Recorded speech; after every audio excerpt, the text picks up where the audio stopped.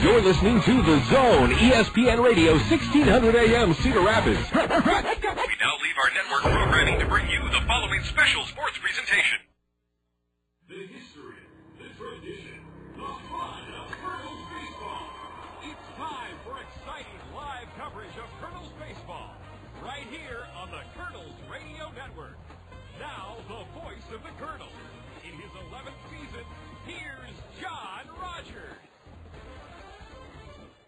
And late Saturday afternoon greetings, Eastern Iowa. We welcome you to Veterans Memorial Stadium. We're a little bit late taking the air this afternoon because of a little hitch in our technical lineup, but that's been squared away thanks to the great folks in the zone. And the situation here is one of optimism that we will play Game 1 of this 4-game series with the South Bend Silverhawks as the Kernels returned home from our 8-game road trip to Michigan, arriving this morning in the city of Five Seasons at 5 in the morning and getting some shut-eye, and then the ball players were asked to be here at 2 o'clock this afternoon. Neither team took batting practice because we've had a day-long, overcast, windy, dreary, periodic rain.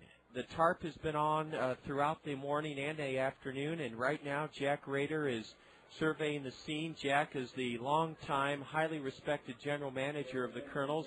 Here's an announcement right now from the public address announcer. Shooting for a start time of about 6:15. Well, there's good news from Dale Broth, the public address announcer here at Veterans Memorial Stadium, that we're shooting for a start time of 6:15.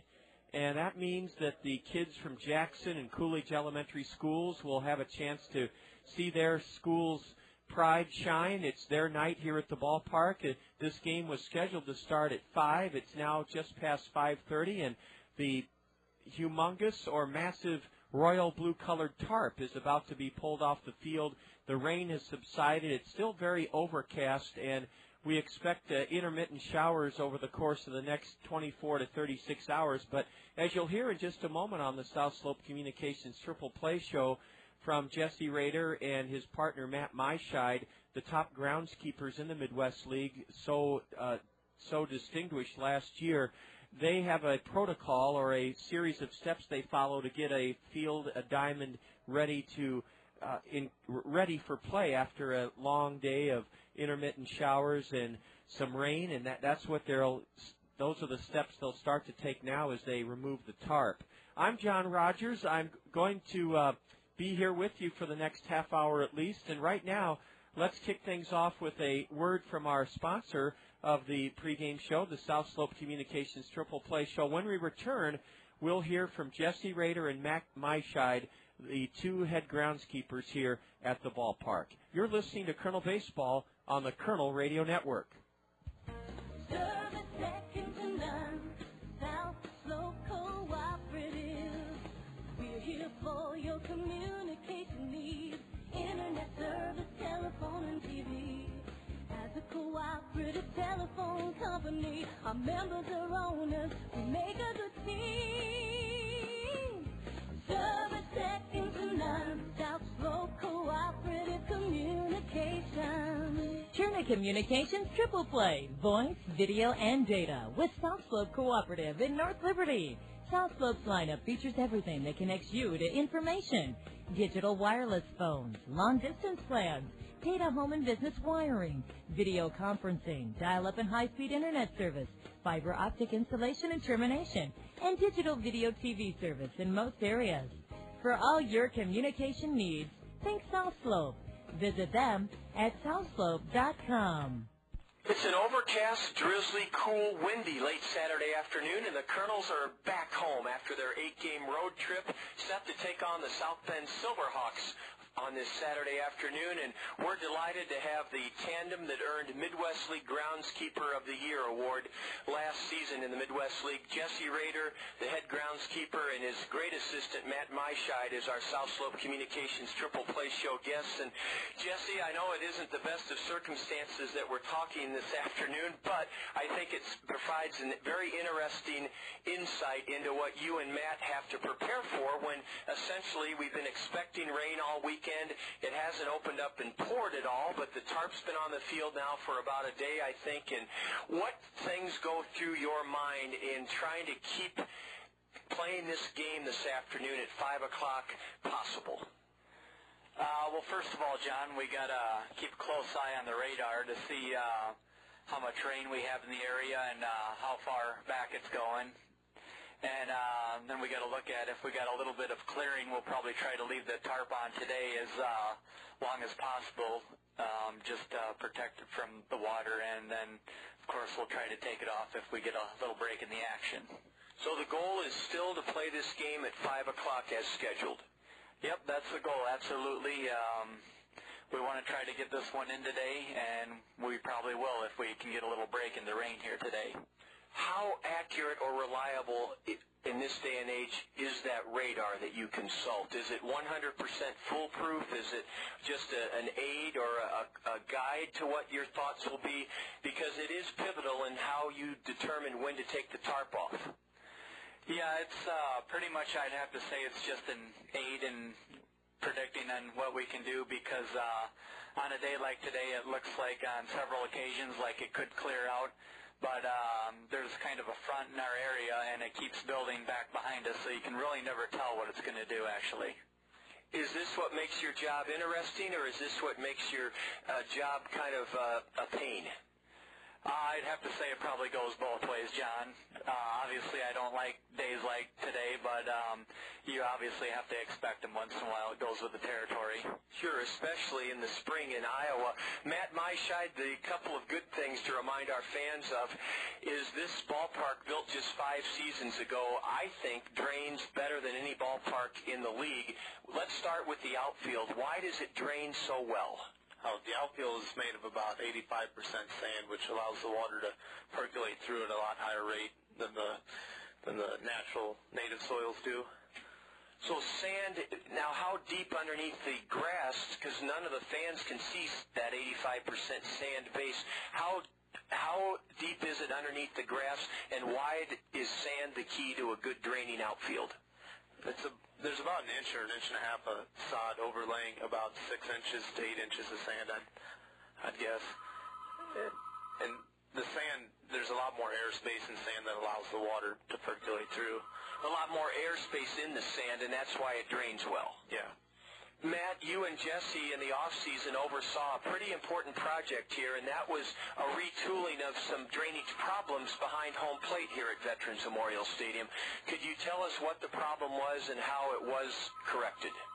Well, I'm not real sure what the problem was. What they did to fix it is they tore a section of sod back that was overlaying a tile line, and they found clay on top of the tile that was not allowing the water to pass through. So they tore all the clay out, backfilled it with pea gravel, and then put the sand root zone mix back in and relayed the sod on top of the peat. It was a pretty extensive project, wasn't it? Yeah, the Iowa Athletic Fields, who built the field, came in, and it was about a 2-day project for them to fix the drainage issue. And it looks like from all the rain we've had in the last 12 to 16 hours that there is not that buildup of deep water behind home plate like we had here last year. It looks like they fixed the problem. Yeah, I'd say we haven't had a real gully washer yet, and the field seems to be draining as of right now. Hopefully it stays that way and we don't get a lot more rain this evening. The award-winning grounds crew in the Midwest League of Jesse Rader and Matt Myscheid are our South Slope Communications Triple Play Show guests from Veterans Memorial Stadium, where the Kernels are aiming to start this game at 5 o'clock and open up an 8-game homestand.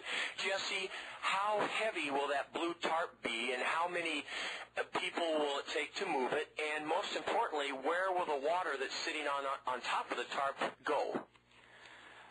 Well, the tarp's going to be pretty heavy with all the water sitting on it right now. It'll probably take, I'd say, about 20 to 25 people to pull it off, because we won't have time to squeegee water off of it to make it lighter. We're just going to have to pull it out to the outfield, and when we drag it towards the fence in the outfield, the water will actually dump out on the grass in the outfield and drain through the tillage out there. So we prefer the water to drain in the outfield, not the infield. Yep, we prefer to drain in the outfield. We want it as far away from the infield as possible, and we don't want it to prematurely dump water on any of the clay part in the infield. That would make it pretty soggy. How much does that piece of equipment cost, a tarp? Because it saves at least, 8 to 10 home games a year. It's well worth whatever it costs, but how expensive is a good tarp?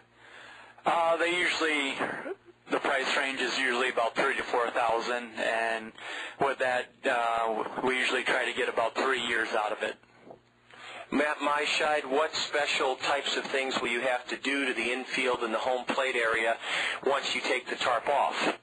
Well, hopefully the tarp did its job and kept the field dry, but if there is some wet spots, we'll have to address those with a little bit of quick dry or a drying agent. We call it calcined clay. Hopefully there's not a lot of water underneath there, though, John. How expensive are the drying agents? Because I know that you have to sometimes use them fairly liberally.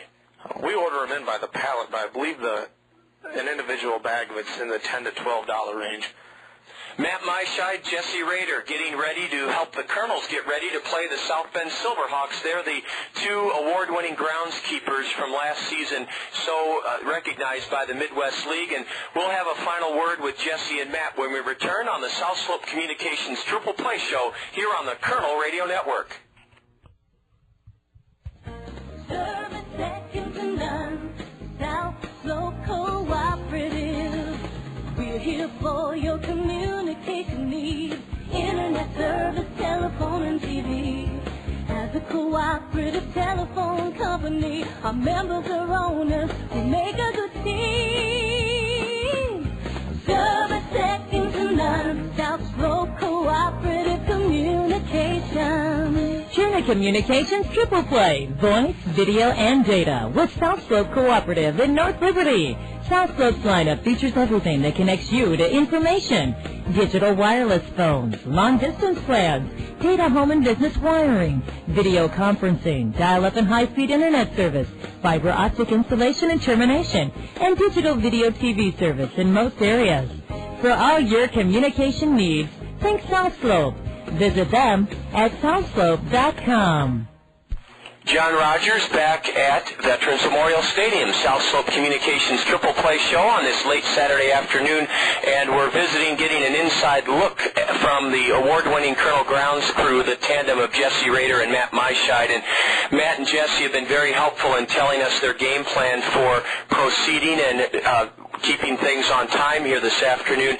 Jesse, let's take a moment and get your thoughts about being recognized, you and Matt, as the Midwest League Groundskeepers of the Year last year. You have to work so much more than a lot of groundskeepers because we have 75 to 80 amateur baseball games when the Kernels aren't playing. We're the primary tenant, but that makes it extra challenging for you and Matt to keep this field looking so pristine and so presentable and beautiful. What did the award mean to you?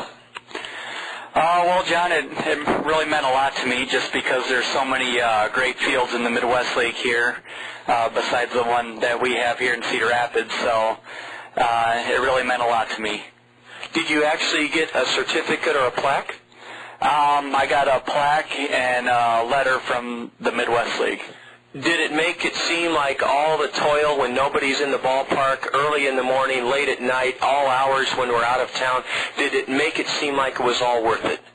Yeah, yes, it definitely did. Like I said, it's a pretty prestigious award, and I don't think we've had it in Cedar Rapids for a while here. The last time, I think, was 1988 when Hall of Fame groundskeeper Bud Kern was still in charge. Well, it's back where it should be here in Cedar Rapids. Matt Myscheid, how about picking up on that extra challenge you and Jesse and the crew are presented with all the high school, college, perfect games, senior league? We love to have them because this ballpark was built as an asset to the community, but how do you keep the field from wearing out, for lack of a better term? Well, it's a hard job. It takes a lot of water and stuff in the off days, and the increased play, there's a lot of compaction. We'll try and aerify wear areas, and unfortunately we have to do some resodding because of the damage they cause. Is it just because of the spikes, or is it because guys standing in certain spots on the field over and over again, or is it just because the field never gets to rest that you have to do things like aerate, water, and resod? It's a little bit of both. The same-base field, for my research, is supposed to stand up to about 70 to 80 games in a season, and we're doubling that out here, so that has a lot to do with it. Finally, the pitcher's mound. It's the place where everybody focuses during the game. They say it's the loneliest place on the diamond. You guys have to do extra work on that mound. And, Jesse, I guess we'll start with you on the mound. How often do you gauge it to make sure it's at the proper height? We actually try to gauge it at least once a homestand, John. We actually did that a few days ago. We have a tool we put on it which measures the proper slope, and that way we know if we need to add clay somewhere if it's too low, or we actually need to scrape down in places because it's too high. Matt, the final question about the mound, is it all dirt, or is there kind of a aluminum or metal shell that dirt is then placed on? It's all dirt, John. We form it ourselves. There's no mechanical means to it.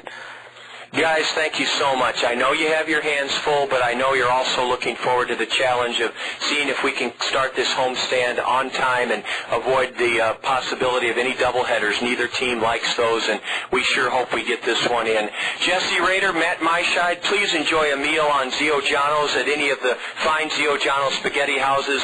The best pasta, homemade bread, pizza, spaghetti, lasagna. They have it all, including their famous gondola sandwiches at Zio Giano's, the pasta that will make you sing. Jesse Rader, Matt Myscheid, thank you so much. Award-winning Colonel Grounds crew. Thank you very much, John. I appreciate it. Thank you, John.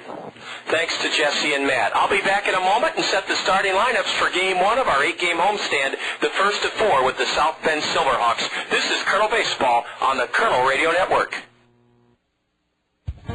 Service second to none, South Slope Cooperative. We're here for your communication needs, internet service, telephone, and TV. As a cooperative telephone company, our members are owners, we make a good team. Service second to none, South Slope Cooperative Communications. Tuna Communications Triple Play, voice, video, and data with South Slope Cooperative in North Liberty. South Slope's lineup features everything that connects you to information. Digital wireless phones, long-distance plans, data home and business wiring, video conferencing, dial-up and high-speed internet service, fiber optic installation and termination, and digital video TV service in most areas. For all your communication needs, think South Slope. Visit them at southslope.com. We're back at Veterans Memorial Stadium, and glad to be back. The Kernels will begin their 8-game homestand this evening against the South Bend Silverhawks in the first of 4. I'm John Rogers, and we sure hoped you enjoyed hearing about all the thinking and then implementing of plan by Jesse Rader and Matt Myscheid, our ground crew directors here, award winners. They're on the front of our program this season for being recognized as the top grounds crew in the Midwest League, and they have done one impressive job of getting about 30 folks from the Colonel front office who are now drenched and sweaty and tired to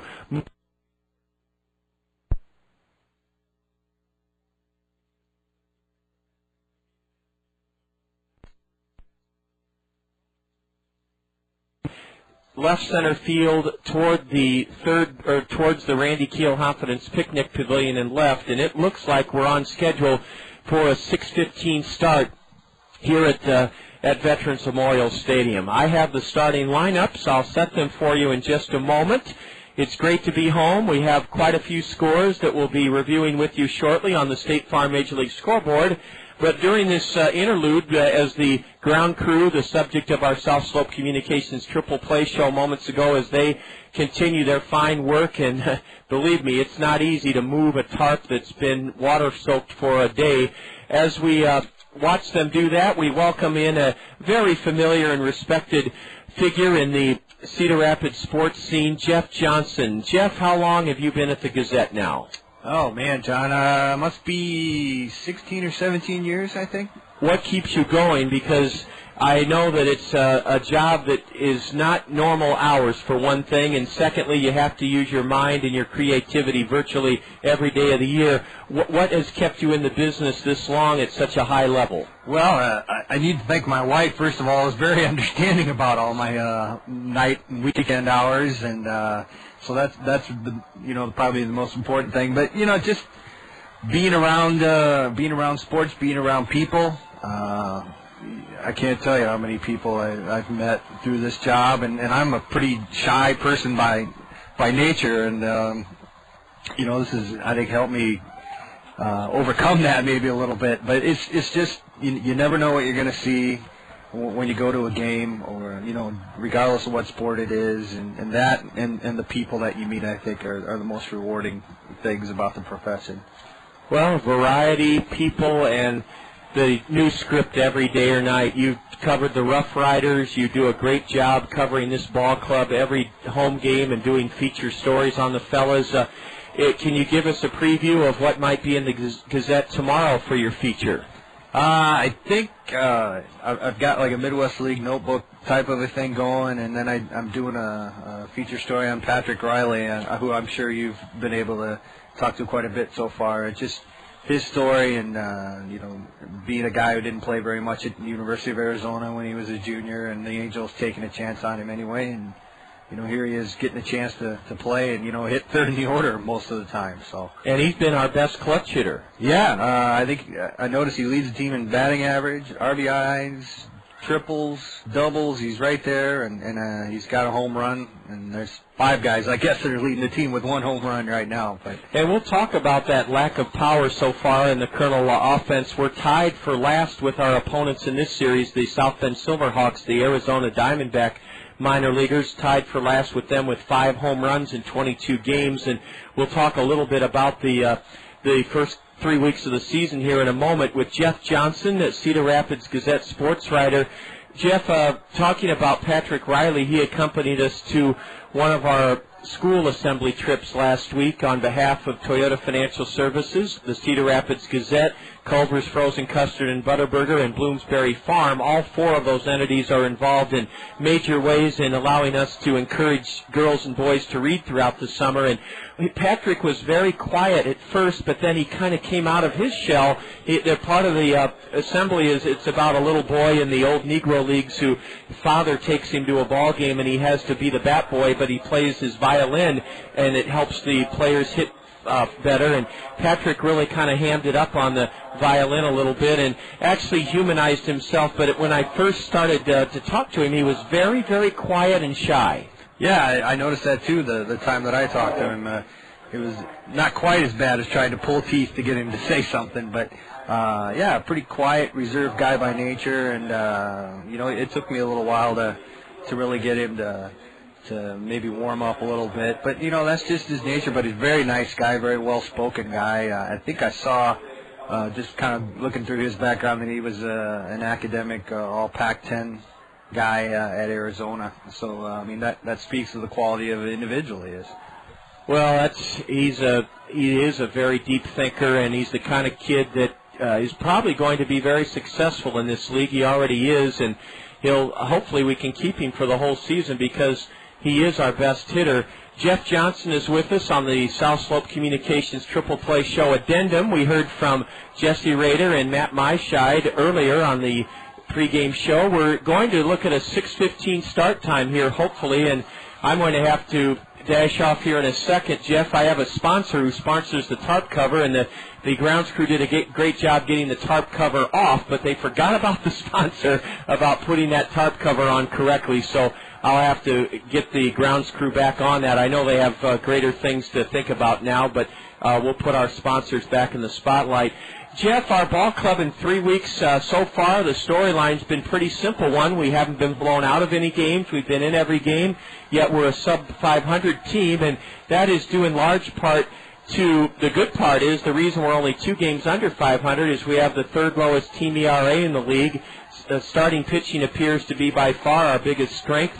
The Kernels lead the league in stolen bases, but also lead the league in being caught stealing. So that's not quite a wash. I'm still glad we lead the league in steals, but the offense just hasn't clicked yet. There haven't been 2-out clutch hits. We haven't drawn enough walks, and we haven't hit for much power or average. Yeah, and that was coming into the season. I think that's what everybody felt that's what this team was going to be about. The pitching was going to allow them to be in almost every game. It was just a matter of how they were going to hit and if they were going to score runs. And that, the first 22 games of the season, that's exactly how it's played out. And you hope as the weather warms up, the guys get a little more comfortable. They get a few more at bats in, and they start hitting and better and scoring runs and taking a few more walks maybe. But I really, the pitching is going to keep them in most of their games this year. To me, it's all on how they hit and how their offense is able to go. Yeah, and we've been spoiled here the last several years. When you have Brandon Wood and Howie Kendrick and Alberto Callaspo and Eric Ibar and guys in the lineup that are just hitting machines, then when they're gone and you have to scratch and claw for everything, it shows you just how cyclical. Your high school baseball coach, Pinky Primrose, always likes to say how cyclical life is, how cyclical athletics is, and that's another reason you and I get pumped up for every game and every new season is it's not the same cast of characters. It's kind of fun to see the different personalities and the strengths of a ball club and the areas that need to be improved. Nothing's the same in minor league baseball. No, and part of the best fun for me is right before opening day when you get those 14 rosters from every club. You get to see, I've heard about this guy and this guy. That's the fun of it because, as you said, it does change from year to year, and we have been spoiled here in Cedar Rapids with some of the guys that have been here, and it's great to see a guy like Howie Kendrick make his major league debut this week, and Brandon Wood's going to be up there before you know it, and it's great. I still think there are some guys on this team that really have the capabilities of hitting, and it'll be fun to see if they can fulfill their promise, I guess, as we go along.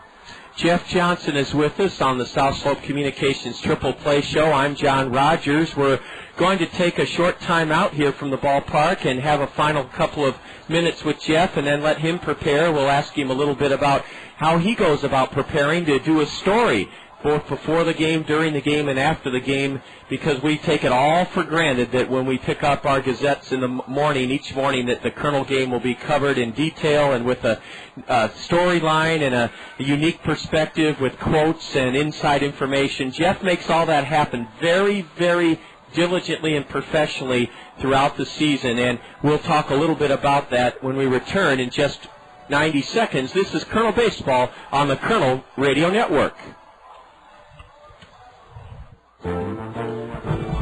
Cedar Rapids' oldest wholesale greenhouse is also Cedar Rapids' full-service landscaping and lawn care center. Cedar Rapids Greenhouses has been serving eastern Iowans for 50 years at the corner of Johnson Avenue and Edgewood Road, behind Guppy's on the Go.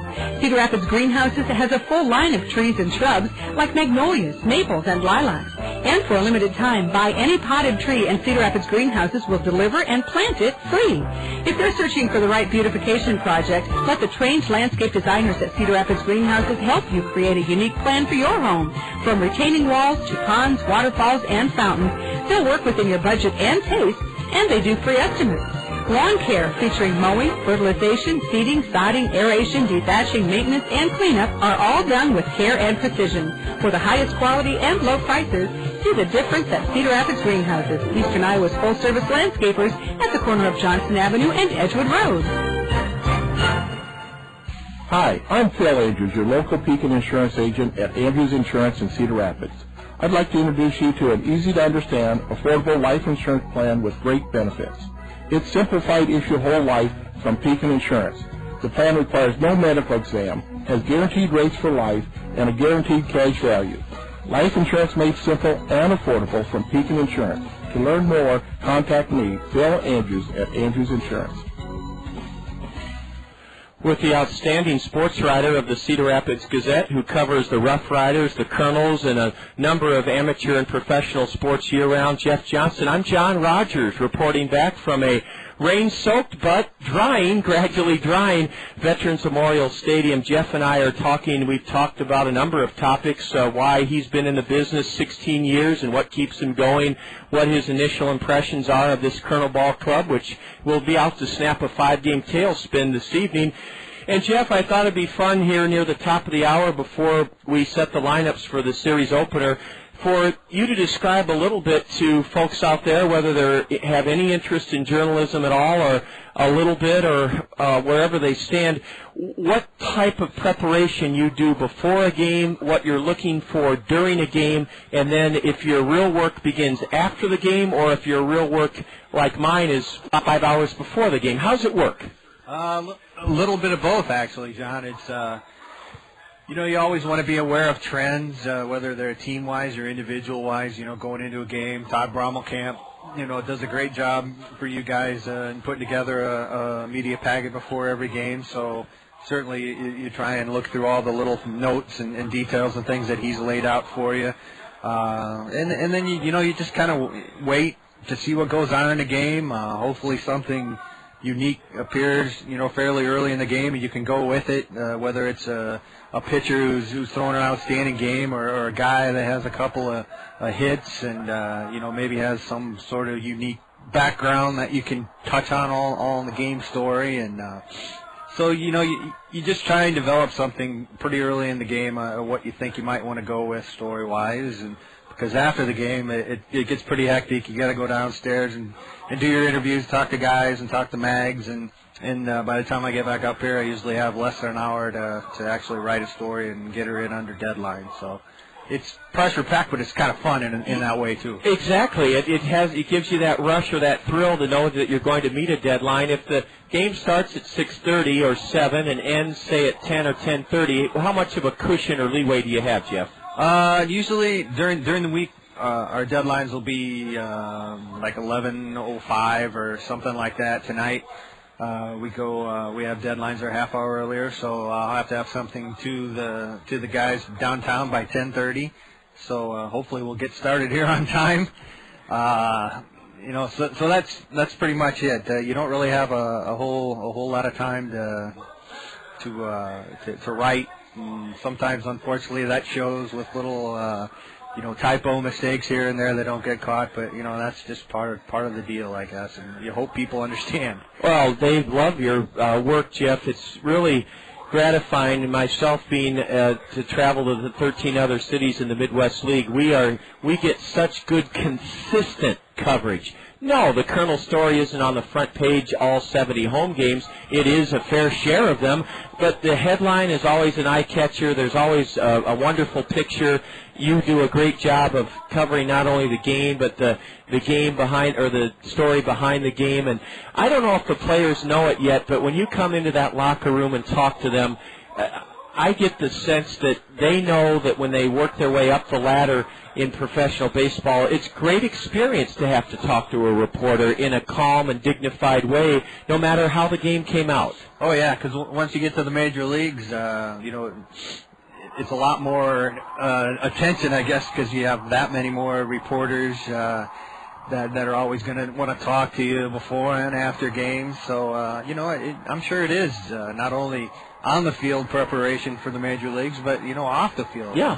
So, that hopefully, I guess we're serving a purpose there and helping them develop, their interview skills, I guess. I think so, and I think Bobby recognizes that, and he's the most accommodating, kind-hearted, gentle fellow I've ever been around. Yet, when it comes to baseball and teaching it, he's a fiery competitor, and he wears his heart on his sleeve more than any of us know. He cares deeply about not only the outcome of the game, but how the game is played. And I have to give the Angels credit for putting fellas in here the last several years that do have that fatherly, paternalistic, teaching-oriented approach to the game. And Bobby knows, and so does everybody at this level, that not every kid is going to make it to the major leagues. In fact, the odds are stacked against the majority. However, I will say this. I've never seen anyone approach the game like Bobby, that he approaches it like every one of these kids is going to make the major leagues. He gives everyone equal attention. Yeah, which is why you never see him pinch hit, for instance. That's a perfect example of that. You know, he's like going, hey, these guys need to be put into this situation. So he's just a very good man, John. Yeah. I mean, as you know, I deal with him for 3 years, as I have. Another reporter came out and covered a game during the last homestand because I was off doing something else, and I asked him how it went. He said, well, it was great, and the interviews are great. And he says, man, you're right about Bobby Magianis. He doesn't seem like he should be a baseball manager because, you know, they have these stereotypes, these old hardened curmudgeon type, you know, gruff people, very gruff. Sure. And he's just, you know, completely the opposite. Always, you know, hey, how you doing when you first see him down in the clubhouse, and just a very, very good man. Well, Jeff, you're a great man to have come along this far with us during the South Slope Communications Triple Play Show. We really do appreciate it. We'll have some chances to talk to you not only impromptu like this throughout the spring and summer, but we'll have you as our formal guest on the South Slope Communications Triple Play Show a few times. My assessment of this ball club for our final thoughts from you are just what you said. If we can get the offense going and the starting pitching stays healthy and isn't promoted, I think we're going to have a team that can play 10, 12, 15 games above 500 when the season's over. Yeah, and unlike the East Division where you have Lansing, which is, you know, head and shoulders above everybody else right now, the West Division looks very evenly matched. I think if you look at the records and from what, you know, you in particular and what I've seen of the club so far. So, yeah, I do expect this team to be pretty good when it's all said and done. Maybe the second half will be when their best ball will be, but we'll have to see. Well, this 8-game homestand could sure help right the fortunes before another 8-game road trip to Dayton and Clinton. The Kernels will try to snap out of a 5-game skid, and they'll send lefty Kelly Shear to the hill with his 0-2 record, but good ERA of 3.66. Jeff Johnson, Gazette sports writer extraordinaire, thank you so much for sharing some of your thoughts and lending your expertise to this broadcast. Thanks, John, and get a little rest after that long road trip. I'm sure you're a little tired tonight. So. If the old 62-year-old road runner can get that laundry done, old John Rogers can flip a few switches. There you go. Jeff, thank you so much. Thank you. Jeff Johnson, who covers the Kernels, has so for the last several years, does just a super job in letting you know as readers what this ball club is accomplishing on a daily and nightly basis. We'll have the starting lineups for the night's contest. It's Coolidge and Jackson Elementary School night. I'm John Rogers, and we'll be back with those starting lineups in just a moment here on the Kernel Radio Network. Fairfax State Savings Bank is paying you to come to the ballpark every Wednesday this season. You heard right. Fairfax State Savings Bank is paying you to come to Veterans Memorial Stadium every Wednesday this season. The first 750 of you Kernel fans to enter the gates before Wednesday's home game will receive an envelope full of money inside from Fairfax State Savings Bank. Each of those 750 envelopes will contain a greenback up to a $100 bill. Fairfax State Savings Bank, free money Wednesdays. Come early to line your pocket with cash. Meet Jim. When it's nice out, he spends weekends in his yard trying to kill weeds. Gotcha. Meet Dave. He spends weekends on the green. That's because Greg's Lawn Service takes care of his lawn. Mowing, fertilizing, pruning, and, yep, weed control. Greg's does the big jobs, too. Landscaping, retaining walls, curb edging, and patios. So when you've had enough of those little devils... Aha! Yes! Call 393-0101. Greg's Lawn Service, a cut above the rest. Hi, I'm Tanya Sedlock, your local Pekin insurance agent at Andrews Insurance here in Cedar Rapids. We all know how quickly life can change. You buy a new car or a new home. Your family's blessed with a new baby. Your teenager starts driving the family car. I'm here to help with a complete line of insurance plans to give you protection when you need it the most. Pekin Insurance has been in business of insuring people for 85 years. I'm here to put your interests first. Please visit me, Tanya Sedlock, at the Andrews Agency. Well, the atmosphere is perking up here. The stadium's come alive after a day-long, cloudy, overcast, intermittent shower Saturday. It's Saturday afternoon turning into Saturday evening, and are the Kernels glad to be home after suffering a 4-game sweep at the hands of the red-hot Lansing Lugnuts. We're hosting the South Bend Silverhawks. They won the Midwest League last year behind under skipper Mark Haley. Mark is back for his second year at the helm here. Haley is a big guy, 220 pounds. He lives in South Bend, Indiana, and he's spent 13 seasons as a coach and manager with the White Sox organization. Also, early in his baseball career, was a member of the 1980 Big 8 Championship Nebraska Cornhusker baseball team. Mark Haley is guiding this South Bend team. They're coming off a 4-3 win last night in Clinton that upped their record to 9-13. They're already 8 games back of Lansing. Lansing has won 7 in a row, including the 4-game sweep over the Kernels that was concluded last night. Lansing 17-5. The Kernels, meanwhile, have a 10-12 record and have sunk into a two-way tie for 5th place in the 8-team Western Division first-half standings. The Kernels stand at 10-12 along with the swing of the Quad Cities. The Kernels are a game behind Wisconsin. We'll play the Timber Rattlers in the second leg of this 8-game homestand starting Thursday evening. And then it's Beloit and Kane County leading the West with records of 12-10. Let's set the starting lineups for the series opener here tonight between the Kernels, the Class A Midwest League affiliate of the 2005 American League Western Division champion Los Angeles Angels of Anaheim, and the South Bend Silverhawks, the farmhands of the Arizona Diamondbacks. Leading off for the Silverhawks, one of the league's best hitters with a .360 average, Pedro Ciriaco. Ciriaco, the shortstop, is hitting .360. Batting second and playing left field for South Bend is Greg Thompson, Thomson, no P, Thompson in left, bats second. He's hitting .306. Justin Upton, the first player taken in last year's draft, in 8 games batting .321. Upton in center field hits third for the Silverhawks. The cleanup batter at first base is Trey Hendricks. Hendricks bats fourth at first. The catcher is Orlando Mercado. His father was a big league catcher, in fact now serves on the Los Angeles Angels of Anaheim staff. Orlando Mercado bats fifth behind the plate. In right field is Leyson Séptimo. Séptimo in right field bats sixth. Hitting seventh for South Bend is Richard Mercado. Richard Mercado, the DH, and we'll check to see if they're brothers because of our early arrival at 5:30 this morning from Lansing, Michigan. We have to check some of the bios of these fellas as they come to the plate this evening, and we'll find out if Richard and Orlando Mercado are brothers or not. At third base, hitting eighth for South Bend is Steve Maya. He spells his first name M-E-N-A.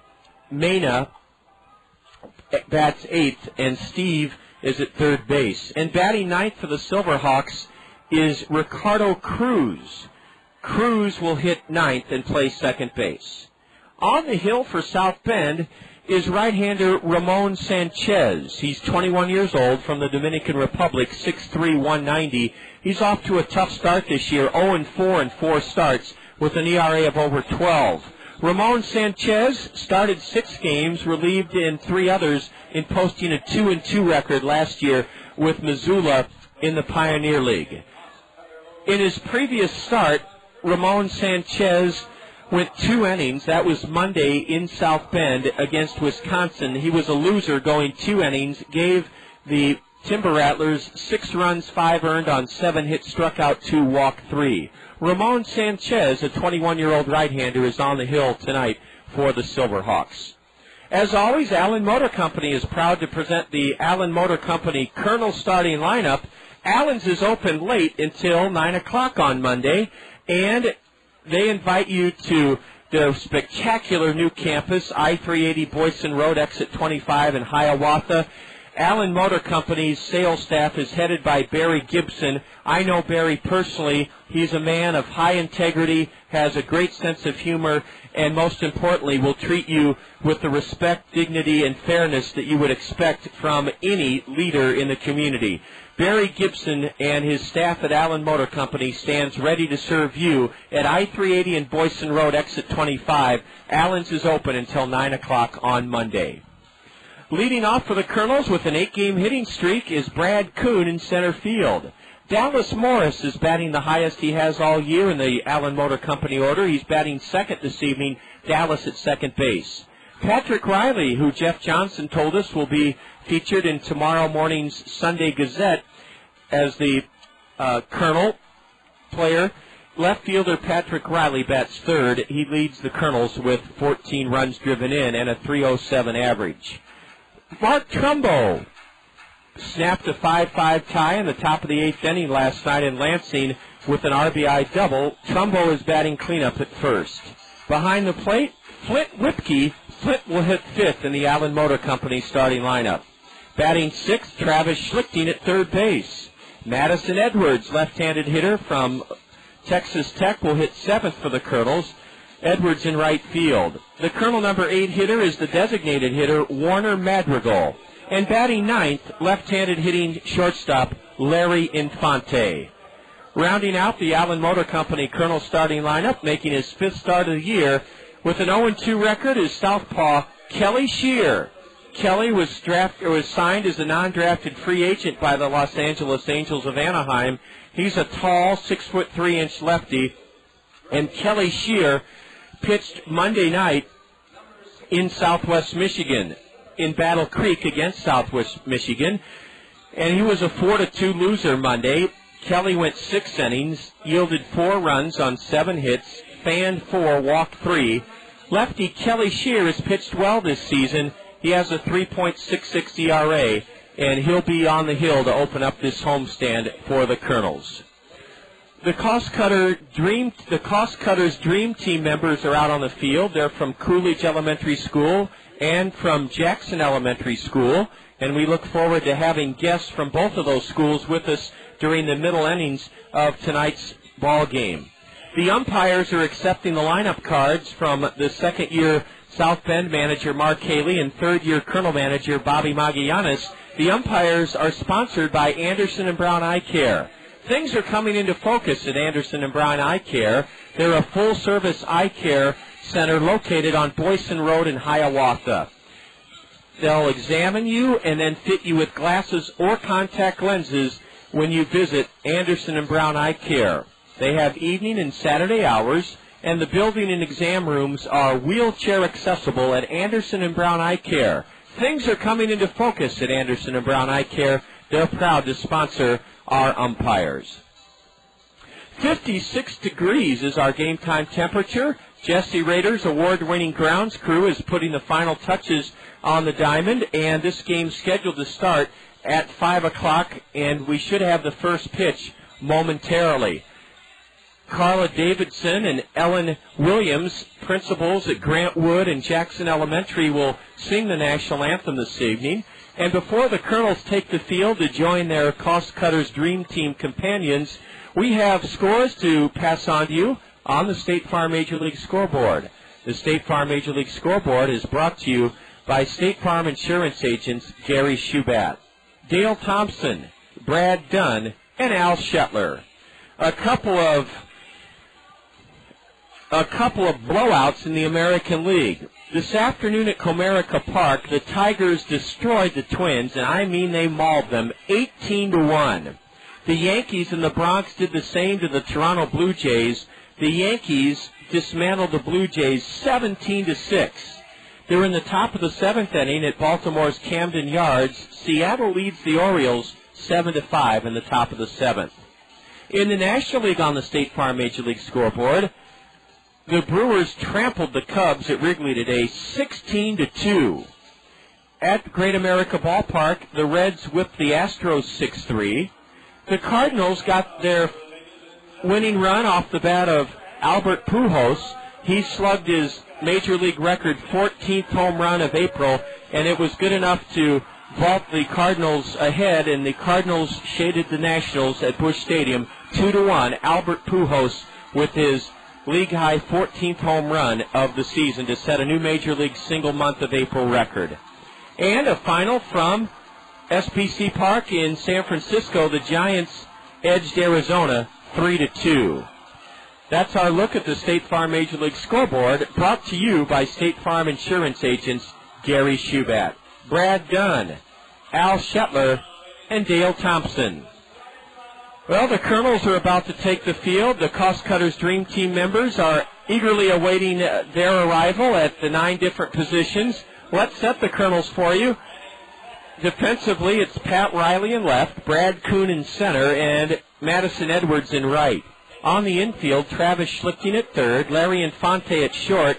The shortstop, Heinle Stacia, the regular Kernel shortstop, has a sore knee. He's day-to-day, so it's Infante at short. Dallas Morris gets his first start at second base, and Mark Trumbo lumbers out to first base. The battery is lefty Kelly Shear and Flint Whipke. Great to see the Kernels back in their white home uniforms with red socks, navy blue caps with red bills, and the visiting South Bend Silverhawks are in gray road uniforms with black numbers trimmed in mustard yellow, black hats, black socks. They look like the Pittsburgh Pirates in their road attire.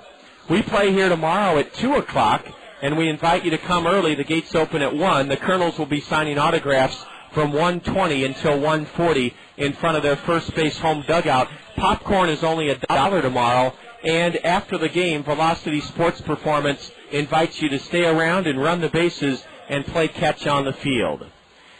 Well, the elaborate pregame show has wound down, and now we're going to pick up the announcement from Wendy's honoring our troops fighting the war on terror, and then Carla Davidson and Ellen Williams, principals at Jackson and Grant Wood, will sing the national anthem. Please stand as Wendy's presents our national anthem. And now, ladies and gentlemen, Warner America, please join in the singing of our national anthem. It is being performed this evening by Mrs. Davidson, principal at Jackson School, and Ellen Williams.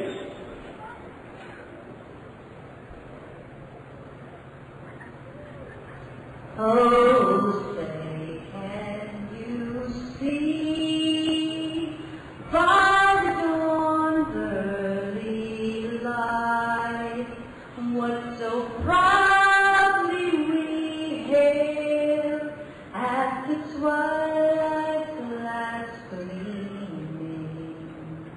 Those bright lights and bright stars through the perilous fight, o'er the ramparts we watched were so gallantly slain.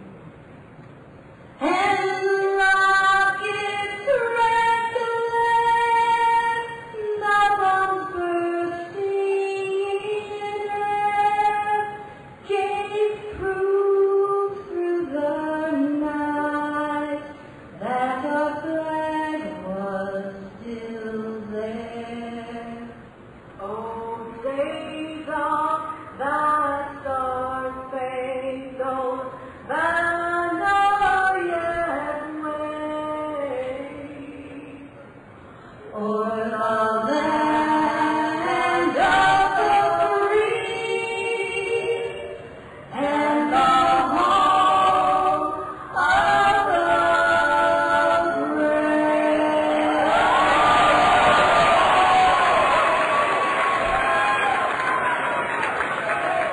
Well, a great job by Principals Carla Davidson of Jackson and Ellen Williams of Grant Wood. Jackson and Coolidge are our featured schools here this evening. It's great to have you with us here on the Kernel Radio Network. The members of the Cost Cutters Dream Team are darting off the field, and they'll be escorted off the diamond. There's quite a bit of chem dry on the field, on the pitcher's mound, and in the batter's box. You heard Jesse Rader, the award-winning Midwest League Groundskeeper of the Year, and his right-hand man, Matt Myscheid, talk on the South Slope Communications Triple Play Show about all the preparation that would be needed to get the tarp off the field and then to get the field in dry enough shape to play. And I'll be darned, the Kernel grounds crew has done a magnificent job in all of those areas. 56 degrees is our game time temperature. Pedro Ciriaco will be the first batter tonight for South Bend. They come in with a record of 9-13, 5-6 at Kovaleski Stadium in South Bend, 4-7 on the road. They won last night in Clinton 4-3. The Kernels will play 4 here against South Bend, a day off Wednesday, and then the second leg of this 8-game homestand has us welcoming in the co-leaders in the West, or a team actually in second place, a game ahead of the Kernels, the Wisconsin Timber Rattlers. The Kernels swept Wisconsin earlier in this month of April, Easter weekend. Kelly Shear has pitched well so far this season, giving up 23 hits in 19 2/3, walking 18 or striking out 18 and walking a dozen. Kelly's wearing a long-sleeve red shirt underneath his Kernel home top. Kernel General Manager Jack Rader gave us good news before the game. The so-called regular umpires, the fellows that study down in the schools in Florida and go through rigorous training to become professional umpires, they will be back on the job May 8th. But our umpires this evening wearing gray slacks, and the base umpires wearing a black pullover jacket, a black hat, the plate umpire wearing a navy blue top and a black long-sleeve shirt underneath his navy blue top. The Kernel outfield plays Pedro Ciriaco straight away. Ciriaco's off to a torrid start at the plate for South Bend. He's second in the league in hitting with a .260 average, and the game's first pitch is delivered low and away, ball 1 from Kelly Shear. Ciriaco takes a fastball for a strike. 400 feet to dead center field here at Veterans Memorial Stadium. 407 to the deepest part of left center, 403 to right center. And Ciriaco rolls one slowly foul up the third base line. Kelly Shear's ahead of him, 1 ball, 2 strikes. We're glad to be back and hoping to snap out of a 5-game tailspin. A bouncer off of Shear's glove. He knocks it down, recovers with his bare hand, and halfway between first and the mound, Kelly Shear shovels it to Mark Trumbo, and it's a 1-3 putout. Kelly Shear helped himself by slowing that one hopper down. He got his glove on it, and then it ricocheted directly to his left, to our right. Kelly recovered and underhanded to Trumbo for a snazzy 1-3 putout, and it's great to get the .360 batter retired here in the top of the first. That brings up Greg Thompson. Thompson is from St. John's. He's from New York, and he slices one to short, charged by Larry Infante. Larry pegs from in front of the second base bag on the grass between the mound and second, and Larry throws out Greg Thompson. It went shortstop to first, 6-3, and there were 2 away here in the South Bend top of the first inning. Justin Upton, the first player taken in last year's draft. He's from Virginia, a right-handed hitter, and he's only 18 years old. Ball 1 outside to Upton. He's from Chesapeake, Virginia. His older brother, B.J., is a top prospect with the Devil Rays. And a Kelly Shear changeup is low for ball 2 to Justin Upton, Upton. Only 18 years old. He has a lot of filling out to do. They list him at 6'3", 205. Very little bend in his knees. He takes a home run cut and misses, strike 1. Upton was awarded the inaugural Jackie Robinson Award in 2004 as the National High School Player of the Year. The 2-1 from Kelly is powdered foul up into the bleachers, the plaza section down the right field line. Strike 2. 2 gone. Nobody on for the Silverhawks here in the top of the first inning. This game started at 6:23 moments ago, a scheduled 5 o'clock start. And Jesse Rader and his Midwest League Grounds Crew of the Year deserve a lot of praise for the job they did. Upton breaks his bat and hits a slow roller to short. Larry Infante gobbles it up and from shallow short whips his throw to first to get Justin Upton. And Kelly Shear off to a fine start this evening. He retires South Bend in order here in the top of the first inning. After 1/2 inning, the Kernel 8-game homestand is underway, and it's South Bend 0, the Kernels coming to bat. This is Kernel Baseball on the Kernel Radio Network. There's a lot you can do to satisfy your taste for Italian. You can marry one. Do you, Susan Smith, take Giuseppe Valentino? You can drive one. Or you can go to Zio Giano's and feast on Zio's homemade bread, pizzas, and pasta, authentically prepared as Zio Giano's famous Italian style. Zio Giano's for the hometown taste of Italy. Come to Zio Giano's, the pasta makes you Zio. Come to Zio Giano's for real Italiano. Come to Zio Giano's, the pasta makes What do I get at Cost Cutters? Hey, my hair is my trademark. I gotta be able to count on a good cut and stuff to keep my hair looking thick, even if it's not.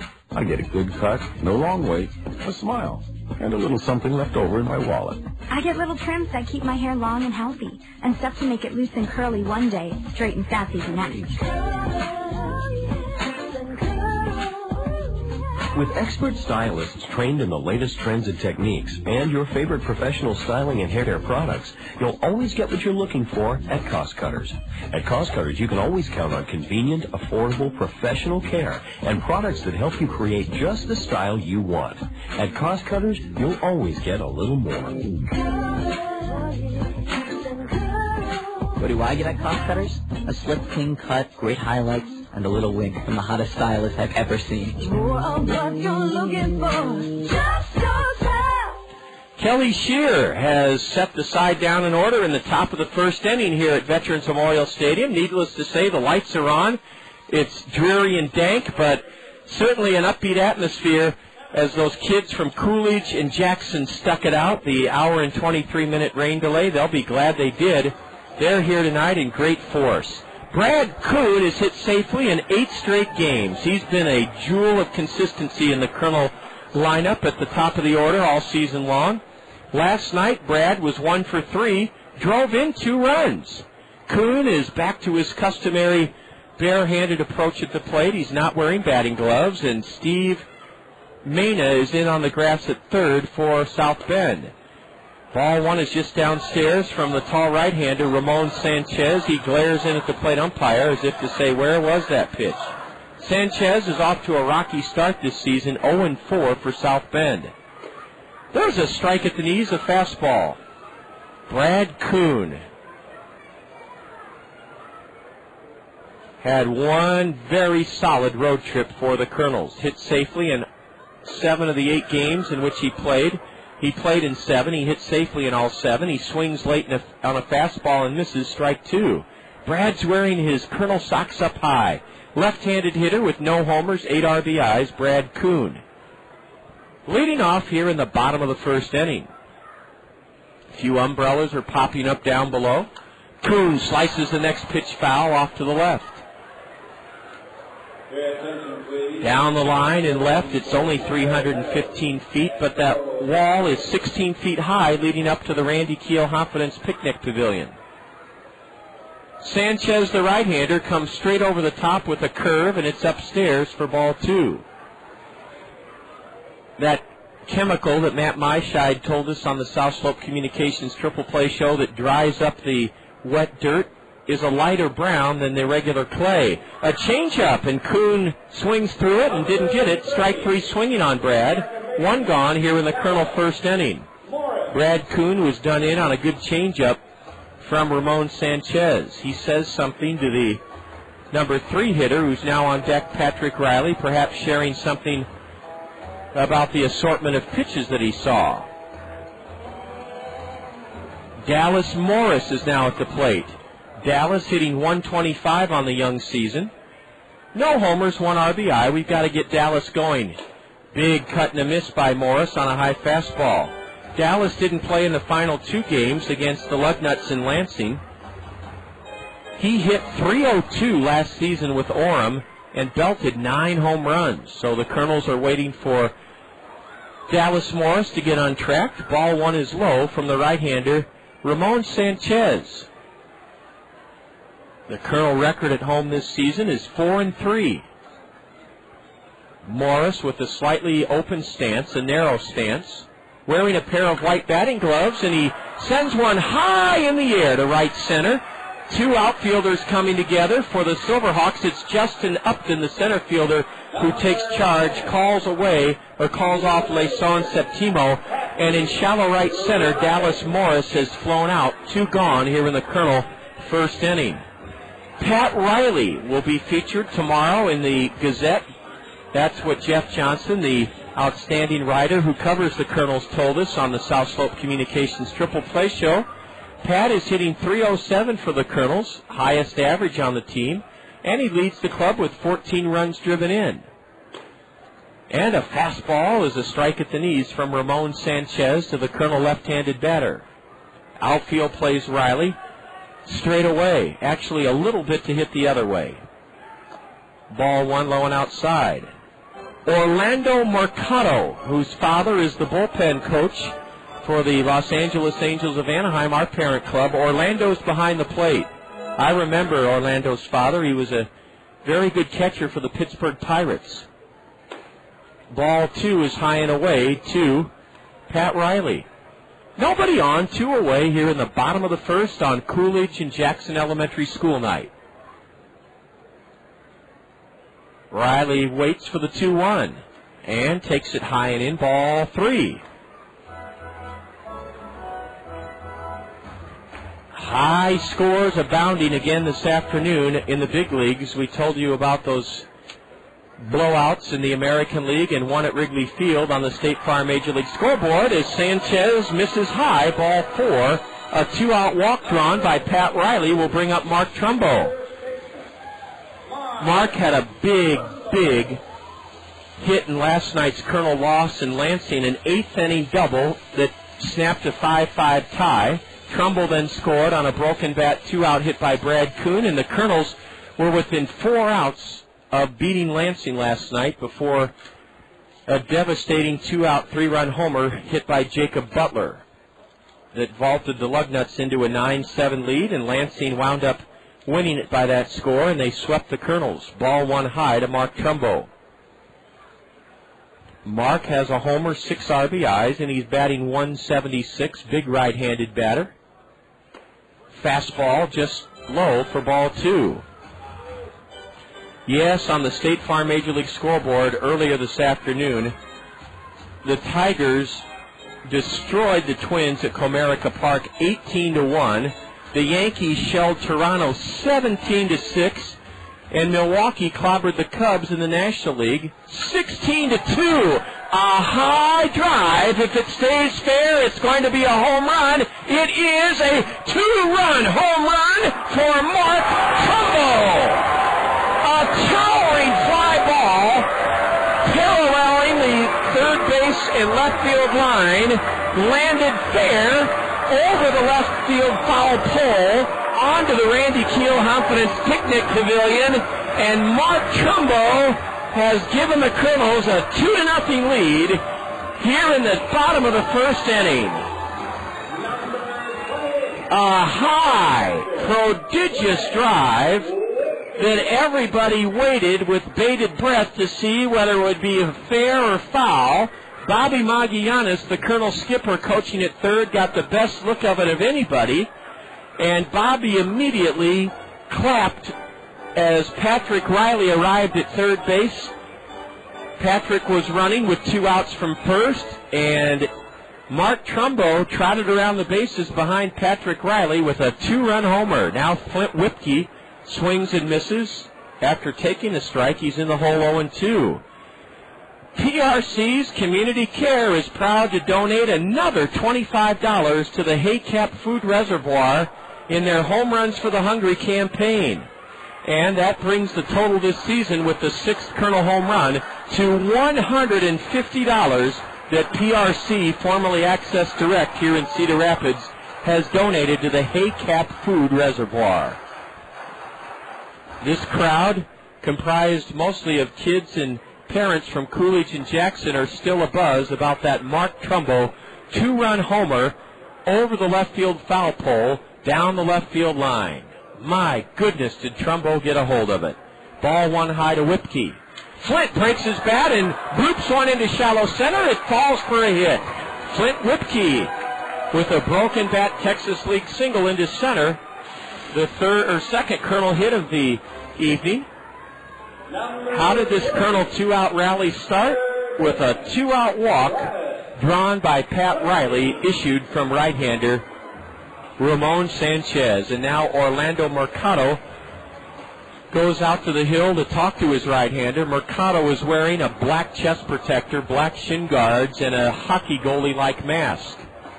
The Colonel equipment manager was Johnny on the spot to retrieve the business end of the bat that, now he waves a kid off trying to get that broken bat. That, unbelievable. And just to shoo him off like that, we've got to get Rhodey a course on people. And some more kids are coming down now to try to get that broken bat. And they're being shooed away as well. Well, we'll work on that. There's no reason why those kids can't have that broken bat.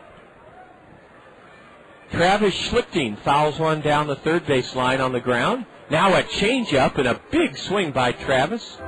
Strike two. No, Rhodey dismissed that kid like he was a pest, and that's not how we treat guests in our ballpark. We welcome them. Perhaps Rhodey thought the bat was a weapon and could cut the kid. Let's not forget that he might have been well-intentioned. A foul by Travis Schlicting into the screen. It's still 0-2. A 2-out, 2-run home run by Mark Trumbo has given the Kernels the lead. Breaking pitch, line drive, and a leaping stab by Steve Mena at third base to end the inning. Travis Schlicting, a scalding liner caught by his counterpart at third, Steve Mena, to end the Colonel first. The Colonels strike for a pair in the bottom of the first inning, 2 runs. On 2 hits, a walk. There were no South Bend errors, and the Colonels leave 1 aboard. And after 1 inning, on a soggy but thankfully now dry Saturday evening, it's the Colonels 2 and South Bend nothing. You're enjoying Colonel Baseball on the Colonel Radio Network. Hi, I'm Phil Andrews, your local Pekin Insurance agent at Andrews Insurance here in Cedar Rapids. Even though we all do our best to stay healthy, we can never anticipate when an illness or accident might strike. Couple that reality with rising medical costs, and the importance of a top-notch medical plan becomes clear. Pekin Insurance offers a wide choice of deductibles and a non-tobacco user discount. To explore the major medical insurance plan that best fits you, visit me, Phil Andrews, at Andrews Insurance. Hi, this is Dave Town of Five Seasons Transportation and Parking. Do you ever wonder if it's safe to send your child on the bus? It is, and here's a few reasons why. All the buses in Cedar Rapids are equipped with security cameras, so the drivers always know what's happening behind them. The buses also have global positioning systems, or GPS, which means they can be tracked at any time by satellite. Does that surprise you? It shouldn't. Five Seasons Transportation takes safety very seriously, and we've taken many steps to make sure your child will have a safe, easy ride every time they take the bus.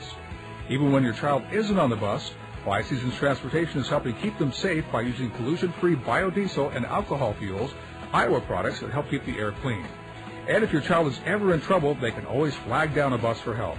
I'm Dave Town, and I like to think of the bus as a traveling safety cocoon, motoring along Cedar Rapids streets. And keep in mind, if the bus is that safe and easy for your child, maybe you should think about riding the bus to work. Affordable, convenient, and safe. That's the bus. Ride it. Kelly Shear is back on the hill as the rain is falling a little bit harder now here at Veterans Memorial Stadium. A easterly wind. You don't see that too often in this ballpark, blowing from the right field foul pole to the left field foul pole, and it's blowing the wind across the diamond in kind of a sheet. Let's see how long the umpires will allow this game to continue. We go to the top of the second inning, 2-0 Kernels. It'll be Trey Hendricks, Orlando Mercado, and Leyson Séptimo to battle lefty Kelly Shear. Trey Hendricks is hitting .208, a wide stance. I mean, he fills the entire batter's box. Open stance, and a strike is dropped in from the Colonel southpaw, Kelly Shear. 2-0 Kernels here in the top of the second. Ooh, a fastball just missed low and in, and it's 1-1 to Hendricks. Trey is an Ivy Leaguer. He's out of Harvard, and he takes ball 2, a changeup low. This is his third year of professional baseball. Walloped 8 home runs, drove in 42 in 76 games with Yakima last year. He spent 2 years in Yakima, Washington in rookie ball.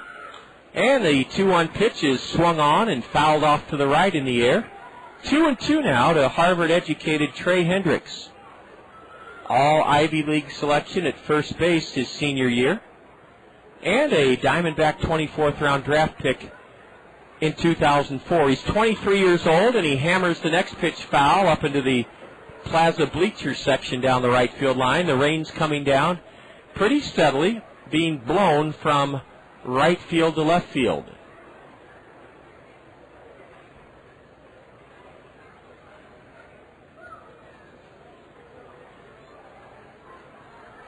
Swing and a miss by Trey Hendricks.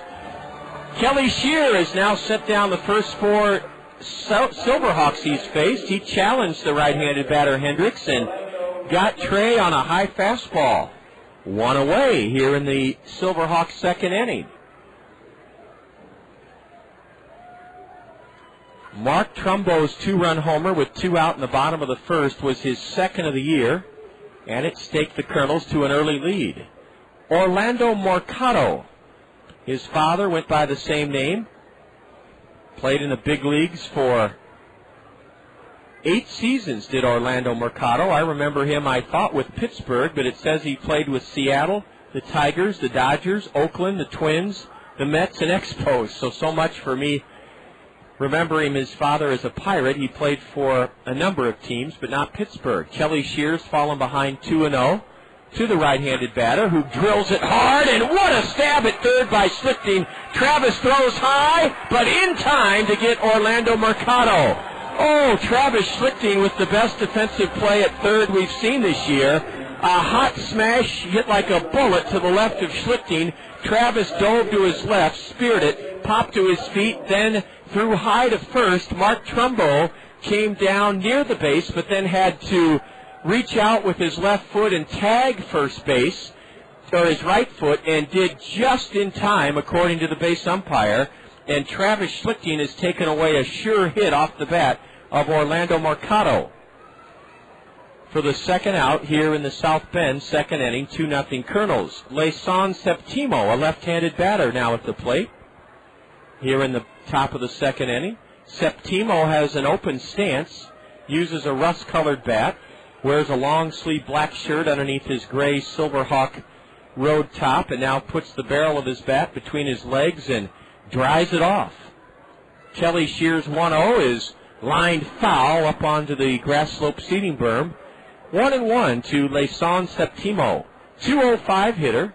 No homers, 5 RBIs. He's a 20-year-old from the Dominican Republic. They list him at 6 feet even, 150. So he's slightly built. The 1-1 is dribbled foul off the railing of the Silverhawk third base dugout. 1 ball, 2 strikes to Séptimo. He hit .241 with Yakima last season. I've been to Yakima, Washington. It's beautiful. Kelly's 1-2 is slapped foul into the backstop. 3 youngsters from Coolidge and Jackson standing behind there. Behind the backstop, they got a rather rude awakening by that foul ball. 2-0 Kernels.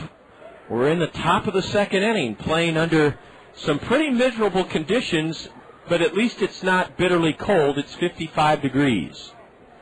Kelly Shear paws at the backside of the mound with his spikes to knock some mud out of them. Goes into his full windup and delivers a changeup low for ball 2.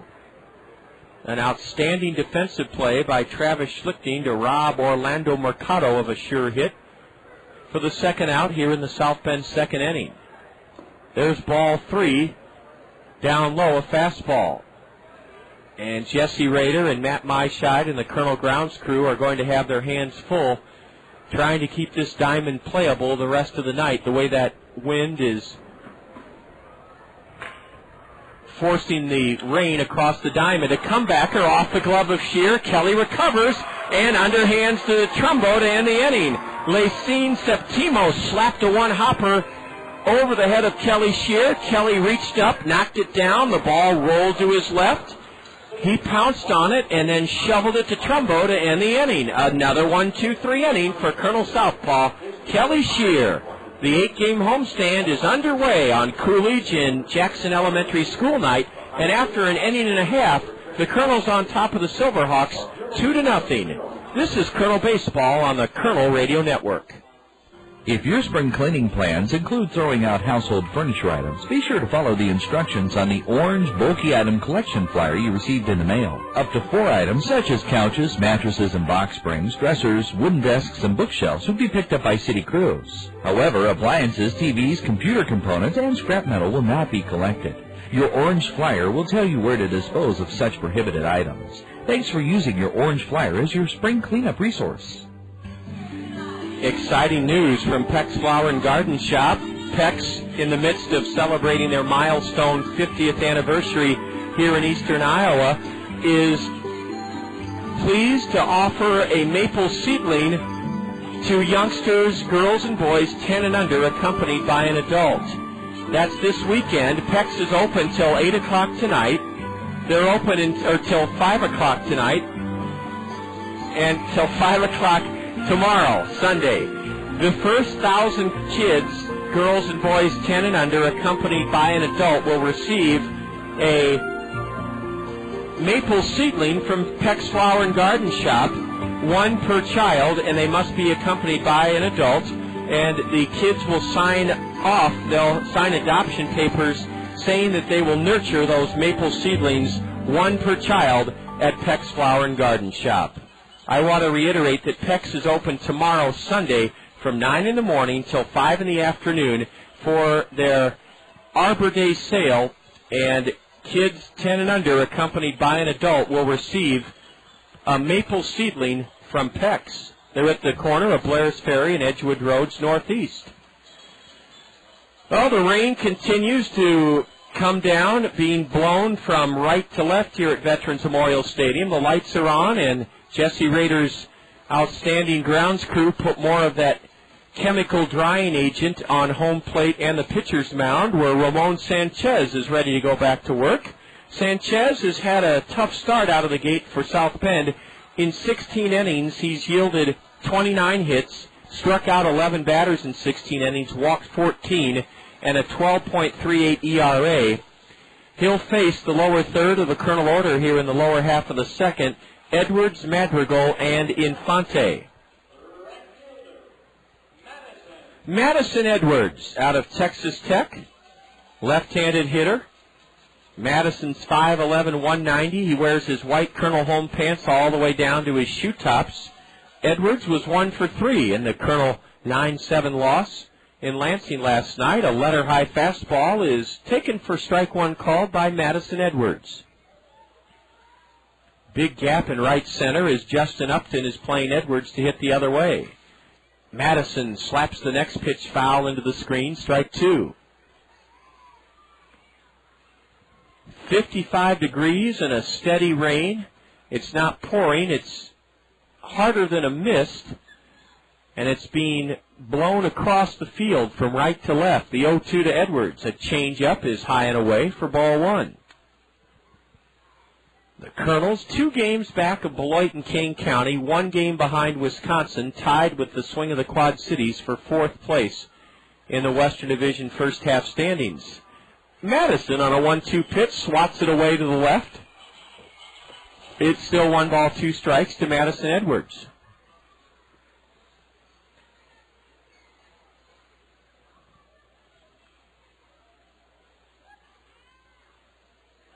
Sanchez winds and delivers a slider, and it's low, according to the plate umpire. He points down to his partner, 50 feet beyond first base, straddling the right field foul line, and that appeal is denied by South Bend.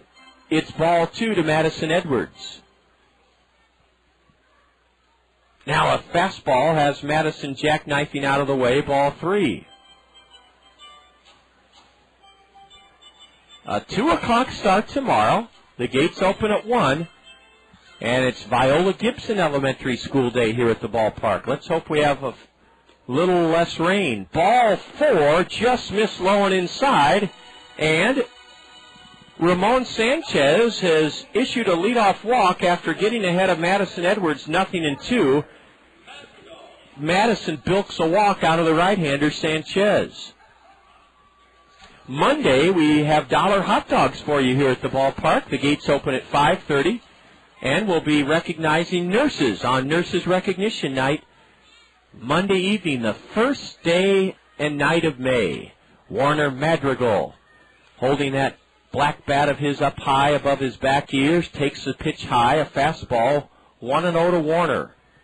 Hitting .247, no homers, 5 RBIs, no doubles or triples for Warner Madrigal. A broken back ground ball to the right side, and scooping it up to throw Madrigal out is the second baseman Ricardo Cruz. Madrigal rolls out to second. Advancing on that broken bat ground ball out to second is Madison Edwards. He's at second, 1 away, and the batter Larry Infante.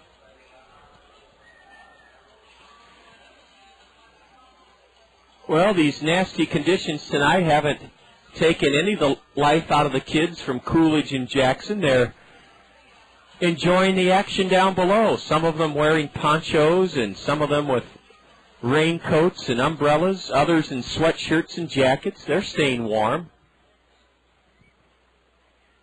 Edwards at second and Larry Infante batting for the first time. Cuts on a fastball that tailed away from him, strike one. This hurler, Ramon Sanchez, does not thrust his arms above his head from a windup. He's now working from the stretch, comes set at chin level. His 0-1 to Larry is lifted foul over the backstop just to our left, and Larry Infante, a 135 hitter, is in the hole, no balls, 2 strikes. Sanchez pitched his last 2 seasons in Missoula, Montana, started 7 games, pitched in relief in 20 games in those 2 seasons. Last year, in 34 2/3 innings, he struck out 37, walked 14. Infante dribbles the 0-2 pitch up the first base side. It dies on the grass, and Larry stays alive at 0-2. The Kernels' last win came this past Sunday in Battle Creek, a 6-1 win. Since then, a loss to the Devil Rays on Monday night, and then losses Tuesday, Wednesday, Thursday, and last night to Lansing. Ball one, a fastball, clocked at 90 miles an hour, according to the Bank Iowa speed pitch indicator underneath the Rockwell Collins LED video board in deep right center.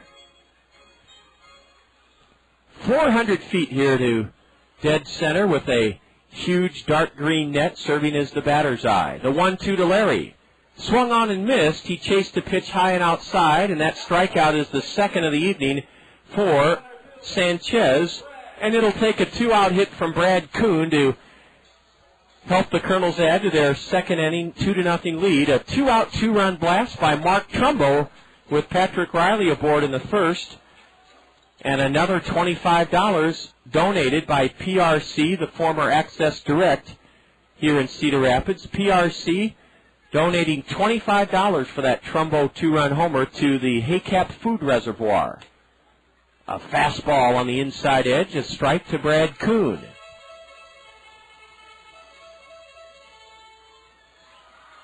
We're very fortunate to be playing baseball this evening considering the conditions. But this field, $600,000, absorbs and drains as well as any diamond in the entire Midwest League. A changeup, and Kuhn was out in front and missed. Strike two on Brad, swinging. 0-2 to the Colonel leadoff batter, who has an 8-game hitting streak, Brad Kuhn.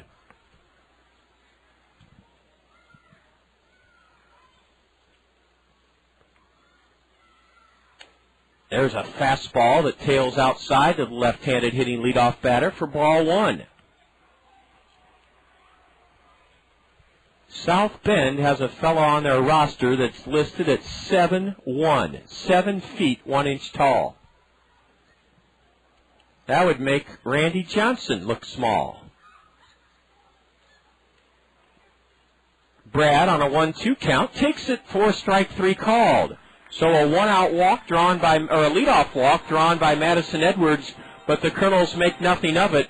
No runs in the second, no hits, a walk. There were no Silverhawk errors. The Kernels leave 1 and have stranded 2. And through 2 innings on this cloudy, misty, overcast Saturday evening, the Kernels on top of the Silverhawks, 2-0.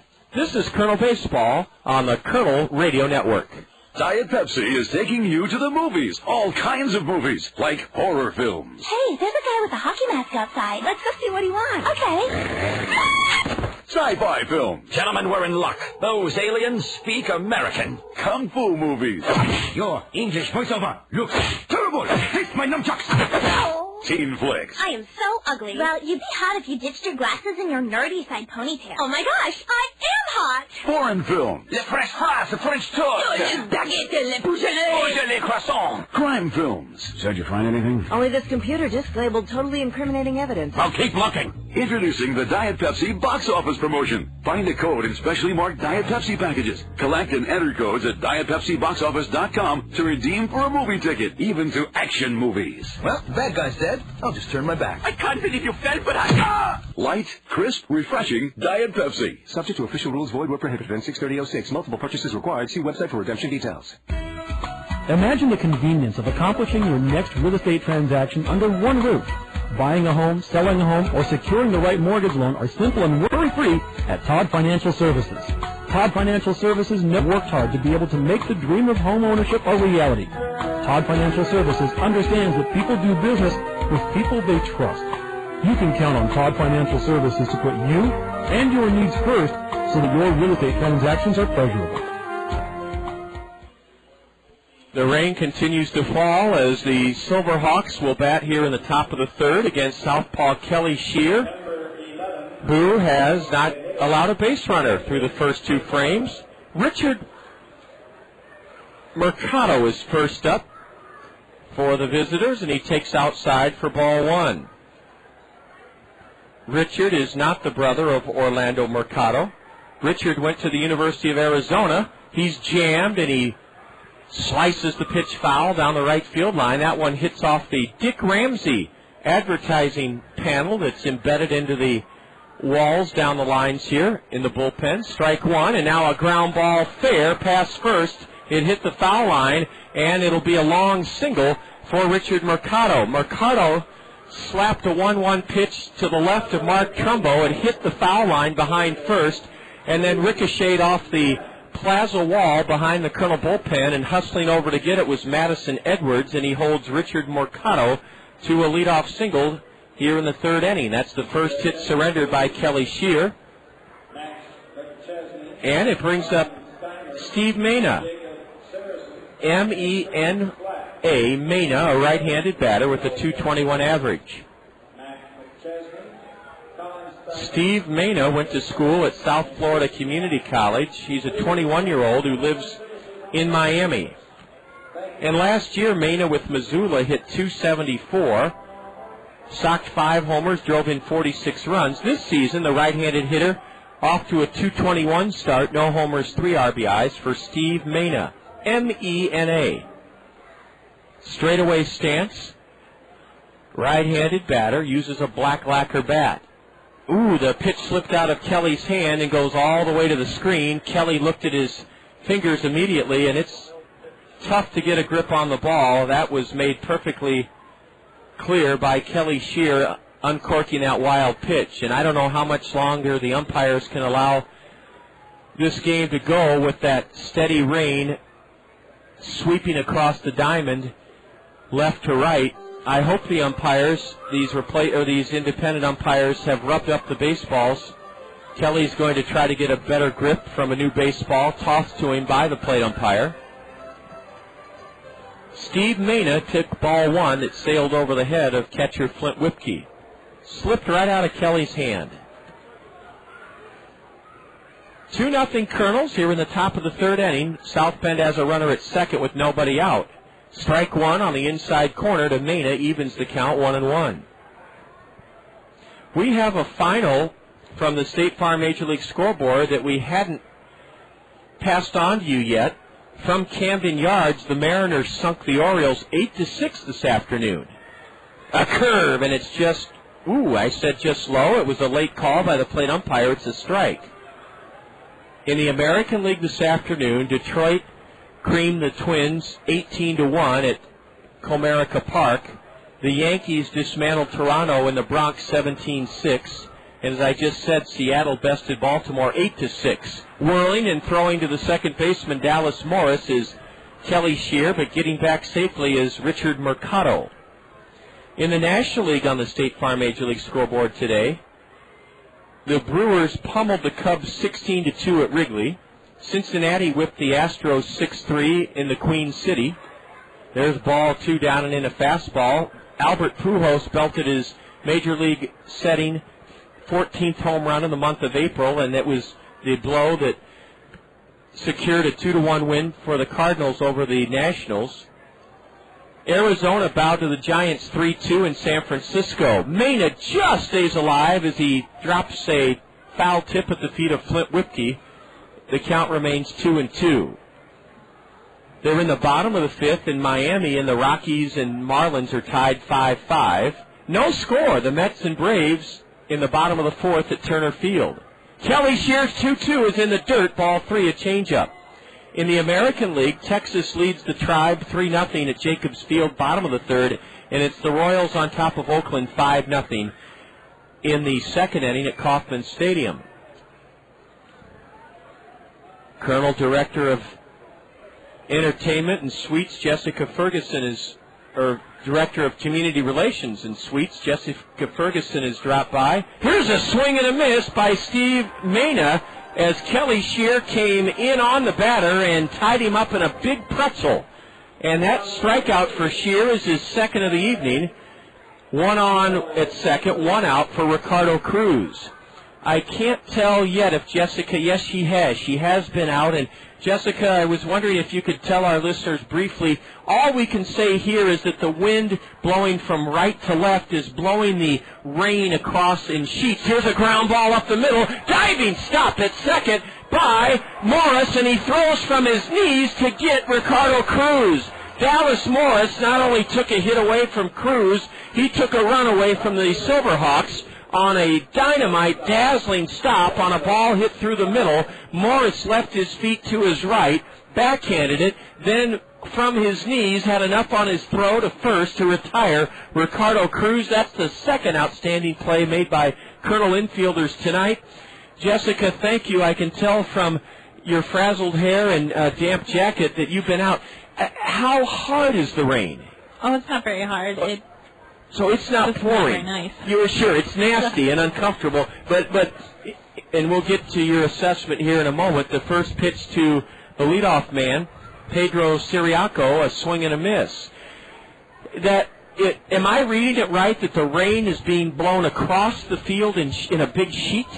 Yeah, it's not hitting you very hard. It's just out there and raining a little bit. Raining a little. Cold. It's cold, 55, 54 degrees. The turnouts, though, from your school, Coolidge, and Josh Boots' school, Jackson, tremendous turnouts. Oh, yeah. I mean, I think that most of the 300 people from both schools are here. No, a little rain wasn't going to keep them away. No. And what a great job Ellen Williams from Grant Wood and Carla Davidson from Jackson did singing the Star-Spangled Banner. Yeah, they did a great job. Swinging a foul by Ciriaco. He's in the hole 0-2. Kelly Shear delivers, and a little nubber foul keeps Ciriaco in the hole 0-2. This is a dangerous hitter. Pedro is hitting .360. Well, I'm sure, Jessica, you came up to tell us, hopefully, if we're still going to be expecting our guest. Does it still look promising? Yeah. Great. Yeah, what inning would you like them? Oh, well, let's see. I have my ready sheet here somewhere, and I just have to find it. A tap foul at the batter's feet. 2-0 Kernels here in the top of the third inning. A first inning 2-out, 2-run homer by Mark Trumbo, the difference in the game. And, boy, Jessica, I had all that ready here a little bit ago with the names. Oh, here they are. Well, could Stella come in the 0-2 in the dirt, a changeup? Could Stella Cyber try to come in the top of the fourth inning? And then do you know, Jessica, if Bridget from Jackson will be with us? As far as I know. Good. She could come, if possible, in the fifth inning. Okay, if great. those 2 innings work for them. They're our guests, and as you know, the customer is who we cater to as much as possible. Yeah, well, Stella comes to quite a few games here, so she'll have lots to say. Well, that's great. We're going to arrange it so she can visit with us very comfortably. Very good. A pitch just missed to the .360 batter, Pedro Ciriaco. Runner at third, 2 gone as Kelly comes set just above the belt, and a changeup low for ball 3. You can tell why Ciriaco is a .360 batsman. He was in the hole 0-2 and fouled off 2 or 3 pitches. Now he's run the count full, and Kelly Shear wants a new baseball. It looks to me, Jessica, like the plate umpire just can't keep the baseballs dry in his kangaroo pouch, so he's relying on the Kernel equipment manager, Ron Klein, to provide him with a batch of dry baseballs very often tonight. Well, yeah, I think it's got to be tough out there. It's with the ground being so wet and everything and foul balls. This would be a night to enjoy the game from a suite. And people up here are enjoying that. We're glad to hear that. Yeah. Richard Mercado leads away from third. Here in the top of the third, 2-0 Kernels. And now time is called as Flint Whipkey on this full count pitch wants to make sure he has his communication straight with Kelly Shear, the Kernel lefty. Excuse me, Jessica, when we're out of town on the 8-game road trips, it's very busy here at the ballpark. I heard we had a great turnout for the Corridor Classic. It was a great night. Best weather we'd had for it, and it was a good game, too. Nearly 3,000? Yeah, that's 2,300. That's wonderful. Here's the payoff pitch. Ooh, it just missed outside. Kelly Shear and the Kernels wanted the call, did not get it from the plate umpire. And a well-earned walk by the .360 leadoff batter, Pedro Ciriaco. It's first and third, 2 gone, and the batter is Greg Thompson. We have our first, and thanks, Jessica's going to start to summon in Stella Cyber. Stella comes to quite a few ball games, and she'll be our guest representing, I believe, Coolidge Elementary School. Yes. First and third. 2 gone here in the South Bend, third inning. 2-0 Kernels. Left-handed hitting Greg Thompson drills it into shallow left. It's a base hit. Scoring from third to make it 2-1 Kernels is Mercado, and stopping at second is Pedro Ciriaco. So Greg Thompson, first pitch swinging, went the other way and laced a base hit to drive in the first Silverhawk run. A one-hopper in front of the left fielder, Pat Riley. Pat prevented Pedro Ciriaco from going from first to third. And now it's Justin Upton with a 2-out RBI chance. The Kernel lead has been cut to 1, 2-1.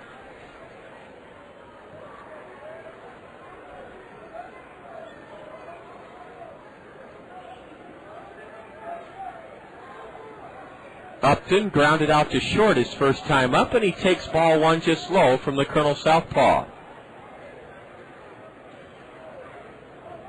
The Kernels play the right-handed hitting Justin Upton deep and straight away. Swing and a miss. He was going for the downs and didn't connect. Mark Haley, the South Bend skipper, wearing a black quilted line jacket and black batting gloves, coaching at third for the Silverhawks. Tough conditions in which to play tonight. Upton bounces it foul towards the third base Silverhawk dugout. Well, one of the most cheerful and delightful Kernel fans I've ever come across is Stella Cyber. Stella will be with us when the Kernels bat in the lower half of the third inning. Now, Justin Upton is retreating to the third base South Bend dugout, and I don't know if he needs some sort of pine tar, or he's shaving a little bit of tape off the handle of his bat. You know, these ball players treat their bats like a Stradivarius violin. I don't know much about music, but I know that Stradivariuses are very rare and are worth hundreds of thousands of dollars. And Justin Upton is treating his rust-colored bat as though it's his prized possession. There have been some big leaguers, Chet Lemon among others, that have slept with their bats to protect them and to give them the nurturing, loving care that they deserve. Ball one, or ball two rather, downstairs. Now the deuces are wild. 2 balls, 2 strikes, 2 out, 2 on, 2-1 Kernels here in the top of the third inning. The rain continues to fall. The breeze continues to push it across the diamond. Ooh, a curve in the dirt, and Upton held up. It's ball 3. Stella Syver has been at a lot of Kernel Road games. I've seen her in Clinton and in Burlington and in Kane County. And I'll be eager to find out through her reminding me what she does at Coolidge Elementary School. It's going to be more enlightening for her to tell all of you what she does at Coolidge Elementary School, because I'm very forgetful these days. When you get in at 5 in the morning, it tends to throw your mind out of whack. Upton, a fly ball into straightaway center. Kuhn on the run, makes the basket catch. And the Kernels maintain their lead by a run. Justin Upton was jammed and lifted the 3-2 pitch into shallow center. Brad Kuhn darted in and made a basket catch to end the inning. 1 run for South Bend in the third on 2 hits, a walk. There were no Kernel errors. An outstanding defensive play by Dallas Morris at second took a run away from the Silverhawks. They leave a pair, their first 2 stranded tonight. As we go to the bottom of the third inning, our guest from Coolidge, Stella Syver, will be joining us. The Kernels now lead the Silverhawks 2-1. This is Kernel Baseball on the Kernel Radio Network.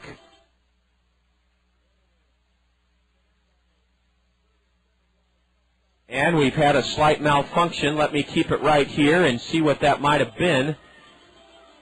We should have everything up and running here in just a moment.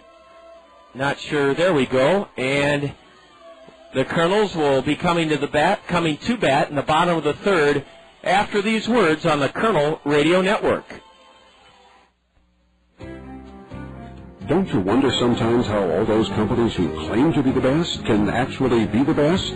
Doesn't just one of them have to be the best? When it comes to motor coach travel, Tri-State Travel is the best. We have the highest safety rating, the largest variety of coaches, a trained driving staff, and 66 years of experience. Don't you want to travel with the best? That would be Tri-State Travel, now at our new location on 7th Street Southwest. Hi, this is John Rogers, the voice of the Kernels. I'd like to share a few words with you about Colonel Team physician, orthopedic surgeon Dr. David Terse. My father was a surgeon, and like most sons, I looked up to him as the greatest dad and the best doctor on earth. When I was diagnosed with a torn meniscus in my right knee recently, I wondered if my doctor here in Cedar Rapids would measure up to my dad's standards. My doctor was Dr. David Terse. Dr. Terse's thorough and expert explanation of my x-ray, his calm and reassuring description of the procedure he would be performing, and his kind and confident bedside manner impressed me beyond my expectations. Dr. Terse has those exceptional qualities we all hope to find in our doctor: an established reputation of excellence, the ability to communicate with us so that we understand and trust his words, and that gut feeling that he truly cares about us. Dr. Terse is a world-class surgeon and a first-class person. I've experienced firsthand why the Los Angeles Angels of Anaheim, the Kernels' parent ball club, has entrusted Dr. Terse to care for our players. We're back to action here in the home half of the third. Dallas Morris takes a strike and now rolls one foul towards the third base Silverhawk dugout. Stella Syver is with us from Coolidge Elementary School, and she's wearing her Coolidge colors, which she'll describe to you in a moment. A curve upstairs, wasted by the right-hander Sanchez. Stella, how about telling our listening audience your school spirit colors tonight? Our colors are black and gold. Oh, familiar colors because the Hawkeye colors. That's right. We kind of substitute those sometimes, too. Dallas pops one foul outside first, and there might be a play for Trey Hendricks. There is. And into the Silverhawk bullpen, or into the Kernel bullpen he goes to flag down Dallas Morris's foul pop.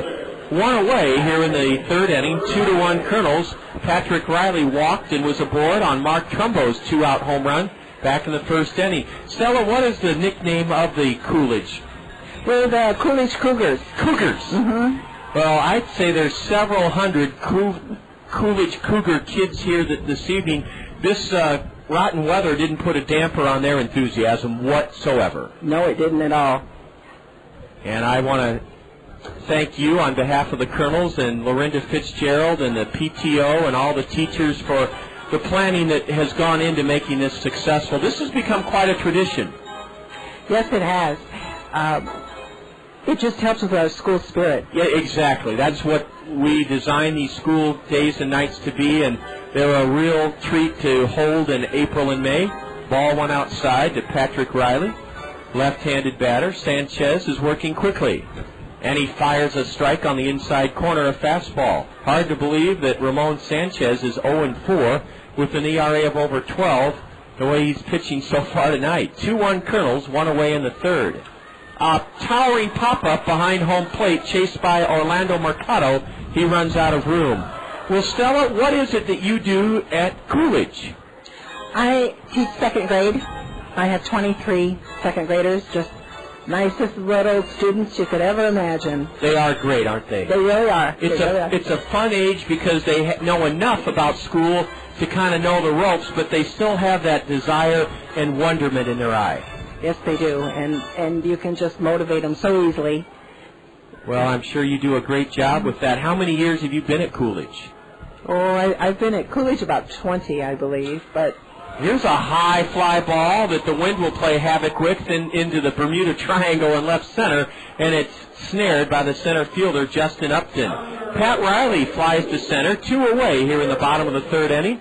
2-1 Kernels. Stella, that's quite a long tenure at any elementary school, at any city. What has kept you so happy at Coolidge? Coolidge is just a special place. There's everyone is so dedicated, and they get along so well, and parents, students, and teachers. It's just a wonderful community. And it takes that kind of approach, parents, students, and teachers, to make it work. Yes, that's really true, and we have all of that. We have tremendous support just all over the place. Ball one inside to Mark Trumbo, and now he takes downstairs 2-0 to the Colonel. Tall cleanup slugger who belted a 2-run homer in the first inning. Stella Stivers with us from Coolidge, and Stella, remind us, our second graders about 9 years old? They are 7. 7, okay. They turn 7 during the year, and some are 8. Some are still missing their 2 front teeth. Oh, absolutely. Here's a high pop fly down the right field line, and it may drop. No, the second baseman, Ricardo Cruz, sandwiched between Leyson Séptimo and Troy Hendricks, gloves it in fair ground. On a 3-1 count, Mark Trumbo is popped to second down the right field line, and the Kernels go in order for the first time this evening in the bottom of the third inning. We're going to keep it right here, the Kernel Radio Network, 1600 KCRG, and continue our fascinating visit with Stella Stivers. She's been at Coolidge Elementary School for over 20 years. And Stella, for those that aren't familiar, I like to tout the southwest side because I live on the southwest side. I happen to be in the College Community District because I'm on Queen Drive, but I love to work out over in the neighborhood at Coolidge and Coolidge, Truman, and then the middle school are in. Could you describe the neighborhood around Coolidge, because it's always been to me a very great neighborhood? Well, the Stony Point Y is right there, and we're just very closely located to Stony Point Road, and many of our families are located in Stony Point. And then we have the areas around that. It's all totally residential. Yes.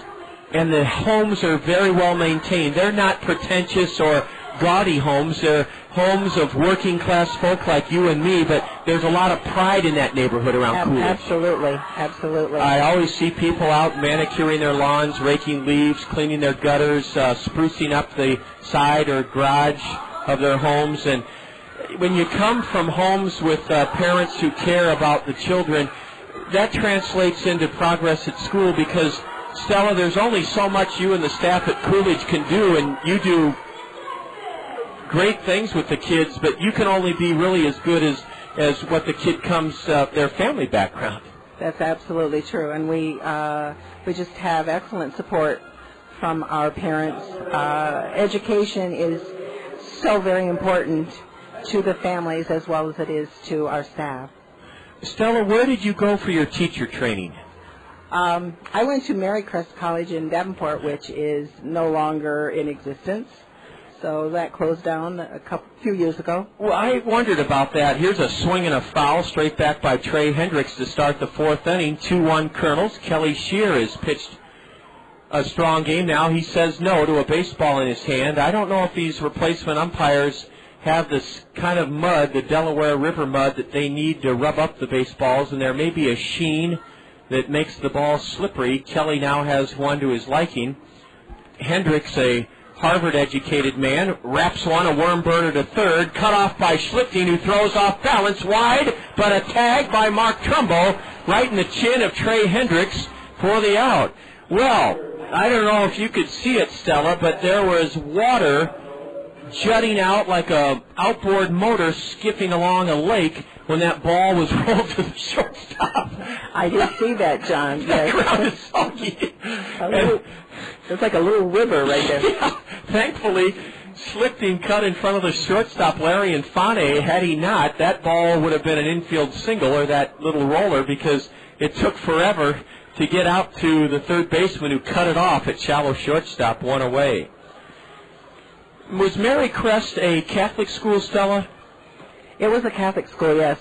And at the time I was there, it was just all women. Yes. And then St. Ambrose was all men. I wondered that, if St. Ambrose kind of absorbed it, or did Marycrest literally kind of go extinct? I'm just wondering if they were both run by the Catholic Church, if perhaps a lot of the women from... Here's a bouncer to third on 3 hops. Down to get it is Schlicting. His throw is high. Once again, Trumbo. Well, he missed the tag, and it's a throwing error on Travis Schlicting, who had too many Wheaties this morning. That's his third throw that's been high from third to first, and Travis is charged with only his 4th error of the year. Mark Trumbo tried to tag Orlando Mercado. Mercado dodged the tag, then missed first base, but crawled back in, hand first, before Trumbo could apply the tag, and the tying run is at first with 1 out here in the 4th. And the batter is Leyson Séptimo, a left-handed hitter. 2-1 Kernels. Well, needless to say, the teacher education training that you got, Stella Stuyva, at Marycrest prepared you well for your profession. Yes, it did. It was... Here's a ground ball hit sharply into left field by the left-handed batter, Leyson Séptimo. And the Silverhawks are making noise here in the top of the 4th, trying to tie this game or take the lead. Séptimo hit a low liner to the left of the third baseman, and that prompts a visit to the Hill, a Mercy Medical Center, heart-to-heart talk between Kernan Ronan and Kelly Shear. You owe it to yourself and the people who love you to find out what your risk of heart disease is with a $35 heart-to-heart screening from Mercy Medical Center. It's quick, easy, and convenient, and it could save your life. Call Mercy Medical Center to schedule your heart-to-heart screening, 398-6821. And Kernan Ronan has completed his heart-to-heart conversation with Kelly Shear that will hopefully result in an out or perhaps a double play with Richard Mercado at the plate. Mercado singled his first time up. Ball 1 is high. He singled and scored in the 3rd inning, and he bats here in the 4th with a chance to tie the game up or give the Silverhawks the lead.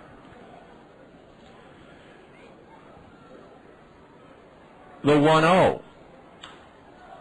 Loop foul off to the right. Stella, none of your second graders at Coolidge have been struck with the mumps, have they? No, we have not had that, luckily, at our school.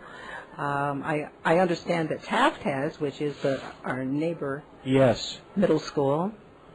Well, that's a dangerous situation. A high, lazy pop-up to shallow right. The second baseman, Dallas Morris, doesn't catch it. It falls. A comedy of errors. A throw to second. That runner's safe.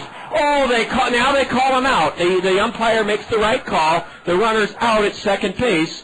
The Kernels misplayed a pop fly. Dallas Morris, with that swirling wind, dropped it, and now it was picked up as Edwards took a spill on that slick grass. The runner is out.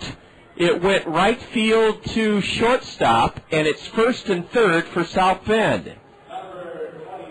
Now they've called it an infield fly rule. So the runner's safe at second. The batter's out.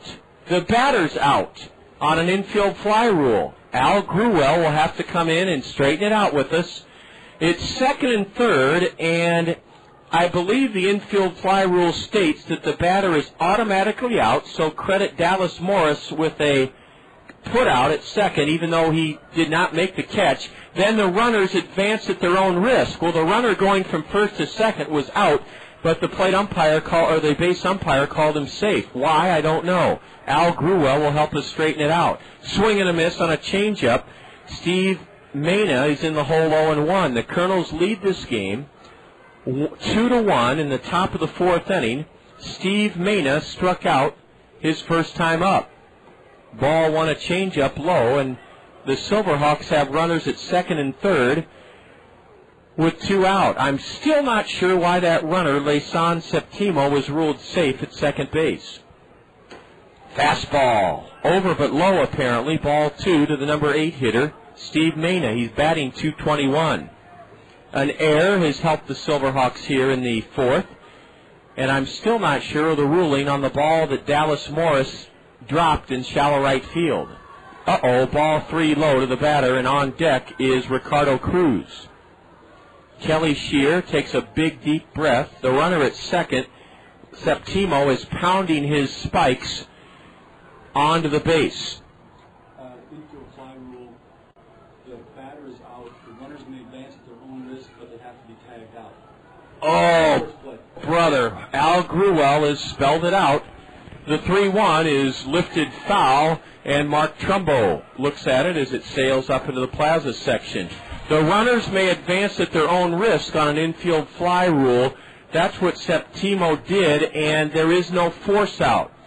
Larry Infante should have tagged Séptimo going from first to second. He thought it was a force, and a new batch of dry baseballs from the Kernel clubhouse manager to the plate umpire. Stella Siver is taking this game in with us. She's from Coolidge Elementary, and we haven't gotten to her love of baseball yet. We will in just a moment. The payoff pitch.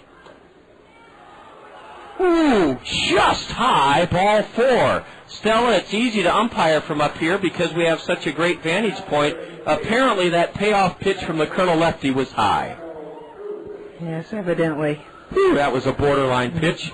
Now the bases are loaded for South Bend, and Ricardo Cruz is the batter. Right-handed hitter. The Kernels are trying to break a 5-game losing streak. Ball 1 upstairs. Stella, what did spawn your love of baseball? Was it as a little girl? Well, yes, my dad was just an avid Cubs fan, and I grew up listening to Cubs games on the radio. Here's a broken bat foul pop, and Mark Trumbo has a beat on it, and on that slippery grass outside of first near the coach, coaching for the Silverhawks at first, it's caught by Mark Trumbo. Ricardo Cruz, with the bases loaded and 2 out, fouls out to Mark Trumbo. How about Kelly Shear? He shuts the door on South Bend. They score no runs in the fourth. 1 hit, 1 Kernel error, a walk, and South Bend leaves the bases full. They've stranded 5. As we go to the bottom of the fourth, we'll have more with Stella Stiver. You've heard her father was an avid Cub fan. We'll see if she was plagued with that same malady when the Kernels bat in the bottom of the fourth inning. It's the Kernels 2, South Bend 1. You're enjoying Kernel Baseball on the Kernel Radio Network. Reading stimulates a child's imagination, increases their mastery of subject matter, improves their spelling and vocabulary, and opens up new worlds of discovery. That's why Toyota Financial Services, the Gazette, and the Kernels are teaming up to encourage elementary students throughout the community to read.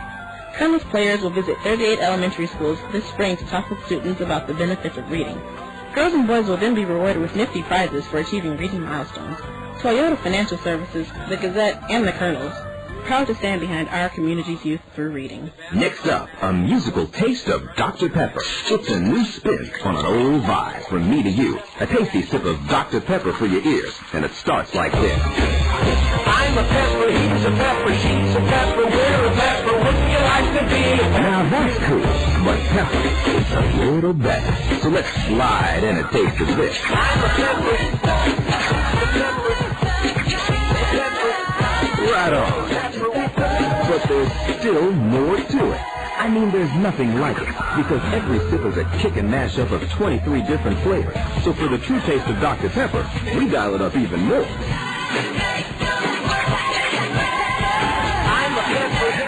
You know it. With 23 flavors mixed into one bold taste, every sip is a cool mix of music to your mouth. Woo! Dr. Pepper, there's more to it.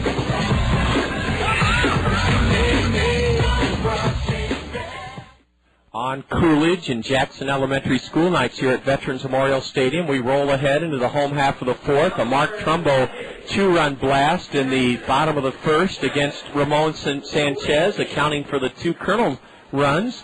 And the Silverhawks plated a single tally in the third off Kernel starter Kelly Shear. We go to the bottom of the fourth inning. It'll be Whipke, Schlicting, and Edwards. The numbers 5, 6, and 7 men in the Allen Motor Company order for the Kernels. Ball one low to Flint.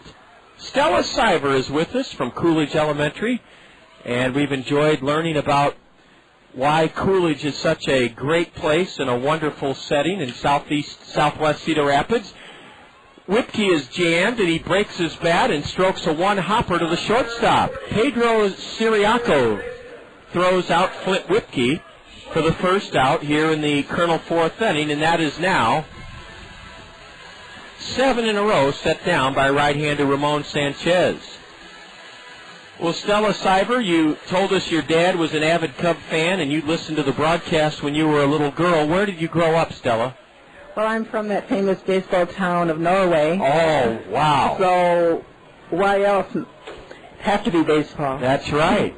Now, have you heard the good news about an agreement to move ahead with the documentary film about the last season of high school baseball at Norway?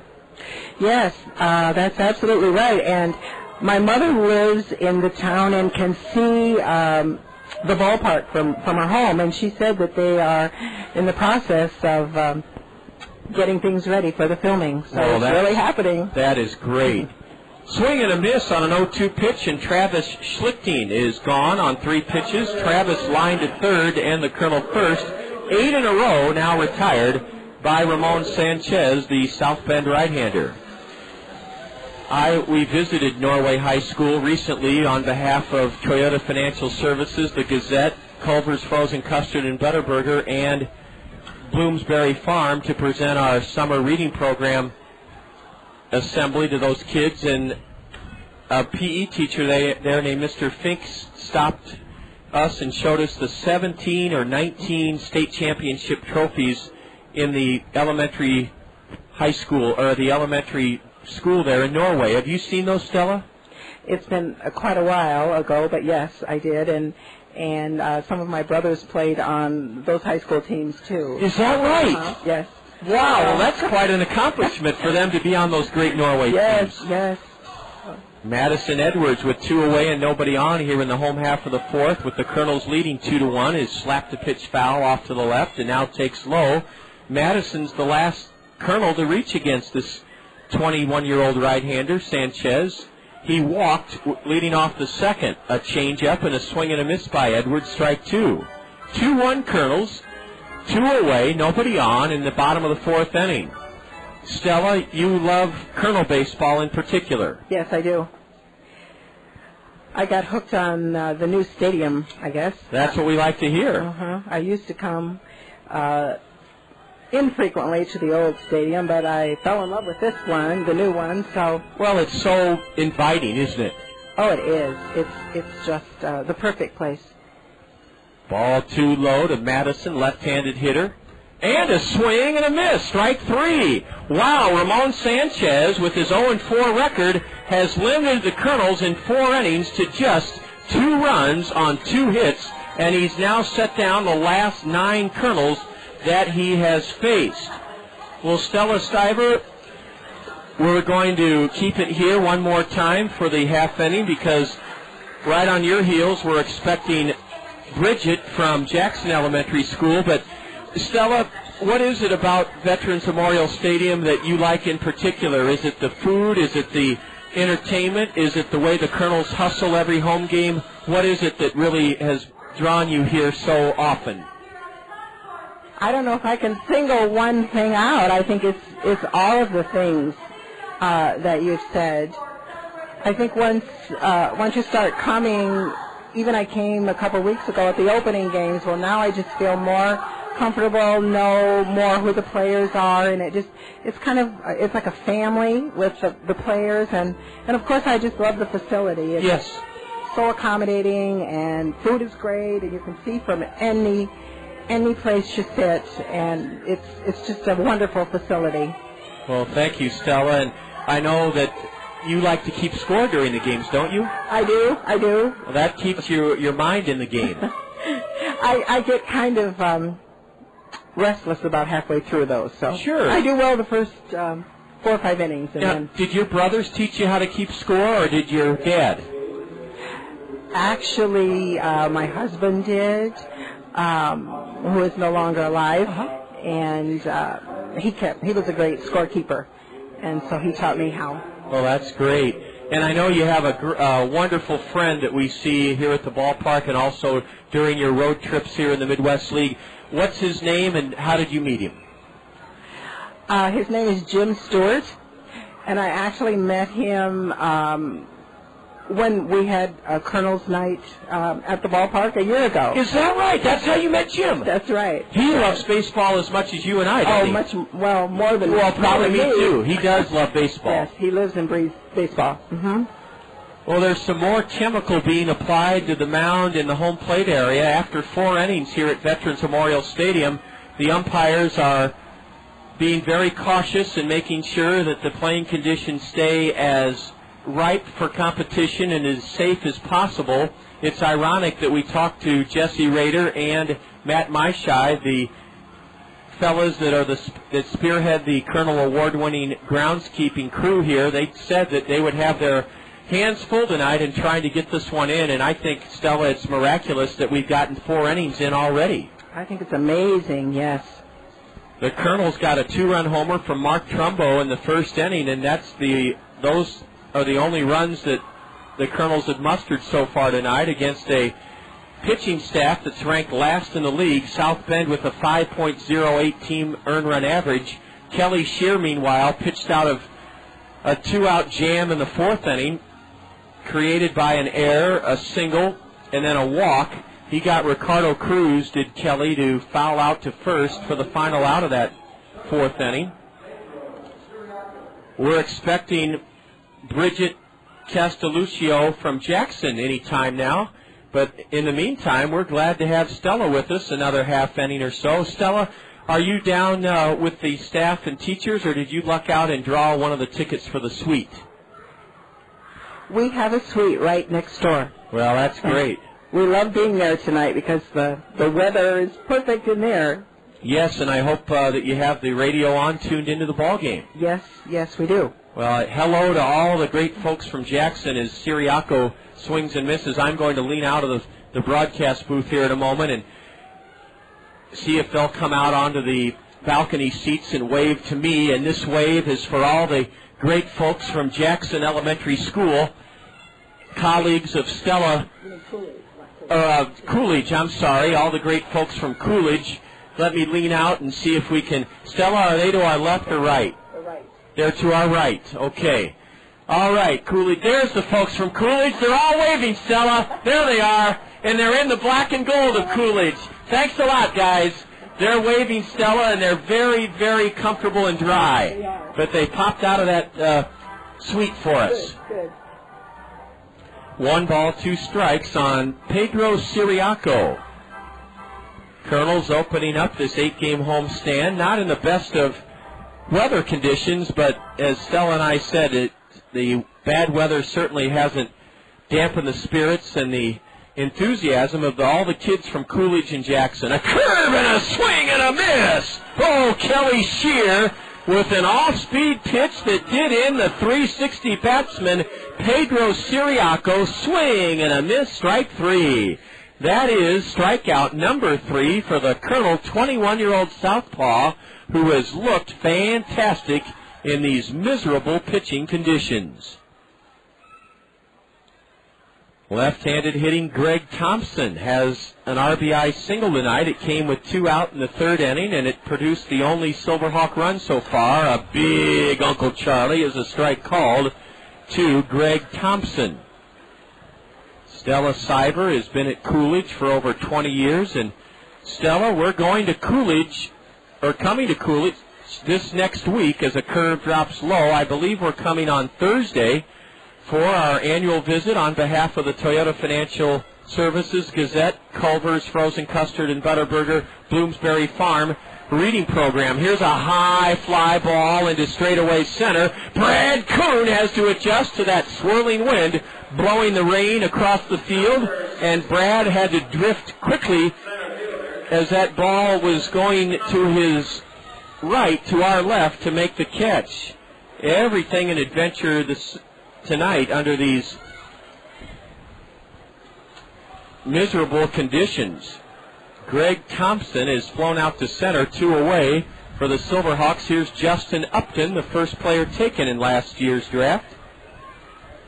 Standing in from the right side, straight away, very little bend in his knees, and ball 1 up and away from Kelly Shear. Well, Stella, are you a big Cub fan? Well, I have to answer yes to that. That's all right. Us Cardinal fans can coexist peacefully as long as they're not playing each other. That's right. Here's a towering pop-up to shallow short, gathered in by Larry Infante. Justin Upton's 0 for 3, and Kelly Shear has pitched 5 magnificent innings of 1-run ball so far here tonight. He retires South Bend in order for the 2nd time in 5 frames. Well, Stella Cyber, we want you to enjoy the rest of this evening with your friends and colleagues in that comfortable Colonel Diamond suite. And Stella, we'll be visiting your school on Thursday. That's right. We look forward to that. We've been talking about it, that you're coming. So that's a big event this next week. Well, that's great. And Stella, I'm going to help you in terms of getting you situated. Thank you so much. Thank you, John. That's Stella Stiver representing Coolidge so well as we knew she would here tonight. Stella's a longtime faculty member, 2nd grade teacher at Coolidge Elementary School. The Kernels come to bat in the bottom of the 5th inning, leading South Bend 2-1. You're enjoying Colonel Baseball on the Colonel Radio Network. Service second to none, South Slow Cooperative.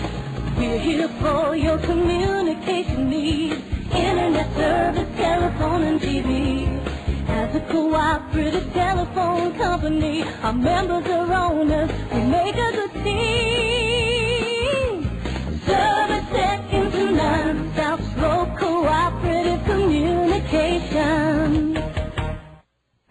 It's unheard of, an industry first. A car and truck from the same manufacturer to win the coveted Motor Trend Car of the Year and Motor Trend Truck of the Year in the same year. And the award goes to Honda. Yes, the 2006 Honda Civic wins the Motor Trend Car of the Year, and the 2006 Honda Ridgeline wins for Motor Trend Truck of the Year. And you can find them both at Randy Kill Honda on Center Point Road Northeast. Randy Kill Honda is the home of confidence. Check out their huge selection of new inventory, including the Honda Civic Hybrid, with fuel savings of up to 50 miles per gallon on the highway. You owe it to yourself to see why Motor Trend voted the Honda Civic and the Honda Ridgeline the Motor Trend Car and Motor Trend Truck of the Year for 2006. Visit Randy Kill Honda in person on Center Point Road Northeast or online at randykeel.com. Randy Kill Honda, where they treat you right. The Kernels hold a lead of 2-1 in the series opener here against South Bend. As we go to the home half of the 5th inning, our Springhouse trivia question will come your way in the top of the 6th inning, so you can stay tuned for that. Your chance to earn a $5 gift certificate to the Springhouse coming up.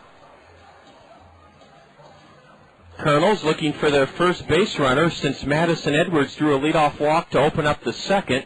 Right-hander Ramon Sanchez is set down 9 in a row, and a hard-hit grounder to short by Madrigal opens up the Kernel fifth, and the throw slips out of the hand of the shortstop, Pedro Ciriaco. He throws wide of first, and the first baseman, Trey Hendricks, had to come off the bag. He got a glove on it, but it deflected to the Kernel first base dugout, and Warner Madrigal is aboard on a throwing error by Pedro Ciriaco. And you have to wonder out loud again how long these umpires can continue to let this game proceed. We want to play all 9 innings, believe me. The only hitch, though, is that that's the second time we've seen a ball slip out of one of the fielders' hands. Larry Infante puts a beautiful bunt down between home and the mound, and a wild throw past first, and it's into the Kernel bullpen. Racing to third is Madrigal. Down to second goes Larry Infante. Oh, poor Ramon Sanchez from his knees. He lost the grip on the baseball, and he heaved it low in the dirt beyond the second baseman covering first base, and Larry Infante is credited with a sacrifice bunt. He bunted it about 15 to 20 feet in front of home plate, and a throwing error is charged to the pitcher, Ramon Sanchez. And for anybody who ever asks, well, why can't baseball players, why isn't the game played in a downpour? They hold track meets when it rains hard. They keep football games going, except if there's lightning in the area. You're seeing or you're hearing the answer tonight. I feel so bad for the players because they're not being able to execute the game as it was meant to be played because of the treacherous, wet, slippery conditions. And now Brad Kuhn at the plate. A throwing error by Pedro Ciriaco, and then a throwing error by the pitcher Ramon Sanchez, and it's second and third, nobody out for the Kernels here in the bottom of the fifth inning as they try to add to their 2-1 lead. Ball one darts inside, a fastball from the Silverhawk right-hander, Ramon Sanchez. Man, does he deserve a better fate than he's had so far tonight. The 1-0 to Brad. Low, a fastball, ball 2.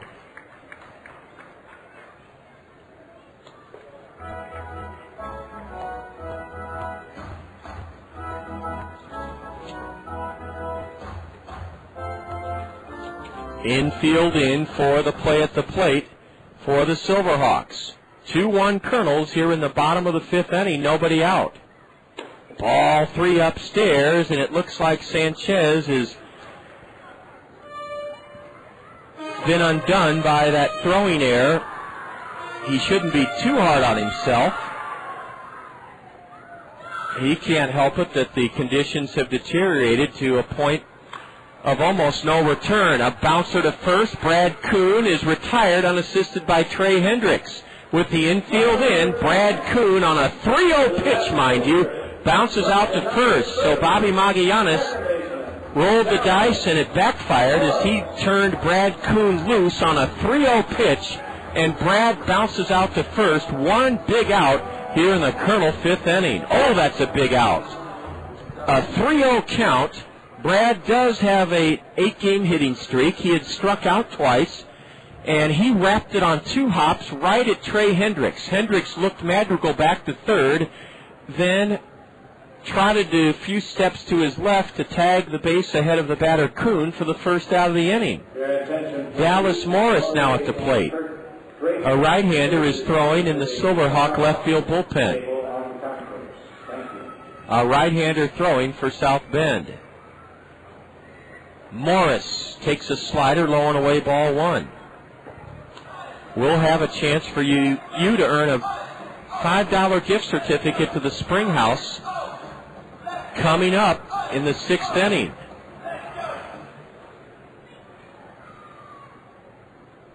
Dallas Morris has 1 RBI this spring.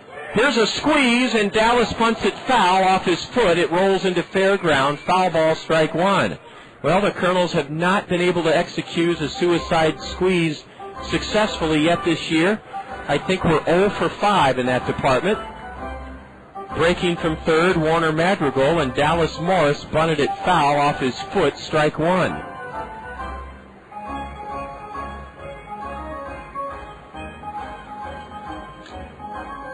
You don't want to let this scoring chance fall by the wayside in a 2-1 game, I'll tell you that. Second and third, nobody out. Brad Kuhn on a 3-0 pitch bounced out to first. Now it's second and third, 1 out. Infield in for the Silverhawks. Morris pounds it foul into the backstop. Strike 2 to Dallas. Bobby Magianis clapping from his third base coaching box, trying to lift the spirits of Dallas Morris. He's flown to center and fouled to first. Dallas, a right-handed batter, wearing a pair of white batting gloves, and now the plate umpire hustles over to the Colonel first base dugout to get yet another batch of dry baseballs. Well, the Kernels will probably go through 4 to 5 times the number of baseballs that we ordinarily do in a ball game due to these extraordinary conditions. 54 degrees. It's been raining since the second inning, and the rain has been blowing across the field, an easterly wind from the right field foul pole to the left field foul pole. The 1-2 to Morris. Curve, look out. That one's rifled foul off the facade of the Miller Mezzanine Terrace above the Colonel first base dugout. Dallas spoiled a good pitch from right-hander Ramon Sanchez. Madrigal at third. He reached on a throwing error by Pedro Ciriaco, the shortstop. Infante at second. He reached on a throwing error on a sacrifice bunt by the hurler Sanchez. Dallas takes a pitch in the dirt, and a great block by Orlando Mercado to prevent a wild pitch.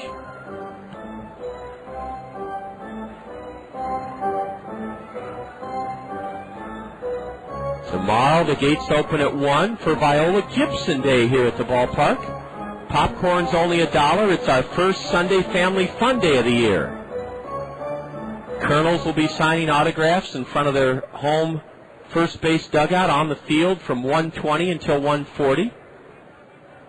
The 2-2 to Morris. Curve high, ball 3. That one may have slipped out of the right-hander's hand. Well, Dallas Morris has had a good at-bat. Now he needs to cap it with at least a fly ball. Infield in for the play at the plate. 1 out, second and third for the Kernels. 23-year-old right-handed hitting Dallas Morris out of Louisiana Lafayette waits. And slaps it over the head of the second baseman into right center to drive home Madrigal and Infante. What a big, big hit for Dallas Morris. He delivers home Madrigal and Infante, lacing a base hit just over the head of the second baseman Ricardo Cruz into right center, and that gives the Kernels a 4-1 lead here in the bottom of the 5th inning.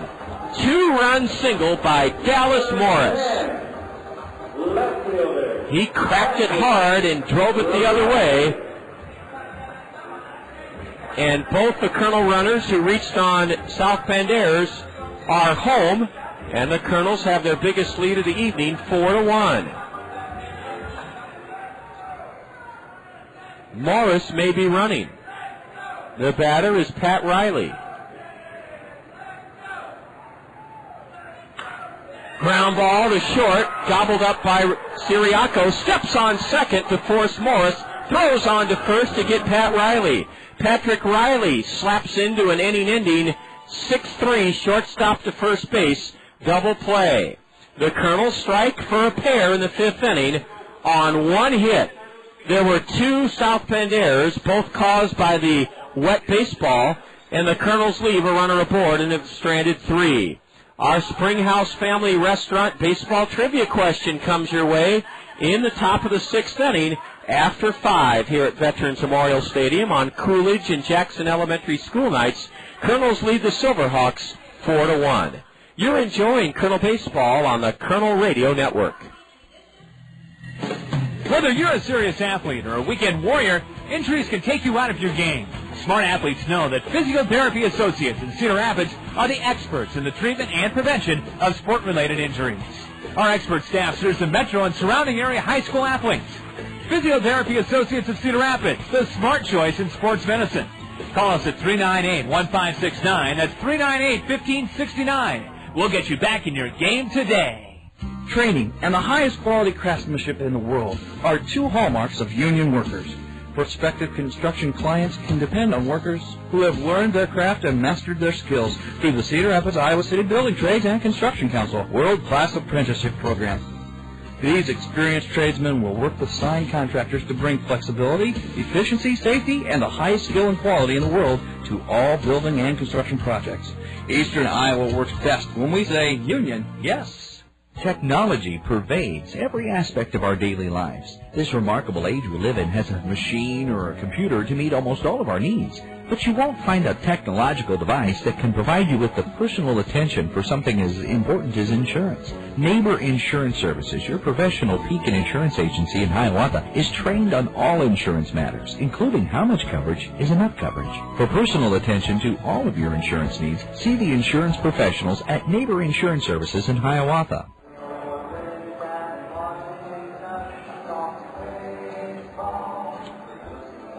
Kelly Shear has a 3-run lead now with which to work, thanks to a clutch 2-run single in the bottom of the 5th by Dallas Morris. Your chance in this inning to earn a prize, a $5 gift certificate from the Springhouse Family Restaurant. If you've been one of our previous 7 winners in the Springhouse Trivia question, congratulations. Please play along wherever you're tuned in tonight, but don't call in. Shear gets ahead with a fastball at the knees to Trey Hendricks, cleanup batter for the Silverhawks.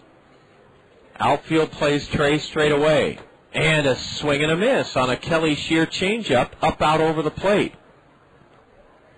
One of the many signature dishes that you can savor at the Springhouse is their French dip beef sandwich for only $5.25. The 0-2 in the dirt, a changeup. That French dip beef sandwich at the Springhouse, thin sliced roast beef that's simmered in its own juice, served on a French roll with eau juice. A ground ball to third. Travis Schlichting's been a busy man. He one-hands it, throws high, but gets his man, Trey Hendricks. Hendricks from Harvard is used to playing in these subpar conditions. He's 0 for 3 tonight. Trey Hendricks grounds out to third. Kelly Shear has been keeping the ball down, and getting a multitude of ground ball outs. That French dip beef sandwich at the Springhouse also includes a dill spare pickle and French fries. Here's a deep drive to left, way back onto the Randy Keel Confidence Picnic Pavilion. Orlando Mercado touches one off for his second home run of the year, and that cuts the Colonel lead to 4-2. Here in the 6th inning, Orlando Mercado got a pitch in his wheelhouse, and he belted it onto the Randy Keel Confidence Picnic Pavilion and left to cut the Colonel lead to 4-2. His second of the year. Just past 8 o'clock here in the city of Five Seasons, and you're listening to Colonel Baseball on the Colonel Radio Network this evening on AM 1600 KCRG Cedar Rapids. A curve is low, ball 1 to Leyson Séptimo. He singled his last time up. He's 1 for 2. Next time you're in at the Springhouse, think about ordering that French dip beef sandwich for only $5.25. You'll be glad you did. A swing and a miss by Séptimo evens the count 1-1. We thought with all the hoopla surrounding the National Football League draft this afternoon that we'd challenge both your baseball and football knowledge. The 1-1 to the left-handed hitter is dribbled foul behind the plate, strike 2. You can call us at the end of this South Bend 6th inning. So we'll give you the question now. We'll even give you the phone number, but please don't call until after the Silverhawks are retired here in their half of the 6th. 4-2 Kernels. Swing and a miss on a changeup. Kelly Shear records his 4th strikeout of the evening. He got Leyson Séptimo to chase a pitch low and outside for strike 3 swinging. Bases empty, 2 gone, and the batter Richard Mercado. Richard singled and scored in the 2nd inning to cut the Colonel lead to 2-1. The Colonel lead now in the 6th is 4-2. Our Springhouse trivia question, name 2 of the 3 former professional baseball players who have quarterbacked for the Dallas Cowboys within the last 5 years. We want you to name 2 of the 3 former professional. A line drive into left. Riley going back. He won't get it. It's over his head. Richard Mercado is churning around first, and he'll stop at second with 2 outs here in the 6th with a double. Richard Mercado drilled a delivery from Kelly Shear on a line over the head of Pat Riley, and that is the 5th hit of the evening for the visitors. Number 24. Our Springhouse trivia question, name 2 of the 3 former professional baseball players. I think only one of the 3 played in the big leagues, but there were 3 former professional baseball players who quarterbacked the Dallas Cowboys within the last 5 seasons. The number you'll be calling is 896-7589. The number you will be calling at the end of this Silverhawks 6th, 896-7589. Now the Kernels take the tarp off of their right field bullpen mound, and they'll send somebody down that right field line to start warming up. Steve Mena, M-E-N-A, is at the plate with Richard Mercado at second here in the 6th inning. 4-2 Kernels. A changeup low from Kelly Shear, ball 1. There you have it, our Springhouse trivia question, and we'll look forward to receiving your phone calls at 896-7589 at the completion of this Silverhawks 6th inning. Fastball at the knees, and it's a strike called from 6'3" southpaw Kelly Shear.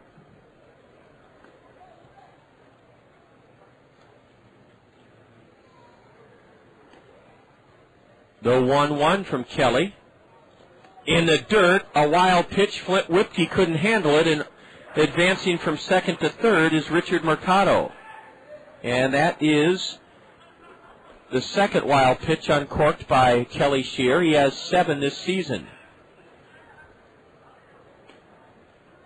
Tim DeJurgis, who pitched 4 shutout innings, striking out 6 in Lansing in a Colonel extra inning loss to the Lugnuts. I believe that was Thursday night. Let me double check.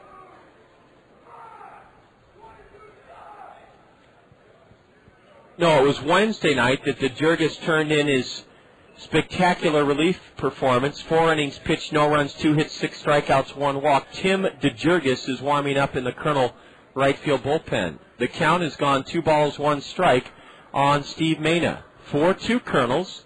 Top of the 6th, runner at third with 2 away. And a swing and a miss. Mena loses the handle of the bat. It goes twirling in the air and almost picked off the on-deck hitter, Ricardo Cruz. Yet another example of why baseball games aren't ordinarily played in conditions like we have tonight, or why it's such a bigger challenge. No, we should be playing tonight because it's just safe enough to do so, but the game has been radically affected by the damp, slippery, wet conditions. The count's 2-2 now to the number 8 hitter, Steve Mena. Swing and a miss, strike 3. Kelly Shear pulled the string on him and records his 2nd strikeout of the evening, his 5th of the night. Kelly Shear with 6 dynamic innings here this evening. He gets Steve Mena swinging, and Mena leaves a runner stranded at third base. In the 6th inning, 1 run on a home run for South Bend, 2 hits. There were no Colonel errors. The Silverhawks leave a runner. They've now stranded 6. We're taking your calls. Springhouse Family Restaurant baseball trivia question. Name 2 of the 3 former professional baseball players who have quarterbacked the Cowboys, the Dallas Cowboys, within the last 5 years. 896-7589, the number to call. After 5.5, it's the Kernels on top of the Silverhawks, 4-2. This is Colonel Baseball on the Colonel Radio Network. In today's work world, knowledge is power. Training for modern job skills is opportunity and security. and you have one of the best choices for your future right here in eastern Iowa. It's Kirkwood. Kirkwood Community College offers over 100 degree programs to give you new job opportunities or a smart start on your college path. Find out more today. Call Kirkwood Admissions, 398-5517. Kirkwood, start here, go anywhere. Hi, I'm Papa John, and when I say better ingredients, better pizza, I'm not talking about a little better. I'm talking about a lot better. Let's talk about our pizza sauce. It's made from fresh, fine-ripening tomatoes, not from concentrate. And when it comes to ingredients, we select from the world's best. Better ingredients, better pizza, Papa John's. A lot better. Call your neighborhood Papa John's today and ask for the Home Run Special, a large, thin, or original crust pizza with up to 3 toppings for $10.99. Just $10.99. Great teams consist of diverse talent. Rockwell Collins understands this and is committed to developing diversity in our community. We recognize that our leadership in the aviation and communications electronics industry hinges on attracting and retaining a diverse workforce. And we're working with other Iowa companies to create an environment that nurtures diversity. Rockwell Collins. Different thinking makes us great. Great thinking makes us different.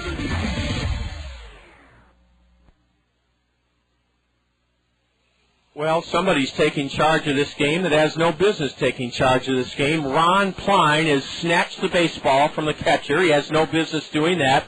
He signaled to the press box that the game is going to be delayed. And why is he out there in the middle of it? Well, I better pipe down. All right. We have a win. He should give the baseball back to the catcher. He has no business taking a game ball from a catcher. He has no business signaling that the game's going to be delayed. He is not the umpire. He's not the Colonel General Manager, yet he is taking control of the situation, and that is very disturbing. But on a more positive note, we have a winner in our Springhouse Trivia question, and why he's signaling me, I don't know. I have nothing to do whether this game is going to continue, yet I'm getting a signal up here from the Colonel Equipment Man. It's beyond me the power that man has. We have a winner to congratulate in our Springhouse Trivia question, John Harris of Urbana, Iowa. John named 2 of the 3 former professional baseball players who have quarterbacked the Dallas Cowboys within the last 5 seasons, Drew Henson and Chad Hutchinson. And John Harris even knew the 3rd, Quincy Carter. The Cowboys have used 3 former professional baseball players at the trigger position in the last 5 years, and John Harris of Urbana, Iowa knew that, and John will be sending you a $5 gift certificate to the Springhouse since you knew the answer to the Springhouse Trivia question. Yes, Drew Henson is now playing in NFL Europe. Chad Hutchinson was cut by the Bears last year, but he was a pitcher, made it all the way to AAA with the St. Louis Cardinals. Quincy Carter played in this Midwest League back in the mid to late 90s as a Chicago Cub minor leaguer, and Quincy Carter then went to play collegiately at Georgia, and he was the quarterback in Dallas for a couple of seasons. Boy, I really think that's great that John Harris earned that $5 gift certificate to the Springhouse. That was not an easy question on NFL Draft Day, but John Harris garnered himself a $5 certificate from the Springhouse. And despite the admonitions from the Colonel Equipment Manager, who wanted to call this game off, he snatched the ball from the catcher and gave a cutthroat signal up here. We're playing baseball. And Mark Trumbo takes a blistering fastball from right-hander Ramon Sanchez for strike 1. Bottom of the 6th inning, it's a 4-2 lead for the Kernels. Trumbo belts one into deep left center, way back at the warning track. Greg Thompson is there and has it. Trumbo hit it about 360 feet into left center, where Greg Thompson retreated and nabbed it for the first out here in the 6th inning. Mark Trumbo flies to deep left center. That brings up Flint Whipke. Tim DeJurgis will likely take over on the hill for the Kernels in the top of the 7th. It'll be interesting to see how DeJurgis is able to negotiate that slippery rubber mound. Here's a line shot into left by Flint Whipke for a 1-out single. Thompson, the left fielder, gets it back in. Flint's 2 for 3. Flint Whipke Number 40. whacks a base hit on a line into left, and that's the fourth Colonel hit of this game.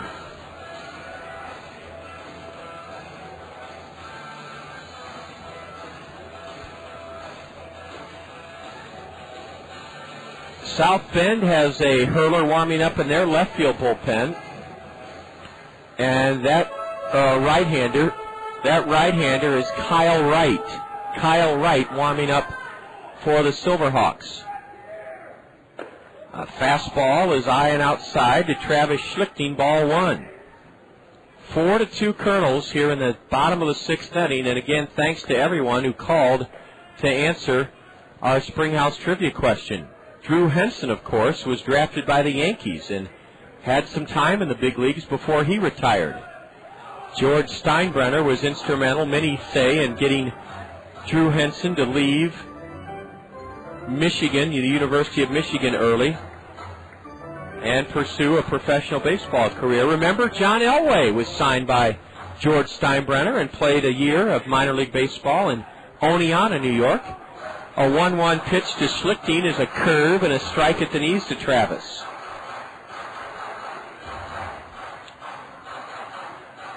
Whipke at first, one away here in the top or bottom of the sixth inning, 4-2 Kernels. A drive into right by Schlichting, and it's a backhanded catch, a fine running catch by Leyson Séptimo to rob Travis Schlichting of a base hit. Travis stroked it hard, a sinking liner into right, and on came Leyson Séptimo on that slippery grass to make a fine running catch. 2 gone now here in the Colonel sixth inning. Madison Edwards at the dish. Again, Kyle Wright warming up for South Bend in their left field bullpen. Tim DeJurgis has stopped throwing in the Colonel pen. Madison Edwards fouls one straight back, strike one. Looks like Kelly Shear will be lifted after going 6 innings and surrendering only 2 runs on 5 hits. Kelly struck out 5 and only walked 1.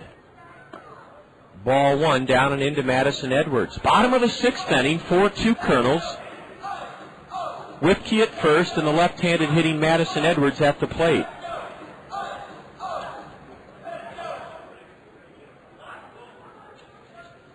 Ramon Sanchez comes set, and his fastball is missed by the catcher, Orlando Mercado.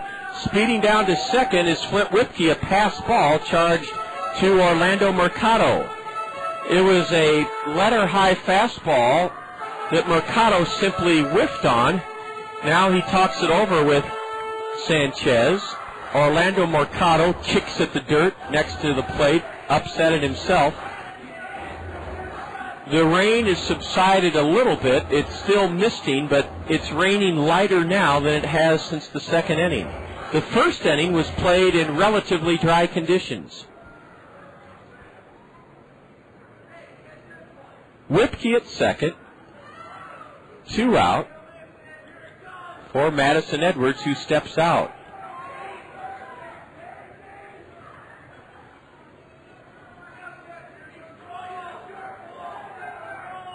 Ramon Sanchez checks the runner Flint at second.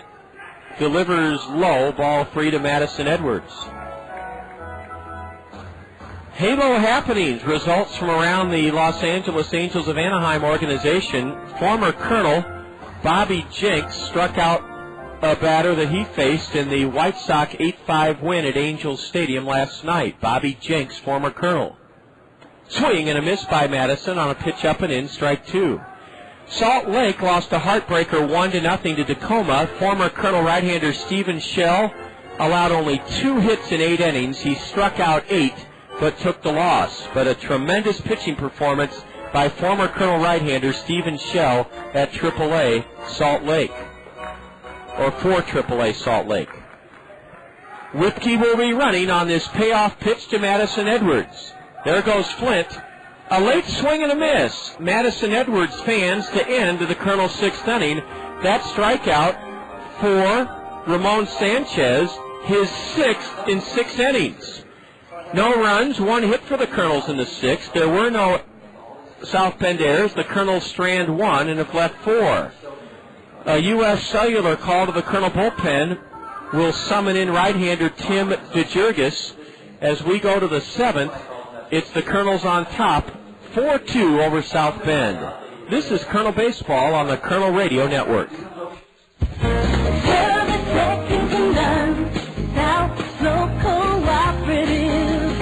We're here for your communication needs. Internet service, telephone, and TV. As a cooperative telephone company, our members are owners. We make a good team. Service second to none. South Slope Cooperative Communication. Are you looking to take your baseball or softball game to the next level? The premier place to do it is Perfect Game, located across the street from Veterans Memorial Stadium. Perfect Game's professional baseball and softball instructors will help improve your pitching, hitting, throwing, fielding, and base running abilities in Iowa's premier training facility. For the best individual baseball and softball instruction and training, visit Perfect Game. That's Perfect Game, just a fly ball away from Veterans Memorial Stadium. When it comes to making buying decisions, people let their fingers do the walking through Yellow Book Yellow Pages. It's no wonder. Yellow Book's packed with ads, coupons, restaurant menus, and more. Delivering to homes and businesses throughout the area, Yellow Book combines the features consumers want with advertising rates business owners can afford. To place your ad, call 1-800-YB-YELLOW. That's 1-800-YB-YELLOW. Yellow Book, not the other book. Kelly Shear turns in a terrific pitching performance on a very difficult evening to work. He went 6 innings, surrendered 2 Silverhawk runs on 5 hits, struck out 5, walked 2, and uncorked 2 wild pitches. We have a call to the Kernel bullpen brought to you by U.S. Cellular. Get your wireless relief with Call Me Minutes only from U.S. Cellular. Tim DeJurgis takes over.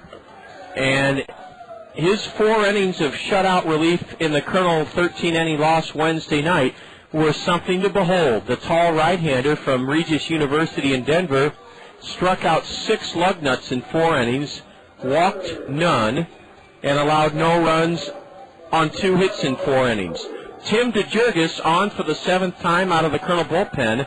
No record, a 0.66 ERA. In 13 2/3 innings, Tim has allowed 1 earned run on 11 hits, struck out 15 in 13 2/3, walked 5. And first pitch swinging and cutting on a fastball and missing is Ricardo Cruz. Cruz is 0 for 2.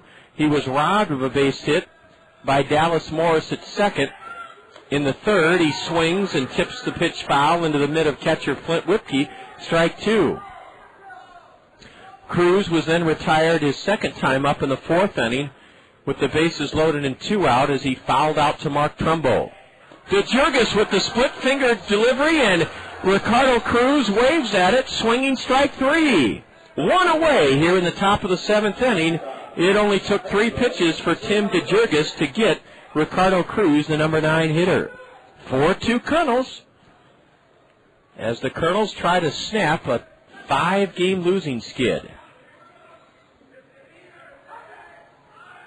A bunt behind home, and it falls on the base of the warning track material in front of the backstop. Strike 1 on the leadoff batter, Pedro Ciriaco. Well, there are some fellas in the Kernel party suite that are getting too raucous for my standards of behavior, and perhaps the security forces can be dispatched to settle them down. It's fine to have fun at the ball game, but you don't want to make a spectacle of yourself or destroy it for others, and those fellas need to be reined in just a little bit above the Kernel first base dugout. Swing and a miss, a 3-pitch strikeout for Tim DeJurgis of Pedro Ciriaco. Tim DeJurgis was given permission by Los Angeles Angels of Anaheim roving pitching instructor Keith Comstock to add a split-finger delivery or pitch to his repertoire, and it has paid big dividends. Kernan Ronan would never take the credit because Kernan is such a humble guy, but Kernan helped the Jurgis with the development of this new pitch. Ball 1 low to Greg Thompson. And hopefully those fellows in the Colonel Party Suite will have fun, but not at others' expense. A high pop foul drifting towards the Silverhawk third base dugout beyond the reach of Flint Whipke. Strike 1 to Greg Thompson. Thompson, 1 for 3 tonight, an RBI single in the third inning. Cut the Colonel lead to 2-0. The Colonels have never trailed in this game. Lead it 4-2 here in the top of the 7th.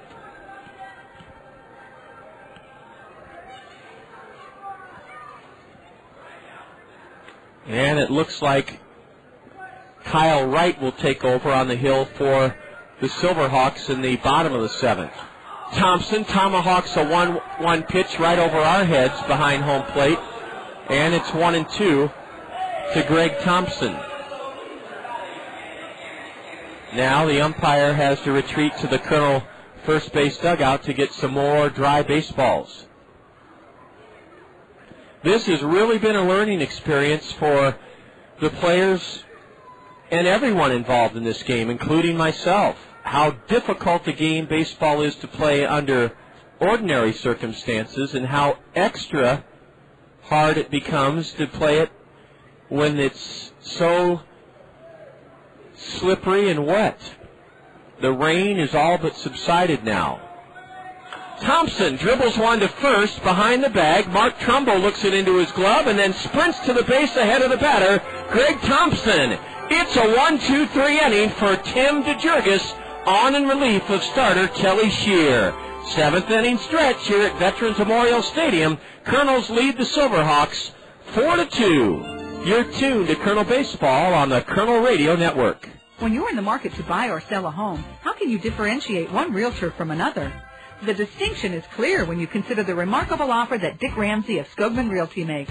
Dick Ramsey's offer is unprecedented. Buy one of Dick Ramsey's homes, and Dick Ramsey will buy yours. That extraordinary pledge bears instant replay. Buy one of Dick Ramsey's homes, and Dick Ramsey will buy yours. For the best home buying or home selling experience in Cedar Rapids, turn to the home team, Skogman Realty's Dick Ramsey. It's unheard of, an industry first. A car and truck from the same manufacturer to win the coveted Motor Trend Car of the Year and Motor Trend Truck of the Year in the same year. And the award goes to Honda. Yes, the 2006 Honda Civic wins the Motor Trend Car of the Year, and the 2006 Honda Ridgeline wins for Motor Trend Truck of the Year. And you can find them both at Randy Kill Honda on Center Point Road Northeast. Randy Kill Honda is the home of confidence. Check out their huge selection of new inventory, including the Honda Civic Hybrid, with fuel savings of up to 50 miles per gallon on the highway. You owe it to yourself to see why Motor Trend voted the Honda Civic and the Honda Ridgeline the Motor Trend Car and Motor Trend Truck of the Year for 2006. Visit Randy Keel Honda in person on Center Point Road Northeast or online at randykeel.com. Randy Keel Honda, where they treat you right. Bottom of the 7th inning on this soggy Saturday evening. We're delighted that you're with us. Colonel Baseball here on the Colonel Radio Network. We'll have the South Slope Communications Triple Play show for you tomorrow afternoon at 1:40. 1:40 is the South Slope Communications Triple Play show time tomorrow afternoon. The Silverhawks go to their bullpen and they bring in right-hander Kyle Wright, W-R-I-G-H-T. And a fine outing for Ramon Sanchez. He's had a rough go of it in his first 4 starts, 0-4 with an ERA of over 12, but he kept the Silverhawks right in this ball game with a splendid effort to this evening. Sanchez went 6 innings, surrendered 4 runs, only 2 earned on 4 hits, struck out 6 and walked 2. Ball 1 just missed outside to Warner Madrigal, the number 8 hitter in the Allen Motor Company lineup. Ball 2 downstairs. Both starting pitchers deserve a lot of praise for their performances under less than ideal conditions here tonight. Strike 1 at the knees to Warner Madrigal. A fastball to the right-handed hitter. Kyle Wright 1-0 this year, on for the 8th time. A 7.45 earned run average. He's given up 18 hits in 9 2/3 innings. He misses with a fastball low and away, ball 3. Wright is a tall, slender right-hander from Lewis and Clark State College in Idaho. 23 years old, a 19th round pick by Arizona last year. He's from the state of Washington, the Seattle area, so he should really be used to this kind of murky, damp, cool weather. Swing and a miss by Warner, strike 2. Kyle Wright has struck out 11 batters in 9 2/3, walked only 2, but he's allowed 8 earned runs in 9 2/3 innings on 18 hits. The payoff pitch to Warner. Swing and a tip foul, strike 3. Warner Madrigal fans, and there's one gone here in the Kernels' 7th inning. Kyle Wright somehow slipped a fastball by Warner Madrigal. We got to get Warner going. He reached on an error and scored on a 2-run single by Dallas Morris in the 5th inning. That's the difference in the game right now. 2 unearned runs scored by the Kernels in the 5th inning. Larry Infante at the plate. Larry, 0 for 1, on a sacrifice attempt in the 5th inning. He reached second when the pitcher, Ramon Sanchez, had the ball slip out of his glove.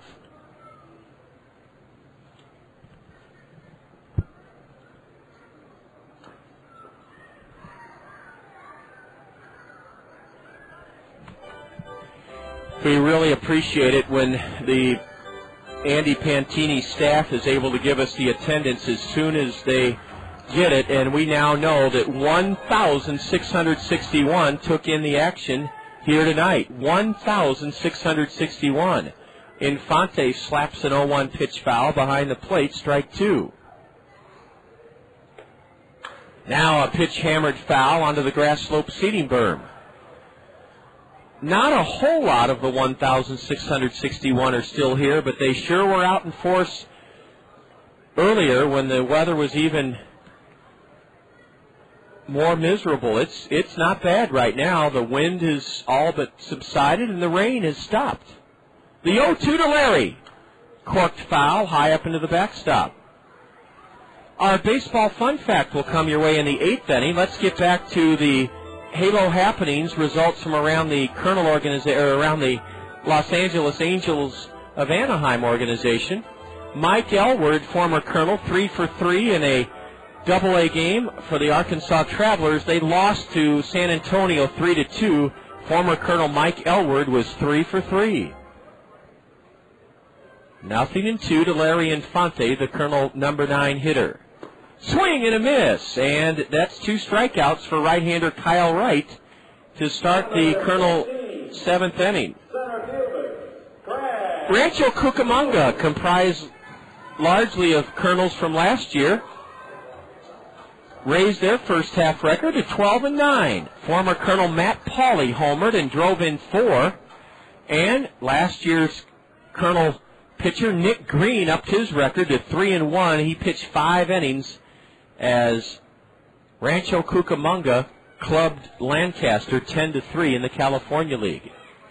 A bunt foul by Brad Kuhn. Brad is trying to extend his hitting streak to 9 games. He's struck out twice and grounded to first. This is his first look at Kyle Wright, the South Bend relief pitcher.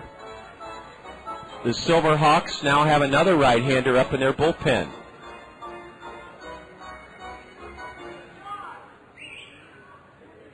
Two gone, and the base is empty here in the Kernel 7th, and the folks here are waving and yelling my name, and it's great to see so many friends down below on this Coolidge-Jackson Elementary School night.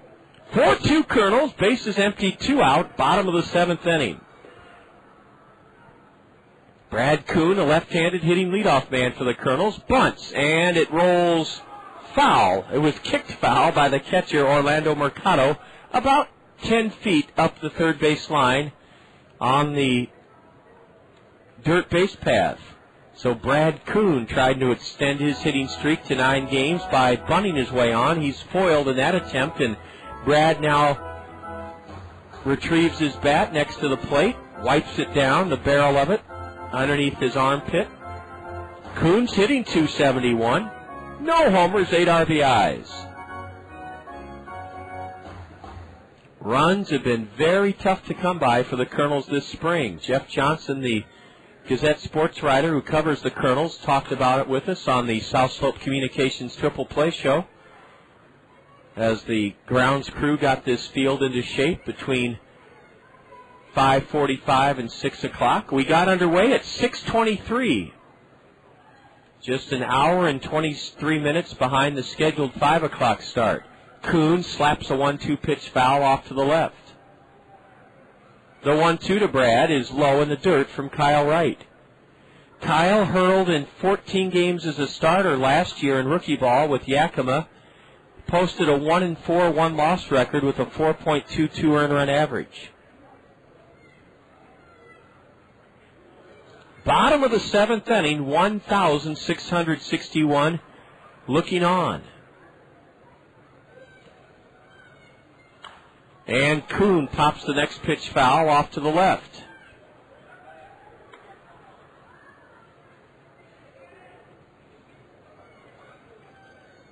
Brad's a tough out. So's Heinle Stacia, who had to sit this game out with a knee ailment. Heinle's day-to-day, according to his host family. I got to meet Linda Evans before the game. Ball 3, dips low to Brad. Kuhn's had a terrific at-bat. He was in the hole 0-2, and now the count is full. Nobody on, 2 away here in the bottom of the 7th inning. 4-2 Kernels.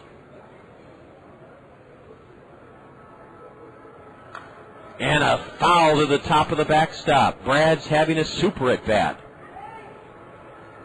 Monday night, we'll recognize and honor nurses from all across the community. Nurses Recognition Night. $1 hot dogs for the 6:30 start. The gates open at 5:30.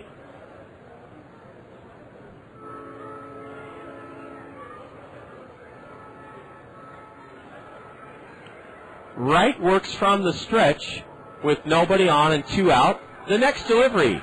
Ground ball hit sharply to second. It takes a big hop for Ricardo Cruz, and his throw is on the money to retire Brad Kuhn. Brad battled and battled, but finally wound up grounding to second to end the 7th inning.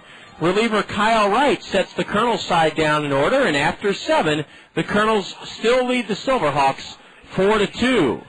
You're enjoying Kernel Baseball on the Kernel Radio Network. When it comes to auto insurance, Westside Agency in Palo, your professional Pekin insurance agency, will make certain you're properly insured with the right coverages and deductibles.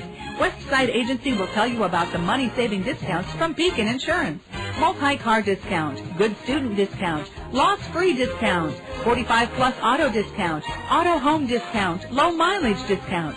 To see if you qualify for any of these auto discounts that will lower your premiums, visit Westside Agency in Palo. John Rogers here at the ballpark for Peck's Flower and Garden Shop. Little trees for little kids. Arbor Day sale. It'll conclude tomorrow, 9 to 5. Peck's Flower and Garden Shop. Free maple tree seedlings, complete with an adoption certificate for girls and boys 10 and under. That's right.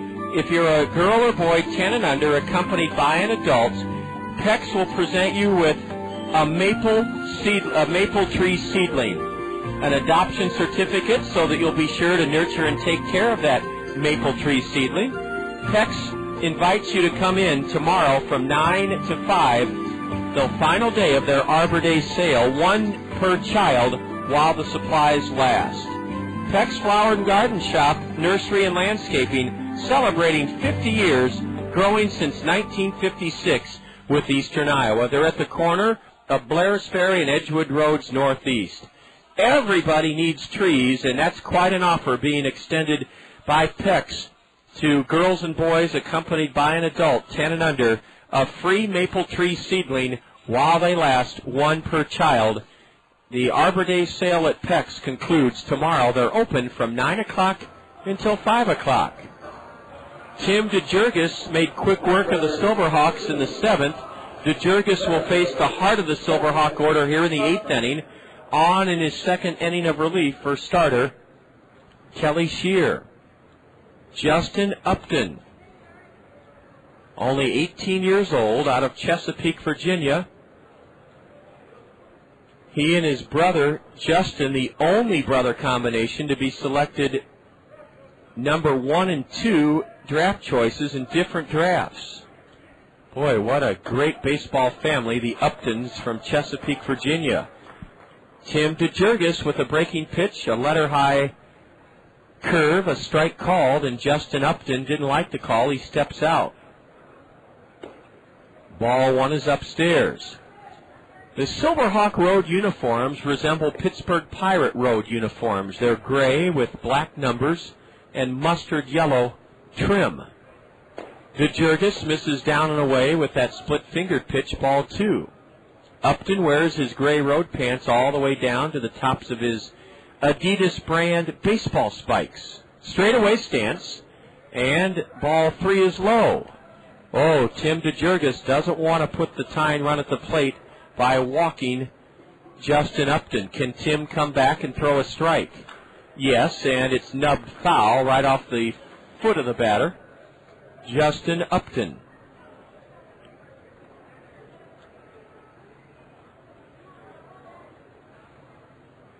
Upton played for Team USA in the IBAF World Junior Championship in Taiwan. He hit .417 in 6 games, with 4 triples, a home run, and 5 RBIs. Did he go around on a pitch low and away? Yes, according to the plate umpire, and Upton gives him an earful. Justin Upton is the 3rd strikeout victim of Tim DeJurgis, and Upton was not happy with the plate umpire. He barked at him on his way back to the Silverhawk third base dugout. Justin did not think he went around on that 3-2 pitch. Trey Hendricks, the cleanup batter, takes a strike. Hendricks is a switch hitter. He's batting left-handed for the first time tonight. Cocks his hands high above his black batting helmet and swings at a changeup and misses, strike 2. Tim DeJurgis is on a roll. He is pitching with loads of confidence and great effectiveness. Fastball outside, and it's 1-2 to the switch hitter, Hendricks. Make no mistake, Harvard has a very good baseball program. There's ball 2 low and away. They had a player back in the early 70s named Pete Varney who played in the big leagues for the White Sox and Braves. The Ivy League, of course, has produced Ron Darling and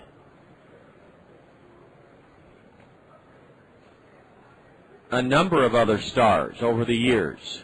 Ball 3 dips low, and it was 0-2, and now Tim DeJurgis has run the count full to the 208 hitter.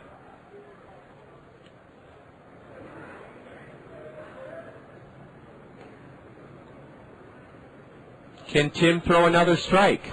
Yes, and it's popped foul over the third base the third base Silverhawk bullpen. The third base Silverhawk dugout. Man, those 5:30 morning arrivals just throw my mind out of kilter. It's frustrating to lose your train of thought, isn't it? Because of a weird schedule. A curve, and Hendricks stays alive as he ropes it foul straight back.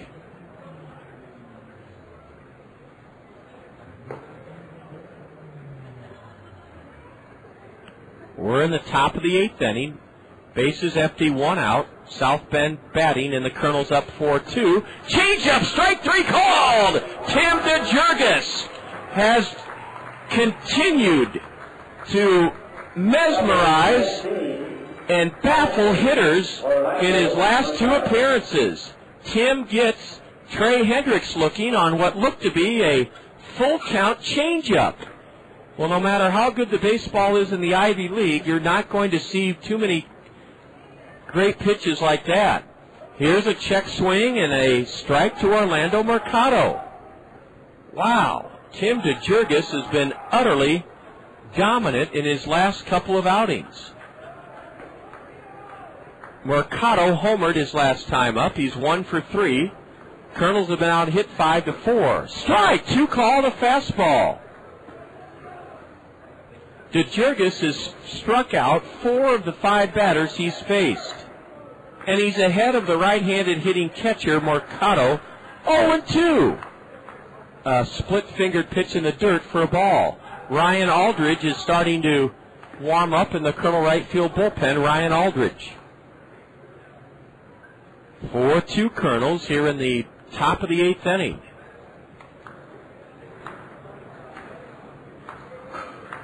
The 1-2 from DeJurgis.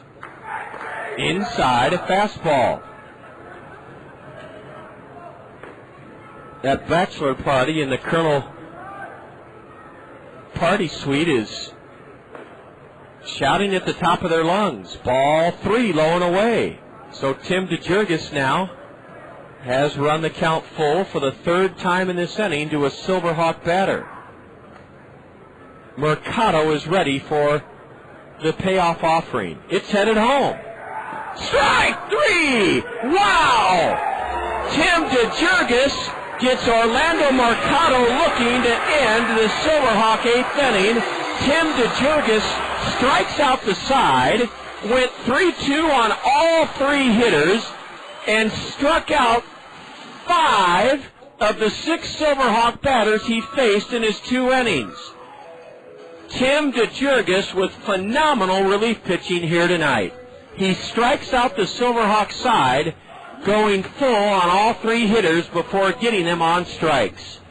Down in order go the Silverhawks in the top of the 8th inning after 7.5.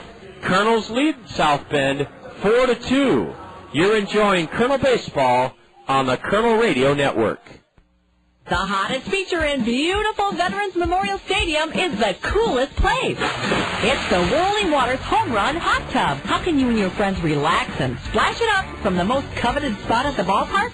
Simply register at Center Point in Westfield Mall and listen to Mix 96.5. If you're selected as the winner, you'll enjoy the ultimate entertainment experience. AquaJet Stream Comfort atop the left field wall in the Whirling Waters Home Run Hot Tub. Brought to you by Westfield Mall and Mix 96.5.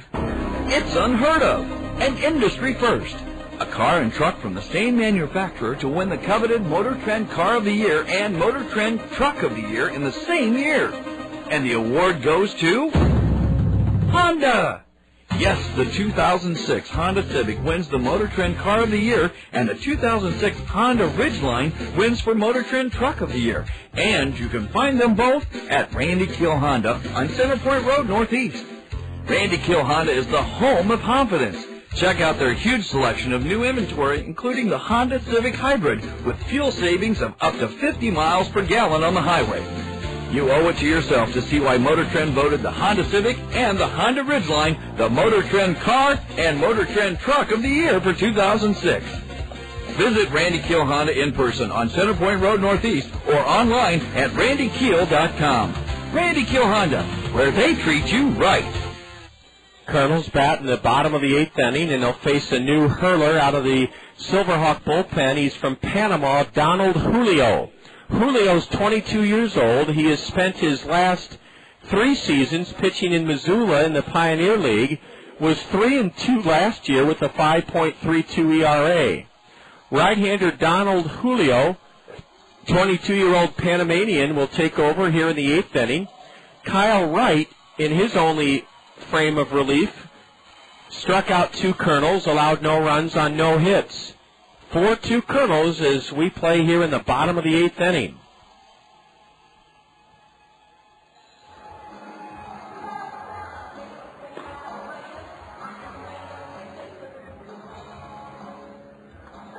Number 3, second baseman, Dallas Morris. Dallas Morris has one of the 2 biggest hits in this game for the Kernels. A Mark Trumbo 2-run blast in the first gave the Kernels an early lead, and with the score 2-1 Kernels in the 5th, Dallas Morris laced a 2-run single over the head of Ricardo Cruz, the second baseman. Dallas Morris will lead it off against Donald Julio. He's one of those fellas that has two first names. He could be named Julio Donald, but it's Donald Julio. Swing and a miss by Dallas, strike one. The Silverhawks have a kid on their staff who's 7 feet 1 inch tall. And I didn't know that going into this series. It's ironic because our baseball fun fact, as Dallas whistles an 0-1 pitch into the first base seat, strike two, our baseball fun fact has to do with towering pitchers. At 6 feet 10 inches tall, Randy Johnson is not the tallest player in Major League Baseball. A ground ball hit sharply up the middle, past the diving Ciriaco at short. It's a base hit for Dallas Morris. Dallas has his second straight hit, and he's 2 for 4. No, Randy Johnson isn't the tallest player or pitcher in the big leagues. That distinction belongs to a right-hander with the Washington Nationals, who was drafted in the 3rd round by the White Sox in '99, John Roush, R-A-U-C-H. Roush, I know, pitched this afternoon in St. Louis in the Cardinal 2-1 win over the Nationals. John Roush is 6'11". 6'11". He's the tallest player in the big leagues, John Roush. But he's not the tallest player in professional baseball. The Silverhawks have a 7 foot 1 inch pitcher on their staff. 7'1". How does he even fit in the dugout? Swinging a foul, straight back by Pat Riley. Now a throw to first, and the runner back safely. Well, at 6'5", I know how difficult it can be sometimes, and I'm not complaining about being 6'5", but cramped into airplane seats, a high pop foul off to the left puts Pat Riley in the hole 0-2. 4-2 Kernels here in the bottom of the 8th inning.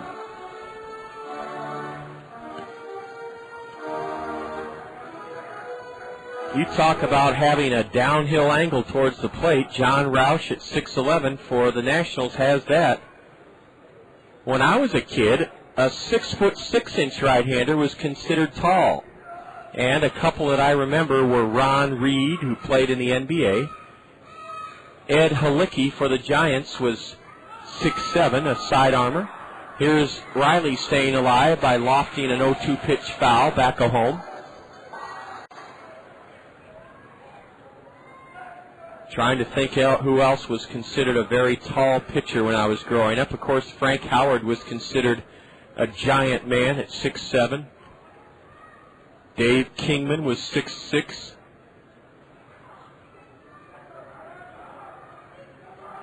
Big Daddy Cecil Fielder was 6'4". The 0-2 to Riley. High, a fastball from Donald Julio. But the Silverhawks have a fella on their pitching staff, 7 feet 1 inch tall. I know it because I certainly couldn't look him in the eye down in their clubhouse. Ball 2 in the dirt. Terrific stop by Orlando Mercado to prevent a wild pitch.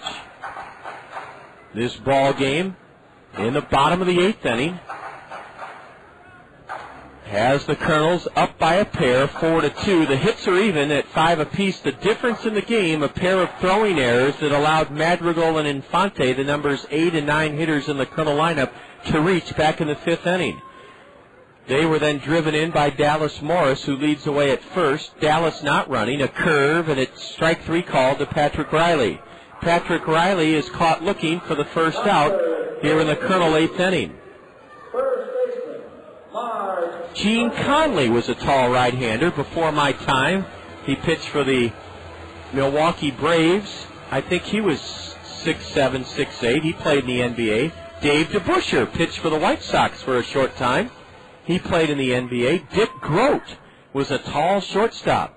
Played for Duke. And there goes the runner. Now Dallas Morris will try to get back, and he just did, according to the base umpire. The Silverhawks thought they had Dallas picked off. He started out for second, then lost his footing. Dallas then dashed back underneath the tag of Trey Hendricks, the Harvard man who thought he had him. Yeah, Dick Grote was a tall shortstop. Played collegiately at Duke basketball. Swing and a miss by Mark Trumbo, strike one. Mark socked his second home run of the year with 2 out and Riley aboard in the first. The Kernels have not trailed since. They lead here in the 8th, 4-2.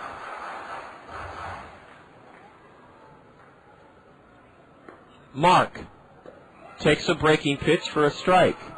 That home run by Trumbo raised the total now donated by PRC, the former Access Direct. PRC has now donated $150 to the Haycap Food Reservoir in their Home Runs for the Hungry campaign.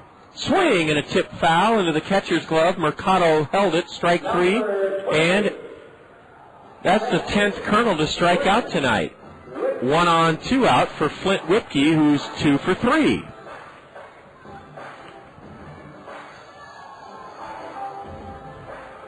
Lee Smith, of course, our hot stove banquet speaker a couple of years ago, was a tall right-hander.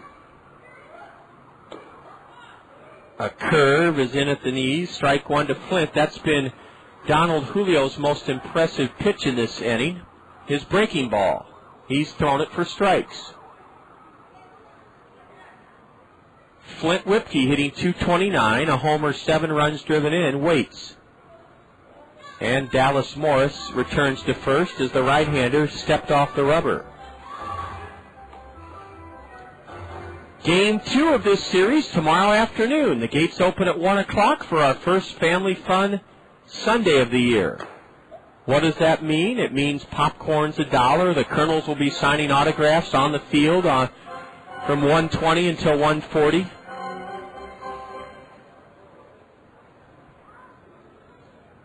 Velocity Sports Performance invites you kids to run the bases after the game and play catch.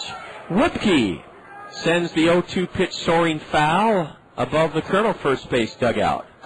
Well, Ryan Aldridge is ready, if needed, to pitch the 9th inning. The Kernels would sure like to give him another run or two with which to work. 4-2 Kernels here in the bottom of the 8th inning. Oh, Dallas Morris was running, now stops, and a fly ball into right. Coming on to make the catch is Séptimo. Leyson Séptimo gloves it to end the Colonel 8th inning. Flint Whipke skies to right. No runs in the 8th for the Kernels. A leadoff single by Dallas Morris, the only hit.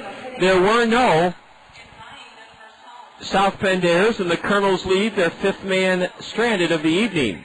We go to the top of the 9th inning, and it's the Kernels leading the Silverhawks 4-2. You're enjoying Colonel Baseball on the Colonel Radio Network. If your spring cleaning plans include throwing out household furniture items, be sure to follow the instructions on the orange bulky item collection flyer you received in the mail. Up to 4 items, such as couches, mattresses, and box springs, dressers, wooden desks, and bookshelves, would be picked up by city crews. However, appliances, TVs, computer components, and scrap metal will not be collected. Your orange flyer will tell you where to dispose of such prohibited items. Thanks for using your orange flyer as your spring cleanup resource.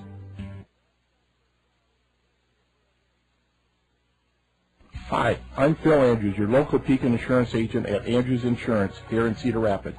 Even though we all do our best to stay healthy, we can never anticipate when an illness or accident might strike. Couple that reality with rising medical costs, and the importance of a top-notch medical plan becomes clear. Pekin Insurance offers a wide choice of deductibles and a non-tobacco user discount.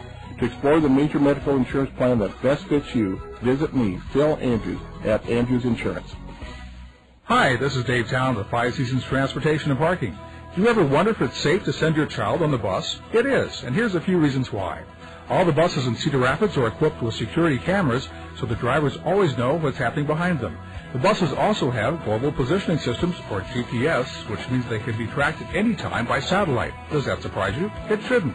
Five Seasons Transportation takes safety very seriously, and we've taken many steps to make sure your child will have a safe, easy ride every time they take the bus.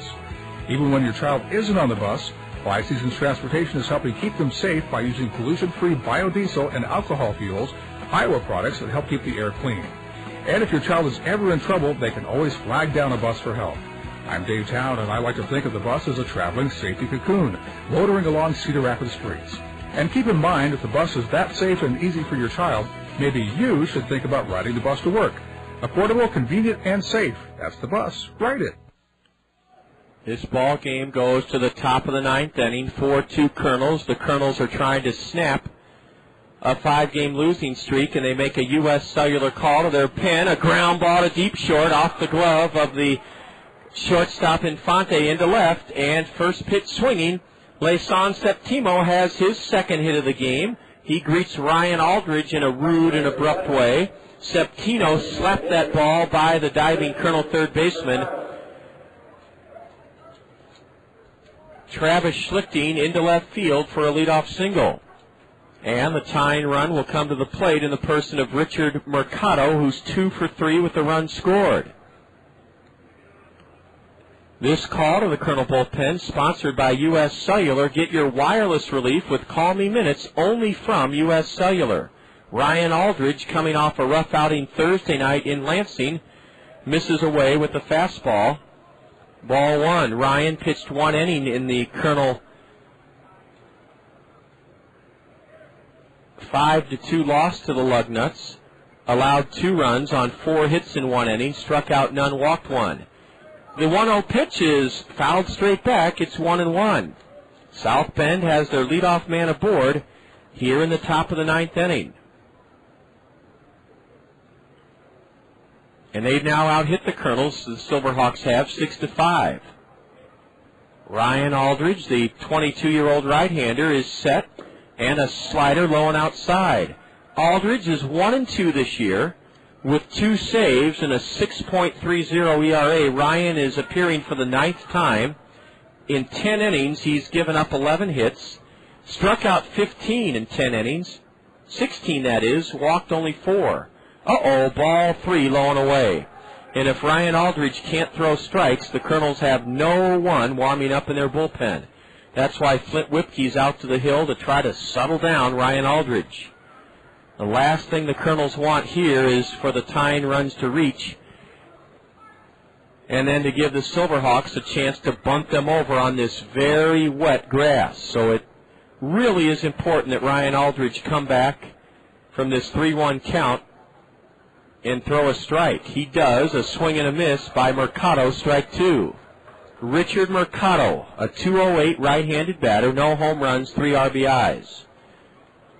Aldridge is trying to save it for Kelly Shear and help the Kernels pocket their first win since last Sunday. The 3-2 pitch is hammered foul by the right-handed batter into the Plaza bleacher section. 56 degrees here at Veterans Memorial Stadium. Top of the ninth inning, the Silverhawks have their leadoff man aboard. Mercado wears a pair of black batting gloves, and the pitch sinks low, ball 4. I'll be darned. You come in the ninth inning at home, leading 4-2, and the visitors have a lot of gumption. They get a base hit and a walk. Here comes Kernan Ronan to pay a Mercy Medical Center heart-to-heart visit to the mound. Tuesday is a triple play. No, this is Bobby Magallanes gathering his infielders around Ryan Aldridge. Tuesday is a triple play Tuesday here at the ballpark. Your choice of a hamburger or hot dog, chips and beer, or your choice of a hamburger or cheeseburger, bag of chips, and beverage for only $5. I gave you the triple play air before I gave you the triple play Tuesday meal offer. For $5, you can enjoy a hamburger or cheeseburger, bag of chips, and beverage for just $5. That's on Tuesday.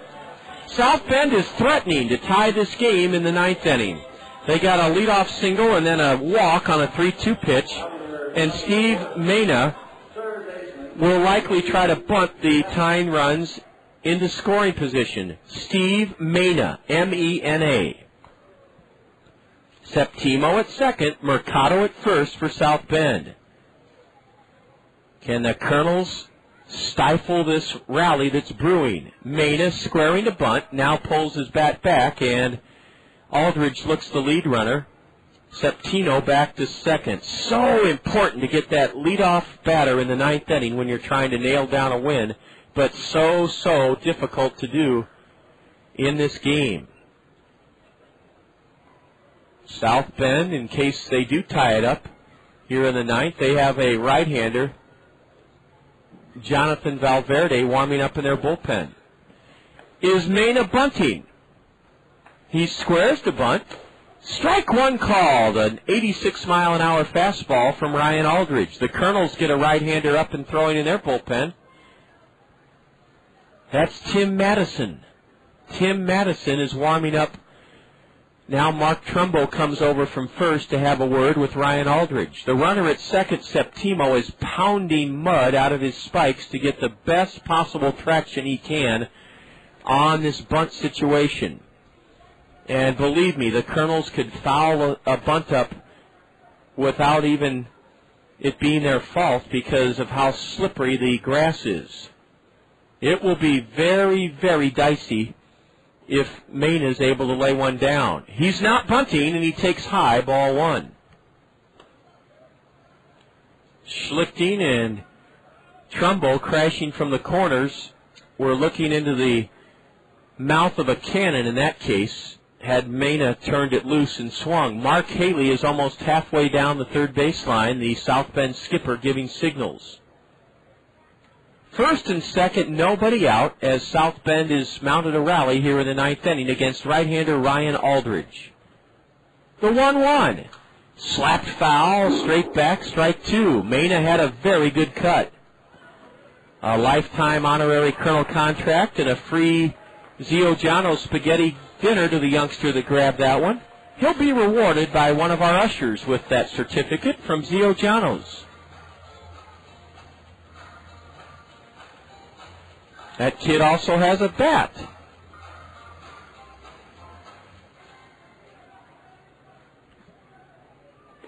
Séptimo at second, Mercado at first. Here's the 1-2 from Ryan.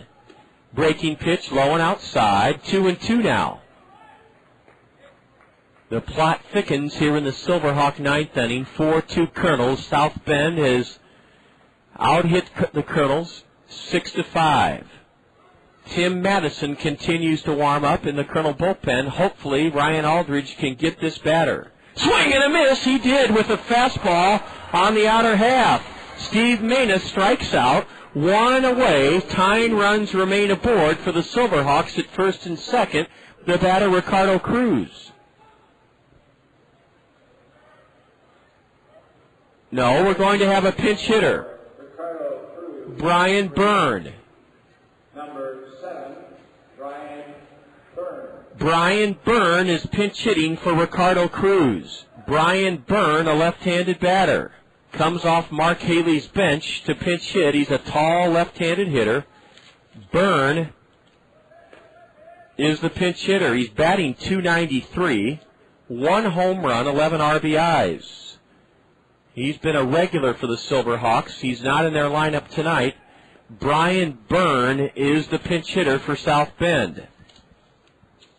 And he represents the go-ahead run. B-Y-R-N-E, Brian Byrne, the pinch hitter. Bats from a low squat and takes a pitch upstairs, barely, ball one. Byrne is the pinch hitter for Ricardo Cruz, who went 0 for 3. Left-handed batter, open stance from St. Mary's College. Ball 2, low and outside, just missed. Byrne was a 12th round pick by Arizona last year. He hit .267 with Missoula. 4 home runs, 36 RBIs in his rookie year of pro baseball. The 2-0. High and outside, ball 3 from Ryan Aldridge. Ooh, your relief pitchers have to throw strikes. They've just got to. Otherwise, disaster results. 3-0 to Brian Byrne. A .360 hitter stands on deck for South Bend. Strike one on the outside corner. Byrne didn't agree with the plate umpire's call. Brian lives in California. Left-handed batter, 22 years old, wears a long sleeve black shirt underneath his gray top, and walks. 2 walks in the inning. Bases loaded, 1 out for South Bend. Oh, brother, the Kernels are in a big heap of trouble now. Bases loaded, 1 out, as Ryan Aldridge struggles here in the 9th inning. But he still has a 2-run lead, and he's facing .360 hitting Pedro Ciriaco. Pedro struck out his last 2 times up. He's 0 for 3. Oh, for that dependable closer, it could be Ryan Aldridge. Ball 1 is high. Ball 1 is high. Tim Madison ready to go in the Kernel bullpen if necessary. Kernel started this 9th inning leading 4-2. Still lead 4-2, but Ryan Aldridge has been unable to throw strikes. He gave up a leadoff single to Leyson Séptimo, then walked Richard Mercado. Struck out Steve Mena, walked the pinch hitter, Brian Byrne, and he's behind Ciriaco 1-0. Tying runs in scoring position for the Silverhawks. The 1-0 pitch.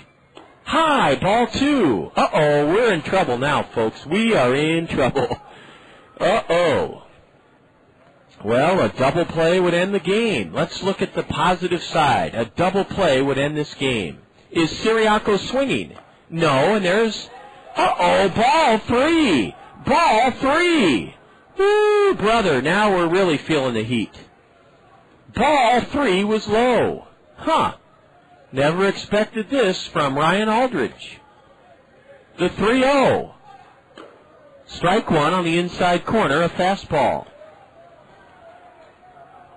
Bases loaded, 1 out here in the 9th inning. Closing a game out the last 2 seasons has been almost impossible for this Kernel staff. There's strike 2. Strike 2 on the inside corner. Now Ciriaco all over the plate umpire who takes off his mask. Well, it's an understatement to say the game's biggest pitch is about to be unfurled by Ryan Aldridge. Give Ryan credit. He was behind 3-0, and he's thrown 2 strikes. Here's the 3-2. Swing and a miss, strike 3. Oh, Ryan Aldridge gets Ciriaco on a 3-2 fastball. 2 gone now here in the 9th inning.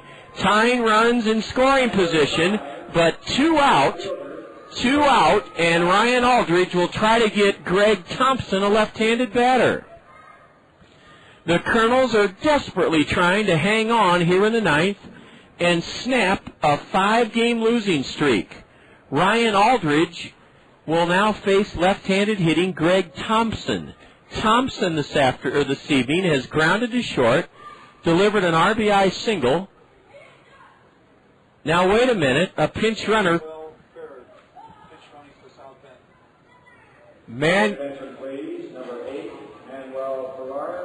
Manuel Ferrer, F-E-R-R-E-R, Manuel Ferrer is pinch running for Brian Byrne. So, Mark Haley, the skipper for the Silverhawks, is pulling out all the stops to try to take the lead or tie the game here in the top of the 9th. 4-2 Kernels, and Ryan Aldridge is allowed to heave in a couple of warm-up pitches as Fair, F-E-R-R-E-R, is into this game as a pinch runner for Byrne. Bases loaded, 2 out, first pitch, pop foul off to the left by Greg Thompson. 4-2 Kernels. Ryan Aldridge gets ahead of the left-handed batter, and that is big to get ahead of the hitter.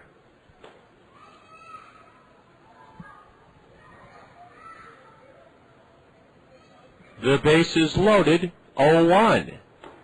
A cut fastball glides inside. It's 1-1 to left-handed hitting Greg Thompson. Séptimo at third, Mercado at second. The pinch runner Fair at first for South Bend. From the stretch, the 1-1. A high pop foul straight over our heads. Strike 2 to Greg Thompson. He swung at a pitch above the letters, couldn't lay off of it. Now the Kernels and Ryan Aldridge are within 1 strike of breaking a 5-game losing streak. The crowd comes alive. You can hear them. 1,000 661. Thompson swings and fouls it over the third base seats. He stays alive. He fought off a good pitch in on his hands. Ryan Aldridge blows into his right pitching hand on the front side of the slope. A new batch of dry baseballs delivered to the home plate umpire. Tyne runs in scoring position. Go-ahead run at first. Bases loaded with Silverhawks here in the top of the ninth inning. 4-2 Kernels. Ryan comes set above the belt and brings it. Swing and a miss. Strike three. Ryan Aldridge strikes out Greg Thompson to secure a Kernel 4-2 win here tonight. Ryan Aldridge gets Greg Thompson on a slider in on his hands. Oh, the Silverhawks threaten, but do not tie the game or take the lead, thanks to Ryan Aldridge in the ninth inning. He struck out the side. No runs for South Bend. 1 hit, 2 walks, no Kernel errors. The Silverhawks leave the bases loaded. They stranded 9.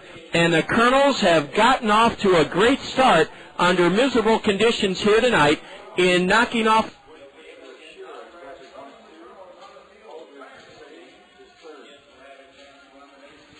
the Silverhawks 4-2. 4-2 Kernels. We'll be back with the totals, highlights, and more in just a moment on the Kernel Curtain Call here on the Kernel Radio Network. Well, we'll keep it right here for a moment. We had everything set up, but I hit the eject button. Here we go. 4-2 Kernels. We'll be back with the Kernel Curtain Call in just a moment here on the Kernel Radio Network. Next up, a musical taste of Dr. Pepper. It's a new spin on an old vibe from me to you. A tasty sip of Dr. Pepper for your ears, and it starts like this. I'm a pepper, he's a pepper, she's a pepper, we're a pepper, wouldn't you like to be a pepper? Now that's cool, but pepper is a little better. So let's slide in a taste of this. I'm a pepper, Right on. But there's still more to it. I mean, there's nothing like it, because every sip is a kick and mash up of 23 different flavors. So for the true taste of Dr. Pepper, we dial it up even more.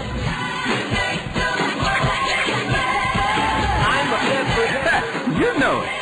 With 23 flavors mixed into one bold taste, every sip is a cool mix of music to your mouth. Woo! Dr. Pepper, there's more to it.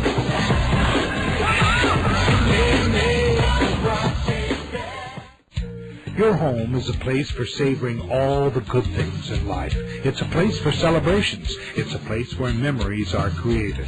To make sure your home is properly insured, visit Sheets Forest Draper in Marion, your professional Pekin insurance agency. Sheets Forest Draper will give you all important details about homeowners insurance with complete coverages and surprisingly affordable rates. Visit Sheets Forest Draper in Marion for homeowners insurance for your well-lived and well-loved home.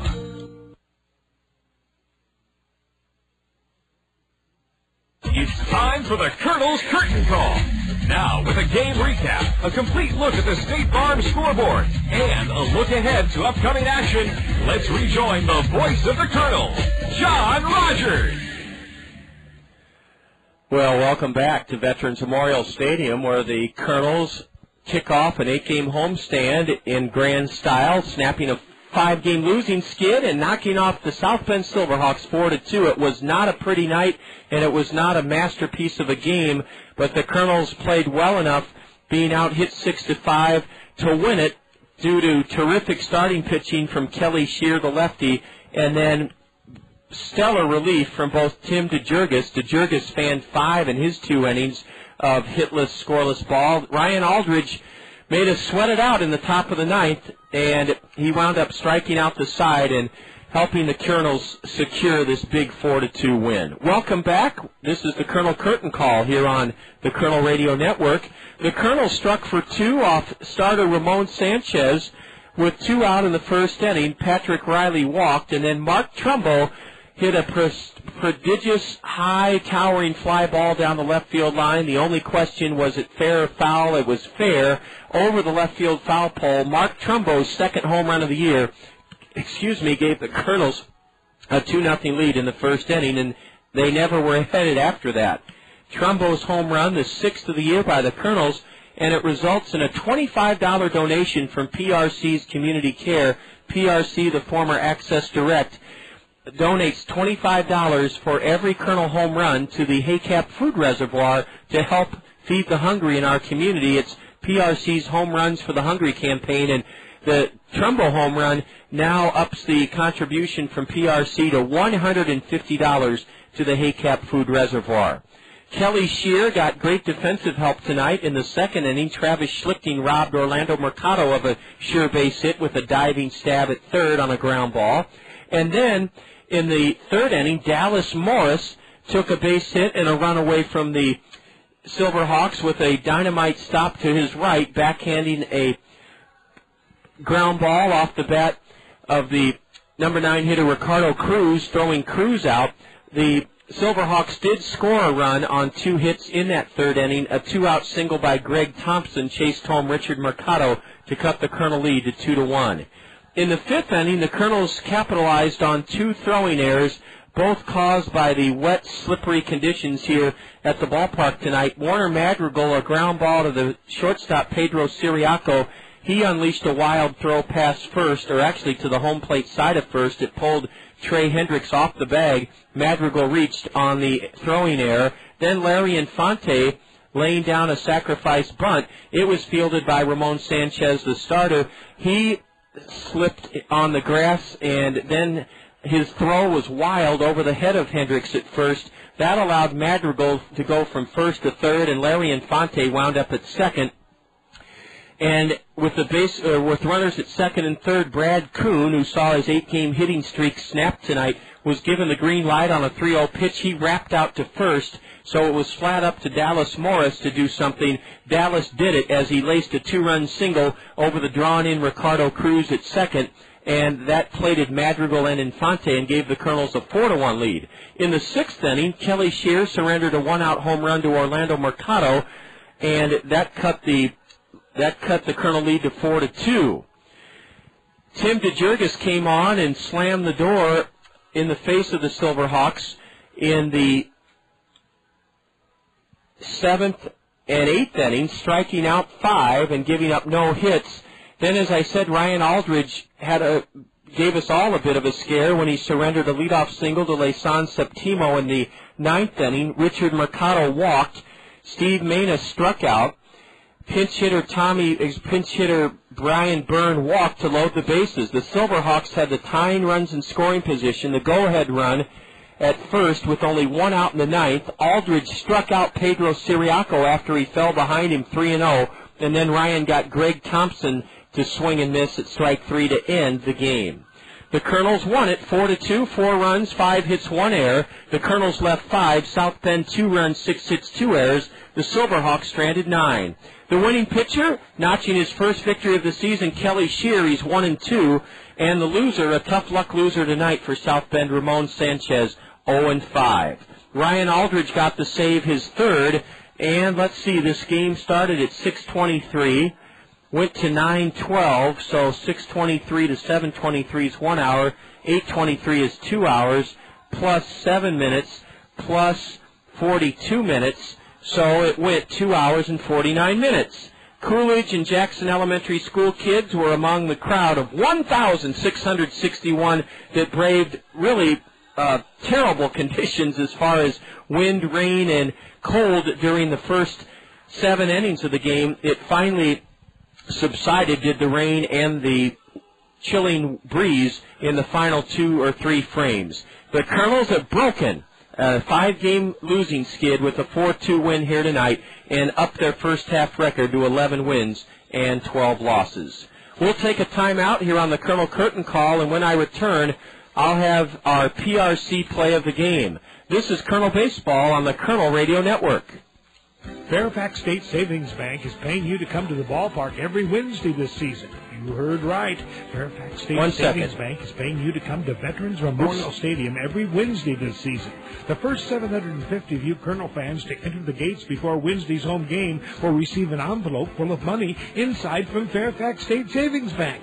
Each of those 750 envelopes will contain a greenback up to a $100 bill. Fairfax State Savings Bank, free money Wednesdays. Come early to line your pocket with cash. There's a lot you can do to satisfy your taste for Italian. You can marry one. Do you, Susan Smith, take Giuseppe Florentino? You can drive one.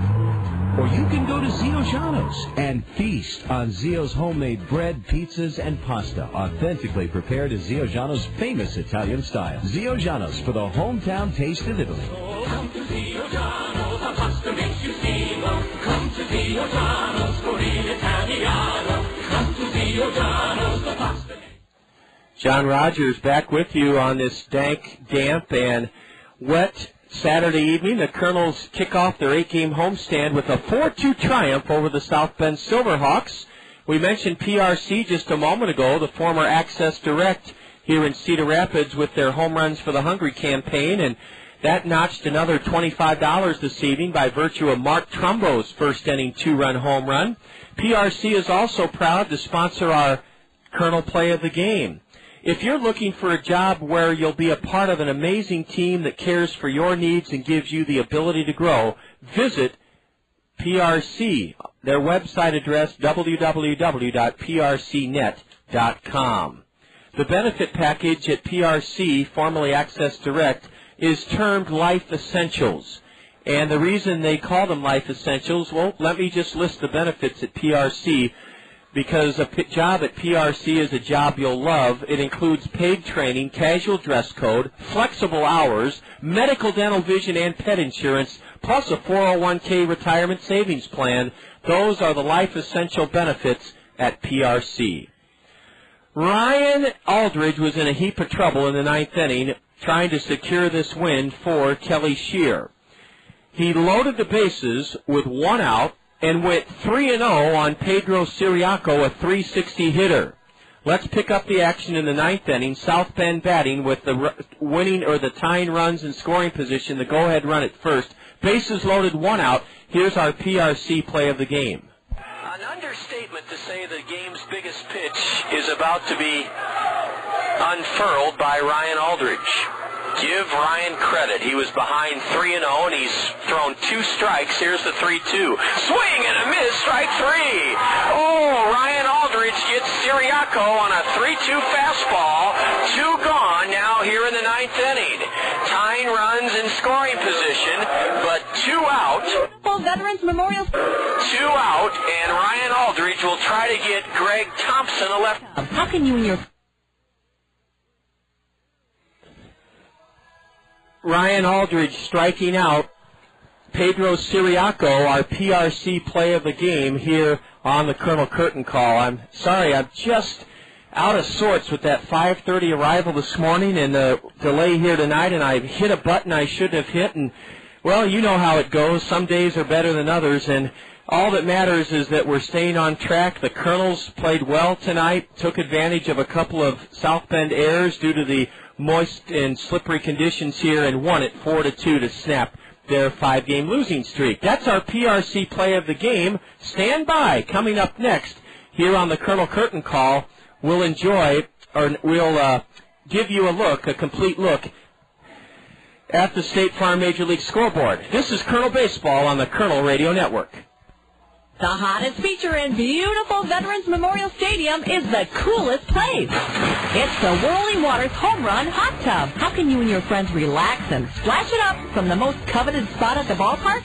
Simply register at Center Point in Westdale Mall and listen to Mix 96.5. If you're selected as the winner, you'll enjoy the ultimate entertainment experience. AquaJet Stream Comfort atop the left field wall in the Whirling Waters Home Run Hot Tub. Brought to you by Westdale Mall and Mix 96.5.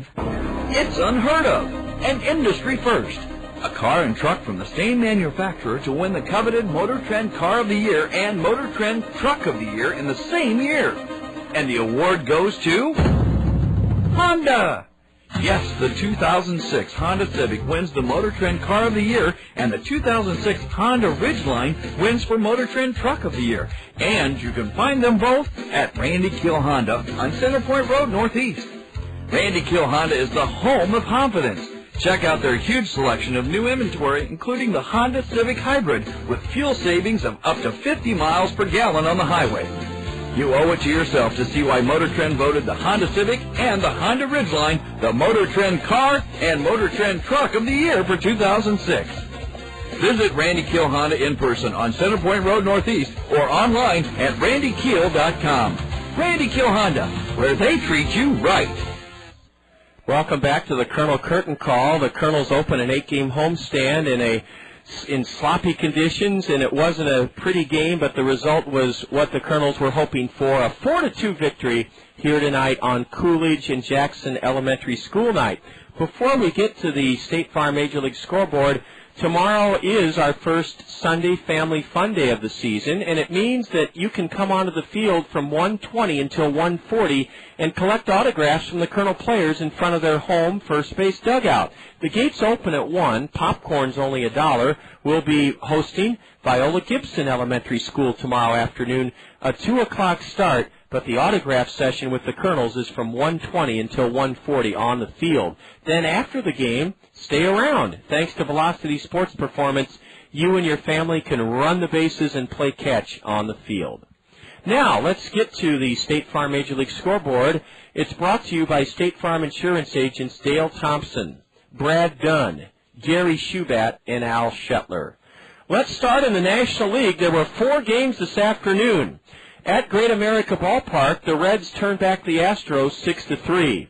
The Cardinals got a record-setting home run, his 14th in the month of April, by Albert Pujols, and it was the difference as the Redbirds shaded Washington at Busch Stadium 2-1.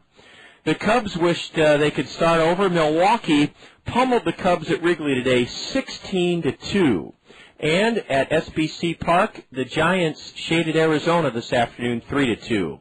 A wild one in Miami, the Rockies edged Florida tonight 8-7. That's a final. The Mets shut out the Braves at Turner Field 1-0.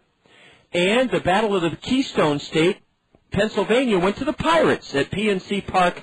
They edged the Phillies 3-2. They're in the second inning at Petco Park. The Dodgers and Padres, no score. Well, the assault on American League pitchers continued this afternoon and tonight. I say what you want about steroids hopefully being out of the game. They should have been out of the game to begin with, the guys that use them too. But say what you want, the ball, either American League pitching is extremely poor or the American Leaguers and the DH, I don't know what it is, but listen to these scores. At Comerica Park this afternoon, the Tigers dismantled the Twins 18-1. The Yankees shelled Toronto in the Bronx 17-6 this afternoon. It was the Mariners sinking the Orioles today at Camden Yards 8-6. Texas pummeled the Indians 17-5. That's a final. Texas 17, the Indians 5 at Jacobs Field. Oakland and Kansas City were underway, but they were postponed by rain at Kauffman Stadium. So that game will be continued either, well, I don't know what they'll do. Kansas City was ahead early on 5-0. I don't know if they'll continue that or just play a doubleheader tomorrow. We'll have to wait and see. The Red Sox dumped Tampa Bay 9-6 in St. Petersburg tonight. And later tonight, our parent club, the Los Angeles Angels of Anaheim, will entertain the White Sox. Boy, some high scores on that State Farm Major League scoreboard.